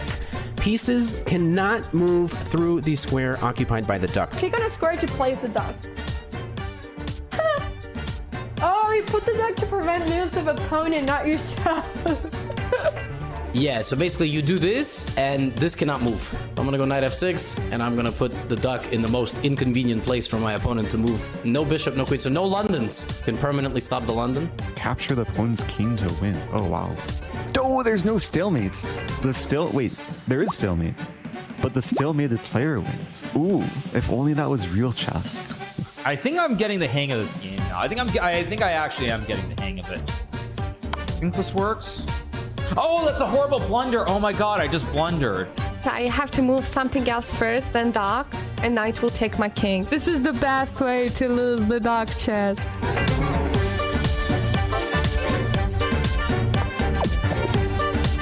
Those some real bullet skills right there, boys. This is the first time winning duck chess. That's so exciting. Oh no, mouse slip. No. I won! Yeah! Duck chess champion. Give me those points, baby. Quack, quack. So much fun happening on chess.com. If you're not a subscriber on Chess.com Twitch, then here is the Twitch break.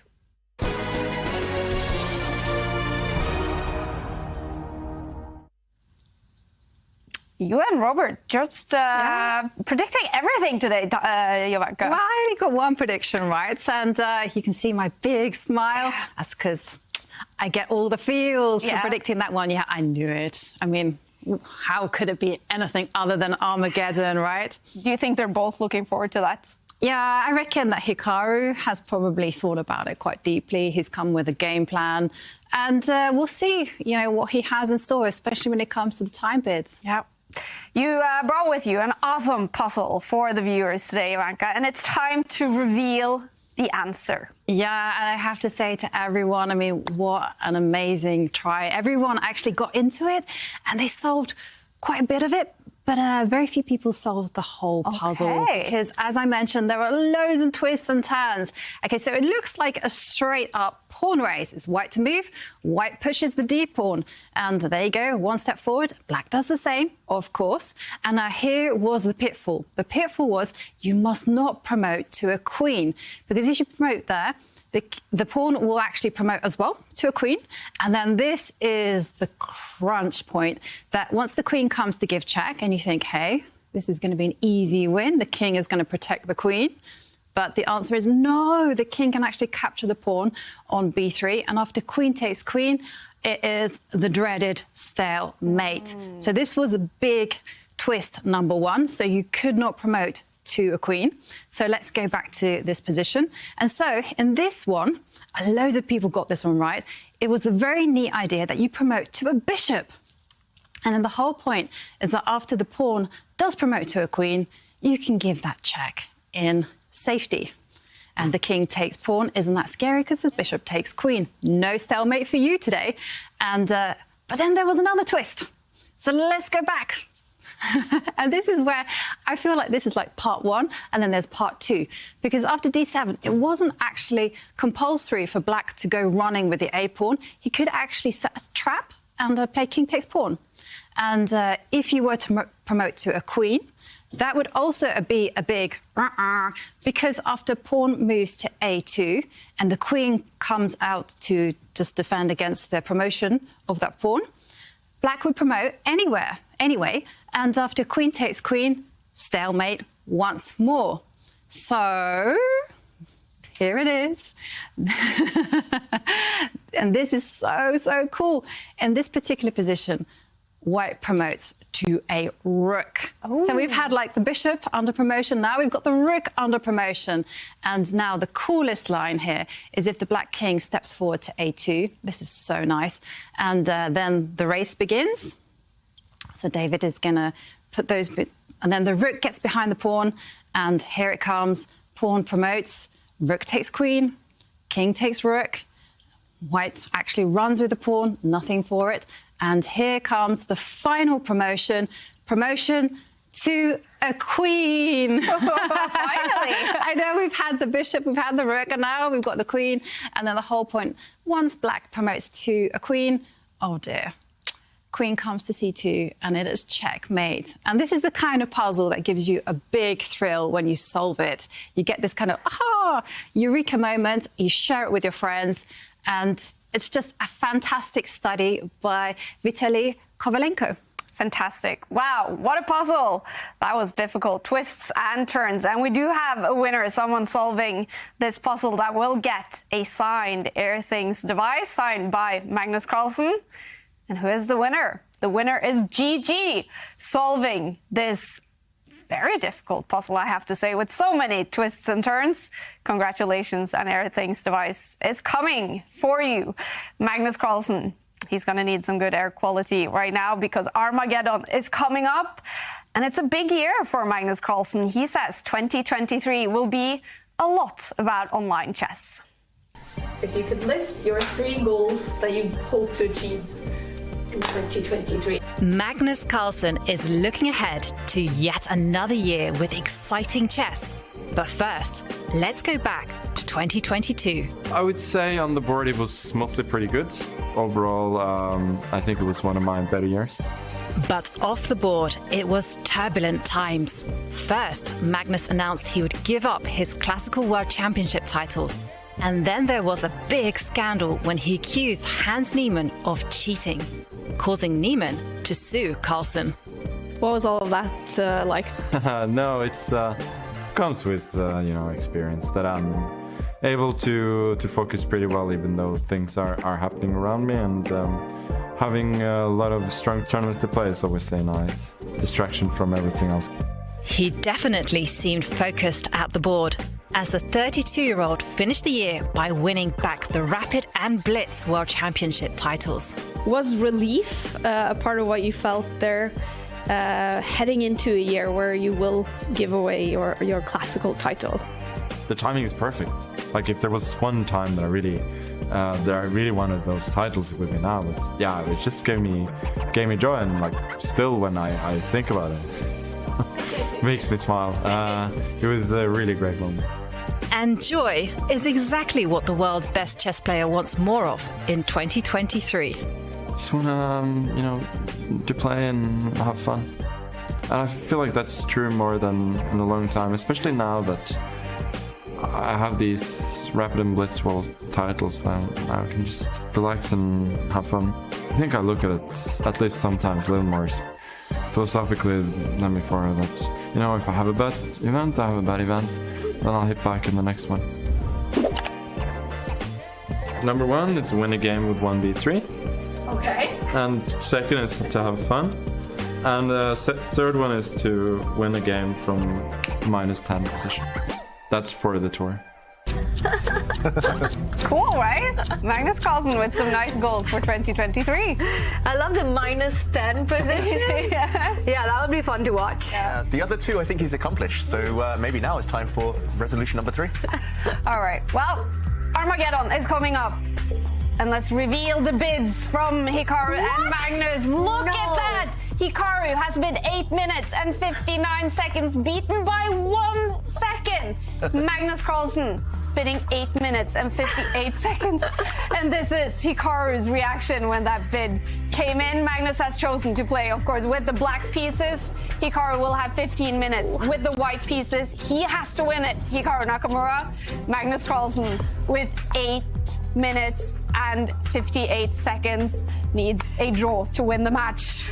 I can't believe what we just saw. Winning the bid by 1 second, and this just shows how well the two players know each other. We've got liftoff. And how much they wanted the black pieces bidding that low, Robert. And I completely understand it from Magnus's perspective, because he wasn't put under so much pressure when he had the black pieces. So he's saying, I don't feel like I am worse. I don't feel like I'm going to lose. Give me those draw odds. Wow. What's your reaction, David? I'm a bit shocked. I'm a bit gobsmacked. Having less than 9 minutes against Hikaru Nakamura, having a 6-minute deficit, and the black pieces, it's not going to be easy. It is Magnus, of course, but I think we'll see some serious flagging if Hikaru can't win on the position, which is quite likely, quite possible.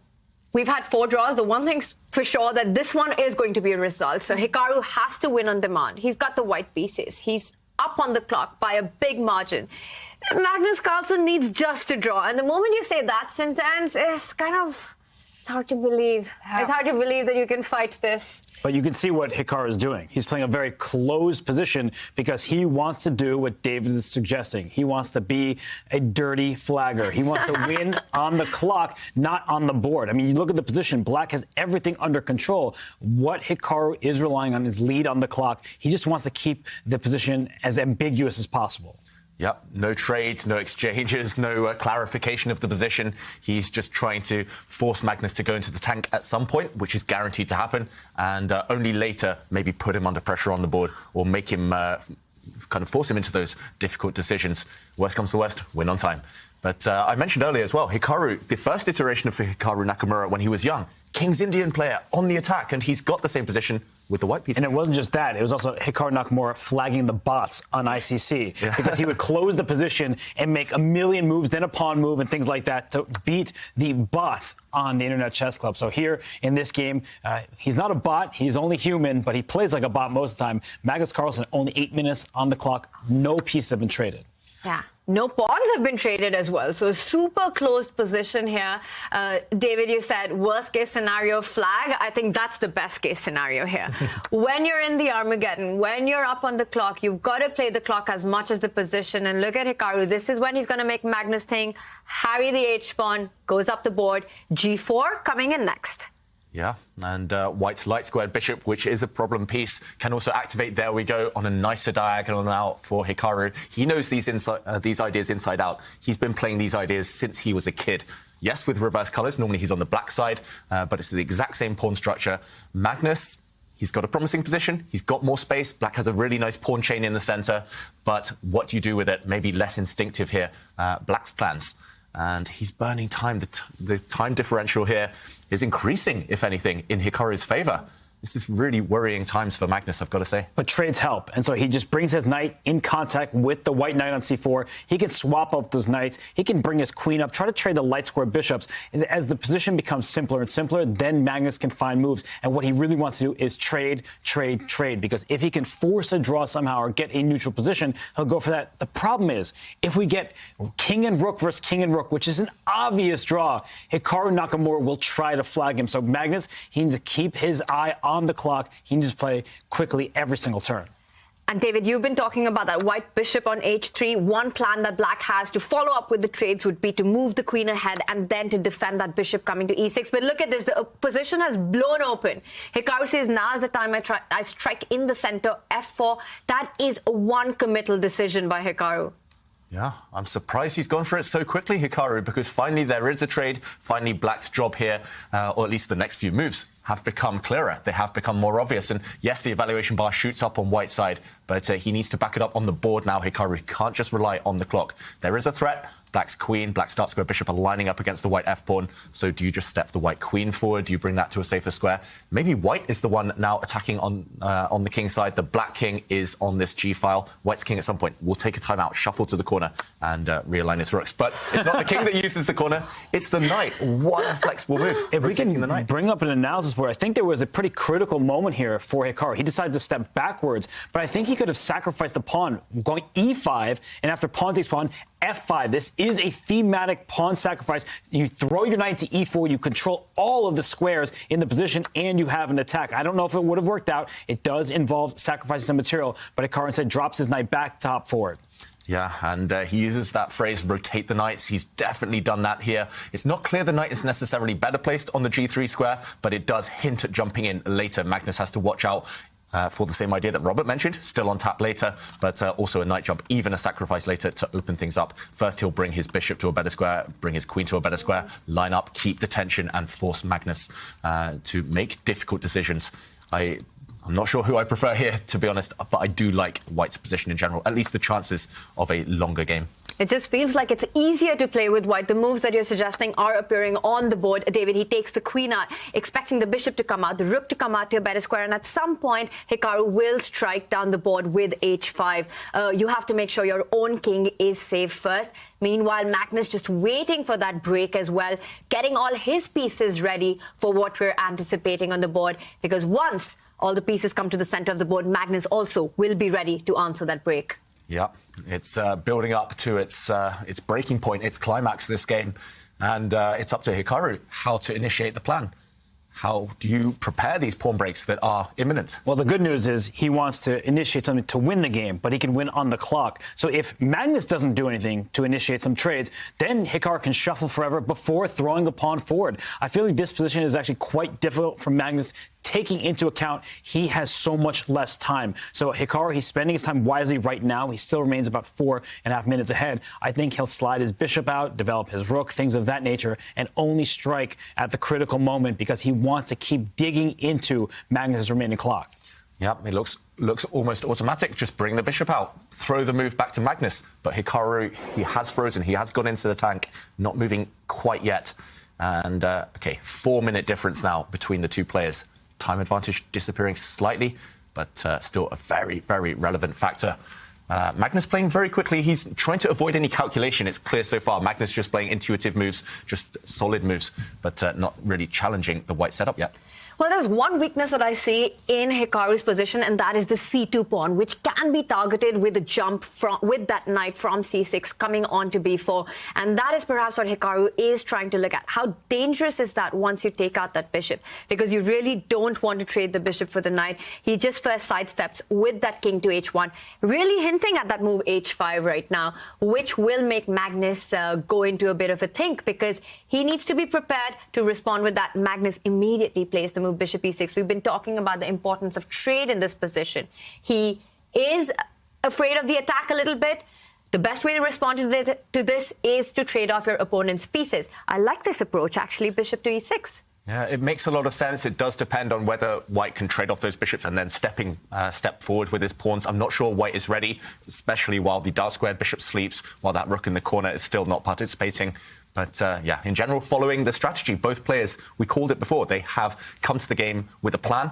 White keeping the tension, black, Magnus trying to trade off pieces, trying to reduce the tension, try to at least make his game a lot easier to play. And a 6-minute lead on the clock has been shrinking and shrinking. Now it's below 3 minutes. So Magnus Carlsen is doing a fantastic job of cutting into that lead on the clock. And he's playing great chess. He is sturdy and strong. Now white will need to start launching pawns forward. The bishops are staring at each other. Hikaru doesn't want to trade, but if he backs up, that gives Magnus the hand at the initiative. So I think that Hikaru recognizes the danger that his position is in, not just the match situation, but his actual position, that if he does step back, he feels like it's going to allow Magnus to take control. And Hikaru making faces. He's not too happy. He has been playing a couple of very tentative moves. Just shuffling that king into the corner didn't feel like it helped his position too much. Now he has to start making concrete decisions, actually put pressure on Magnus on the board. Now is the moment. If you do start stepping back, retreating, it will be too late, especially now it's only 2 minutes in it. And, yeah, turning in Magnus's favour, perhaps. It's getting more and more level on the clock, and Magnus there looking very relaxed with this last move, and understandably so. It just suddenly seems as if the pressure has diluted. Imagine if the light squared bishops were to come off. At some point, black can actually strike those central pawns with his own f-pawn coming to f5. Again, it comes down to him having bought his rooks already to the party. They're all ready for the central break. Black will be the one who will have control of this f and the e file. Magnus looking good on the position. I think he's done everything right to neutralize white's initiative. And Hikaru there, big think there by him. It's, what, over a minute? Over 2 minutes already? Yeah. Very long think. Only 1 minute in it now. And if you don't trade off these pieces, which does guide Magnus closer to that draw, if you retreat, then I think it's bad news. Suddenly, black's queen, for example, can move. You can start jumping in with your bishop. Maybe even Tanya's idea of playing this this f5 break will become very relevant. Black can open it on his own terms, but let's go back. Tanya, you predicted the future this time, and this is the current position. F5 on the board, trying to open up lines for Black's pieces. David, I love Black's position. We've been talking about how ideally the rooks are placed, and take a look at this. Now, after F5, I don't see a way in which White can actually open the center. That looks like it would be great for Black if Hikaru decides to trade. You take it with the pawn, the G file is open, the queen can swing from C7 to G7 at the right time. You can double up on the E file. It looks like White might have to make the decision to push that E-pawn. And he does it. It's E5, the bishop on E7, and now this H4 weakness suddenly appears out of nowhere.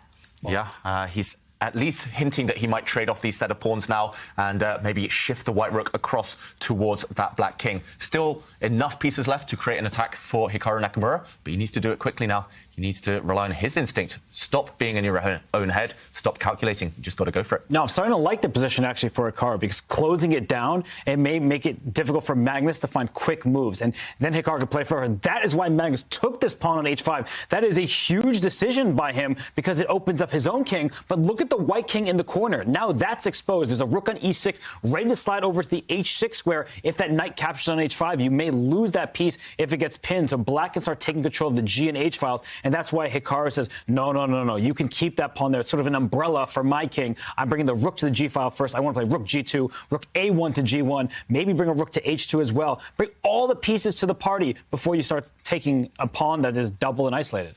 Yeah, and Hikaru was really surprised by Magnus's decision to break his own structure to take this pawn. Now, long-term, actually, Black is the one suffering with all these isolated pawns here. And it's definitely time to follow the players. And as they make these quick decisions, it's a question to Magnus. How do you consolidate? How do you set up a defensive wall? The black king, white's rooks are coming for it. And, OK, he chooses to slide his rook across. And these are exactly the kind of positions where the eval bar is so deceptive. Don't believe it. I mean, look at the chaos on the board. Black's king side is absolutely destroyed. That pawn on F5, H5, H7, all of them are weak. Currently, Black was a pawn up. I was going to say is, but Hikaru snaps up that H5 pawn, and that's a big blunder. Yes, because there's a tactic. I mean, I would not have seen it without the evaluation, but knight takes pawn on E5. That is a game changer, because once the pawn takes the knight on the square, the queen slides up one with check, and then the rook slides from G6 to H6. No matter what white does, he's going to lose his queen. So if Magnus Carlsen spots knight takes E5, it turns the tides in his favor. And I think he's looking at it, the way he's looking at this position, and he's kind of in a little bit of disbelief. Knight takes E5 is a huge oversight by Hikaru Nakamura. Oh, he doesn't find it. He moves his knight away. Same threat, but it would have been more effective to capture a pawn in the process. You would have been winning on the spot. Another missed opportunity. Not the first time we've said that today by Magnus Carlsen. He brings his knight the other way, so this threat is still on the cards. Queen check, followed by the rook shifting. Hikaru still needs to defend tenaciously to avoid that one. But Magnus missing shots again. That would have been game over on the spot, because you create the exact same threat, but on the way you win a key central pawn, knight b4, well, it still hits the c2 pawn. And you have this massive threat. Is Magnus going to end up with an extra pawn, even though it's not the amazing e5 pawn, but the c2 one? Yeah, and suddenly Hikaru is trying to jump into his computer screen, shaking his head. He knows this one is still difficult, still the same threat on the board. Maybe he's realised he dodged a bullet there. But isn't Black's f5 pawn hanging? Random question. It is. White knight can go and take that pawn. OK, he doesn't. Hikaru Nakamura stepping back. That move shows that he really is nervous. He does allow Black to grab a pawn now. Magnus a pawn up. It's a little bit deep, but I think he didn't take the pawn at 5. There might have been a draw by repetition had he done that. I don't know if we have time to show it, but that's probably why he took a step back. He knows objectively maybe it's not the right choice, but he needs to win this game. Mm-hmm. And often in Armageddon chess, let's show that, Robert, just while we were there. Knight takes pawn. You can bully your opponent with the thought of a repetition. How do we get there? We give a check, I guess. And then sacrifice the rook on F5, and then go rook H6 check, and that's king on H2 is in harm's way. It can only go up to G3 in the position, and ideas with bishop H4 check or rook G6. Maybe, I guess, that was the wrong one. But the problem is this white king is in huge danger. Yeah, simply the king has to go back. If the king goes the other way, then you drop the bishop in with the deadly check. So the king has to move, another check, and no way out. It would have been a draw. So Hikaru, that's why he was shaking his head. It was very deep stuff there. Instead, he had to give up a pawn. This is the current position. Black's position hasn't changed too much, except you've gobbled up this c2 pawn. So long term, you're doing very well. And we were a little critical about Magnus missing knight e5, and now I'm just wondering if this was part of the bigger plan, that he knew that knight f5, he had calculated his way through, knowing that it ends in a repetition. He ends up with an extra pawn, and wow, we've got a lot of trades that have happened. That cannot be good news for Hikaru. Can't be good news. The queens are off the board as well. Things are disappearing. There is a 1 minute difference in it right now, but Magnus should be able to hoover off all the pieces, at least lock down for a draw with his remaining time. Did see him react, though, maybe realizing he has missed an opportunity in this game, but he only needs a draw, Magnus, to win the match. He's now 2 pawns up, but he has let the white rook in. That white rook is active now on the 7th rank. It's going to start gobbling up some pawns. Magnus, has he lost control? Suddenly Hikaru, he's hustling. He's just trying to pose difficult questions to his opponent. That knight on d3, though, I think is helping Magnus out because that rook would love to just take off that pawn next to it on a7, but the knight would jump to b2. It can't go there right now because the rook is aiming back at the square. So I think that he's going to use his knight and just mop up some of the white pawns. And the 1 minute difference, this happens in regular blitz games. That's the good news for Magnus. It's stressful right now with so much on the line, but you get down a minute on the clock all the time in blitz over the board and on chess.com. So I feel like for Magnus here, I mean, he's at home because he knows his position is good. Yeah, and it's less than a minute now in it. No increment. Nowadays, over the board, increment is the norm, but this one is a race to the finish. It's sudden death. And, okay, Hikaru, you got to move. You got to make a decision. If you can't go and take that black A-pawn, maybe push the white A-pawn. Just hint that you're going to promote it later. Okay, we see a trade of knights getting rid of the very strong black knight. But every piece that disappears from the board, every trade, guides Magnus closer to that draw. He's still 2 pawns up, remember. And the evaluation bar still in the middle.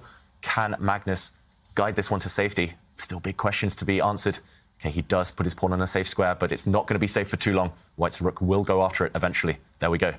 And what do you guys think? Predictions now? This is tough, and it does look like the clock is almost level. Both players are under 4 minutes. Hikaru's got an extra minute on the clock. Now, just look at how calm they are, and that is what is so amazing for me to watch because, you know, this is pressure, expectations. All eyes on Magnus and Hikaru right now. Under pressure and expectation, everyone chokes. But these guys are really bringing their A game. Hikaru making decisions that keeps the game going. And that's the key to this Armageddon. Look at him just pursuing that pawn. Magnus moves it one more step ahead, and now the bishop comes back to attack it. And I think he's creating his chances. If that A passer is on the board, it's game on. Yeah, and under pressure, great song, bad feeling. And you see there's a pass pawn for black, but white is ready to take away the A5 pawn and create a pass of his own. As we look at the clock situation, Hikaru back to nearly a minute lead, and it's not easy choices from here on out. So I feel like Magnus has to be nervous given the circumstances. Guys, we've got to mention, the whole day Magnus's air quality has been great, but as the pressure has increased, his air quality has got worse and worse and worse, and that might be affecting his play. And look at that, suddenly no green circles there for him. If he goes down to defeat, maybe that would have been one of the reasons. Meanwhile, a set of rooks have been traded, and black's pawns are all weak. They're ripe for the picking. Magnus, he's just playing too slowly right now. If he had better air quality, maybe he would be a bit faster, and every second counts at this level. The margins are so small. The one thing that he's relying on is if white does pick up that A5 pawn, the black rook will swoop over to the A file, hit that bishop, and along with that, also win the A4 pawn. If these A pawns get traded, then life is good for Magnus Carlsen. Yeah. He goes easy towards that draw, but it's all about whether Hikaru can create that A passer or not. But I think that black has an idea of his own. Magnus will slide his rook one square over to d8, use the king to protect the bishop, and then bring his rook d8 to d4 and go after the c-pawn. We did see Magnus just bring his rook to d8 after Hikaru stole a pawn. So Magnus's plan is now clear. Will he have enough time to execute it? That's the essential question. But with 2+ minutes on his clock, I do think it's looking like a task that he is capable of handling. Yeah, 2 minutes. So on the board, he's fine. But is the clock going to tell the decisive factor here? I think you can jump in. There we go. The black rook has landed. Not just is this pawn up for grabs, the pawn behind it. And white has to bank everything on this passed pawn. You have to run it through somehow. You have to break the blockade, somehow evict this black bishop, kick it away, and somehow cause some problems for the black king. But on the board, it definitely looks like Magnus is in full control. And here we go. The position progressing. White's bishop is actually the one being kicked around. Black has 2 connected passed pawns. Hikaru doesn't look happy at all. And the clock is about even. So Hikaru doesn't even have his lead on the clock. He's down material. That is terrible news for someone who needs to win this game. Yeah, he needs to win it, but actually he should be the one defending. Look at the evaluation bar dropping down in Black's favor. Those are 2 runners, those 2 Black pawns. They're going to cost White some material. And there's no stopping them. And we see Hikaru there. He is worried about his position, but he's still, wow, what just happened? Things are turning again. This will happen a lot throughout this time scramble, but the Black pawns are running. They look quicker. 2 normally run slower than 1, but those 2 connected pass pawns are so close to becoming queens. Well, White can give a check and move his own pawn 1 square closer to the queening point at A8, but Black's rook just saves it. And you've got these 2 pawns which are unstoppable. How do you fight these 2 central pawns? Hikaru looks devastated. Hikaru looks like he's actually ready to resign almost. All you need to do is Magnus step some pawns forward. If you don't get flagged, you're guaranteed to win this Armageddon. And now we have kind of a blitz game where it's about even on the clock and Magnus only needs a draw. And we saw the bar go about level, but I think the reason that it wasn't actually equal is because a draw is bad for Hikaru. It might have been a forced draw, and he can't have any part of that. Yeah, Hikaru is simply a pawn down now. Neither of those pawns became queens, but it did come at the cost of more trades, more exchanges. And look at this classy move from Magnus. He's just trying to swap things off. He's now managed to get rid of the bishops, rid of a set of pawns. And Hikaru, is he going to try and flag Magnus? The answer is no, it's a draw. Magnus takes this Armageddon and the match. And believe it or not, Hikaru is actually the one who offered the draw. That's the ultimate sign of respect. He wasn't going to try to flag somebody he was 10 seconds behind on the clock against. That is a good show of sportsmanship. Wow. We see a big smile on Magnus Carlsen's face and Hikaru shaking his head. The big match is over. Magnus Carlsen wins the winner finals with a draw in Armageddon. Hikaru Nakamura, what a fight he gave it. But he had to win in the Armageddon with a draw. It means he loses the winner's final. What do you think is going through his head right now, Robert? Disappointment, but I do think that Magnus played the better chess between the 2. It was close, but I think that when we had this final game set up, Magnus was never really in trouble over the board, so Hikaru probably upset he didn't maximize some of his chances. It just wasn't meant to be. Yeah. Should we take a look at what eventually happened in this game, David? Yeah, there were many twists and turns in this one. Magnus did play a really exemplary game, we should mention. Hikaru tried everything. He tried to throw Magnus off balance. He tried to hustle on the clock, but to no avail. And it was actually here that Magnus had a winning shot. He didn't spot it. It was difficult, we should mention. It was knight takes pawn just to open up a check against the white king. This check would have been deadly if the knight had been recaptured. A check, the king moves in. Maybe the one that Magnus hadn't spotted is that you first have to push this pawn forward to break the white bishop's connection with this h6 square. Next, the rook slides across to win. And if we fast forward to the endgame, Magnus here was in full control. He had these 2 running pawns. He should have been winning for black, but he found a really nice way to guide it to safety, and Hikaru never got a chance to win on the board. Whew, what a match this has been. Magnus Carlsen wins the winner finals and goes through to Friday's grand final. Hikaru Nakamura, he goes down to tomorrow play the loser's final. There is still a chance Hikaru Nakamura can win the Airthings Masters. What do you think of the match we've seen between these 2 giants, Tanya? It's exactly what we expected, right? So much drama on the board. Magnus had his chances in the rapid portion as well. I think overall today, Magnus was perhaps just slightly the better player in this match. If anyone had the chances in rapid, it was him. And in the Armageddon, what was amazing to see was that 1 second win by Magnus to get the black pieces. Just goes on to show how much they have the understanding of each other's mindset here. And then playing with the black pieces, I think that was a brilliant Armageddon game. Hikaru tried his best. He tried to create chances, made a mess, made a chaotic position on the board, but Magnus was completely in control today. Yeah. We raised our eyebrows when we saw the bids. Robert, Magnus with 8 minutes and 58 seconds. How brave was that to bid that little time against Hikaru? Extremely brave, because in the game that we saw, Hikaru almost put Magnus under incredible duress. Magnus, thankfully for him, was able to open the board up and his plan became easier, but it almost worked to perfection for Hikaru. So that little time, that's dangerous against someone as speedy as Hikaru. Yeah. Definitely.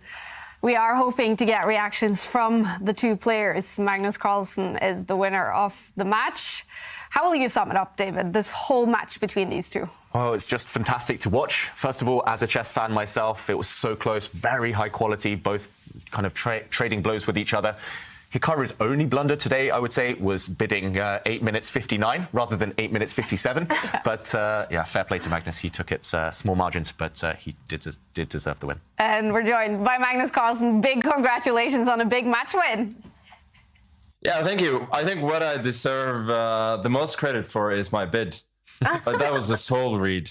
You know? Definitely. Take us through your thinking there, bidding 8 minutes and 58 seconds. I thought it was 1 second less than 8:55, which I thought was going to be his bid. So there you go. Impressive. But did you feel that was taking a risk, bidding that little time against someone as speedy as Hikaru Nakamura? Yeah, I think playing Armageddon is a pretty big risk to begin with. And I believe that he's a lot more comfortable playing black in these situations. So I thought playing black would be the main goal. And this was, I thought, the amount of time that I could, the most amount of time that I could bid and still be black. Now, did you have a plan for this bid from the get-go today, or was it something you came up with just in those minutes before the Armageddon started?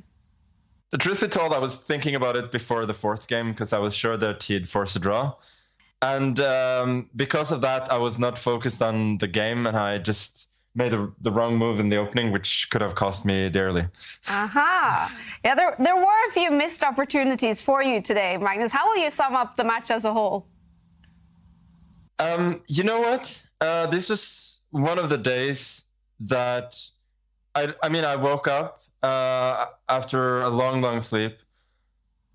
I had some breakfast, maybe some too much breakfast. Afterwards, I was spent and I could not recover for the whole game. So I think the match was of really poor quality. And I think Hikaru would agree as well. So normally, especially the second game, I get an opportunity which I should never in a million years miss. And also in this first game, I was much better, and it didn't feel like he was playing at nearly his best. So I think the chances are pretty high that I'll be facing him again, and then I think I hope that we both can play a bit better, because this was, I think, a match that was not representative of any of our levels. Okay. And Magnus, you mentioned that the breakfast kind of caused some issues this morning. What do they serve at the Chessborough house for breakfast? No, we actually went out. You know, I had some eggs, some bacon, and some veggies. So that's, you know, close to what I normally eat. So I should have been fine. The other days I've come out here without eating breakfast, and then I've felt a lot better. So like then I've been just, you know, munching on some nuts and raisins during the games, and some carrots in between games, and that's worked a lot better. So maybe I should go back to that. And Magnus, was the good breakfast that you were having, was that the reason why you were slightly late for the start of today's match? And did you read David's text that he sent you right at the beginning? No, I didn't see David's text. So I thought it was going to start at 12:45. So I was a bit shocked when I was told that you know, we're starting. So I should have been ready, of course, but also like not having set starting times is less than ideal for the players. And Magnus, now that you're a streamer, you know chat isn't always focused on the chess. So a big question that was coming from them is, what is your favorite Pokemon? Psyduck. Oh, same as me. Yay. Good one, Magnus. Now, the whole chess world has really enjoyed this battle between you two today. Together, you hold all the big world championship titles, with Hikaru being the Fisher Random world champion. You've had so many awesome battles in online chess over the last few years. Is the rivalry with Hikaru something that keeps you motivated?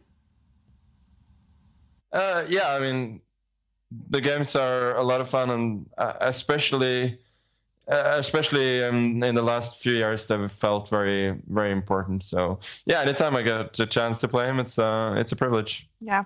And winning today, you get a day off tomorrow. You are already ready for Friday's big grand final. So how will you spend the day off tomorrow? I'm not telling you, that's for sure. Okay. Respect that. Magnus, big congratulations on a big match win today. And good luck on Friday. Thank you. Enjoy your day off. All right. What do you think Magnus will be up to tomorrow, you guys? Could be David anything. might have the answers. I don't know. I'm not there in Canada, but maybe studying some chess. Maybe playing some Pokemon. You know, he seemed pretty happy to answer with Psyduck, so maybe he'll go do some Pokemon Go. Maybe he'll play duck chess if he loves Psyduck. Ooh, that's a good one. Yeah. I don't think it's going to involve a lot of chess, let me just say. Enjoying his time with the chess bros in Canada. Magnus Carlsen is ready for the grand final in the Airthings Masters. Let's take a look at the bracket. We are done with 3 days in the Airthings Masters, 2 days to go. We started today with the losers quarterfinals. Wesley So was dominant, winning 2 games against Sarana to knock Sarana out and to go through to the losers semi-final. It was an intense battle between Arjun, Erigaisi and Gukesh, the 2 young Indians. Eventually, Erigaisi made it through to the losers semi-final. He will face Wesley So tomorrow. The winner of that match, best of 2 rapid games, will go through to face Hikaru Nakamura in the losers final. So that is what is coming up tomorrow. The winner of the losers final will meet Magnus Carlsen in the grand final on Friday. So we do have Wesley So still in here. We do have Hikaru Nakamura still in here. Magnus Carlsen still in here. And Arjun Erigaisi, I guess the underdog. Yeah. To make it all the way to the final now. Definitely an underdog, but somebody who we saw great chess from today. He's playing with confidence, with passion, fireworks all across the board. So he's a dangerous opponent for Wesley So, who prefers a solid game. Yeah. What chances do you give Arjun Erigaisi now, Tanya, to create an upset against these giants in online chess? Well, undoubtedly on paper, Wesley is a big favorite going into that match. But you know what, Kaya? Last year, if anyone would have predicted that we'd find Arjun Erigaisi in the finals of the Champions Chess Tour, few would have believed it. But there we had it. We saw him make his way through that. He had a brilliant performance. He's capable of it. He needs to believe it. And of course, everything that he's been showing so far, he needs to come in with that same energy, same effort, same precision, and fearless play. Yeah. What do you think so far, David, of the Champions Chess Tour 2023? Well, I was expecting a lot, and it really has lived up to those expectations. We're really lucky to be enjoying the giants of modern chess playing in our tournament, and whoever wins this double elim will prove that they are, at the moment in time, the best rapid chess player out there. Yeah. Fantastic day of chess. Thank you so much to our experts for excellent commentary. Remember that in actually 25 minutes, the Grandmaster Sham Shanklin is doing an Ask Me Anything, and he's going to focus on his new Chessable course that is out. Starts in 25 minutes on chess.com Discord. So check that out and join us again tomorrow for more chess. It's been so much fun today. We'll see you again tomorrow. Bye for now.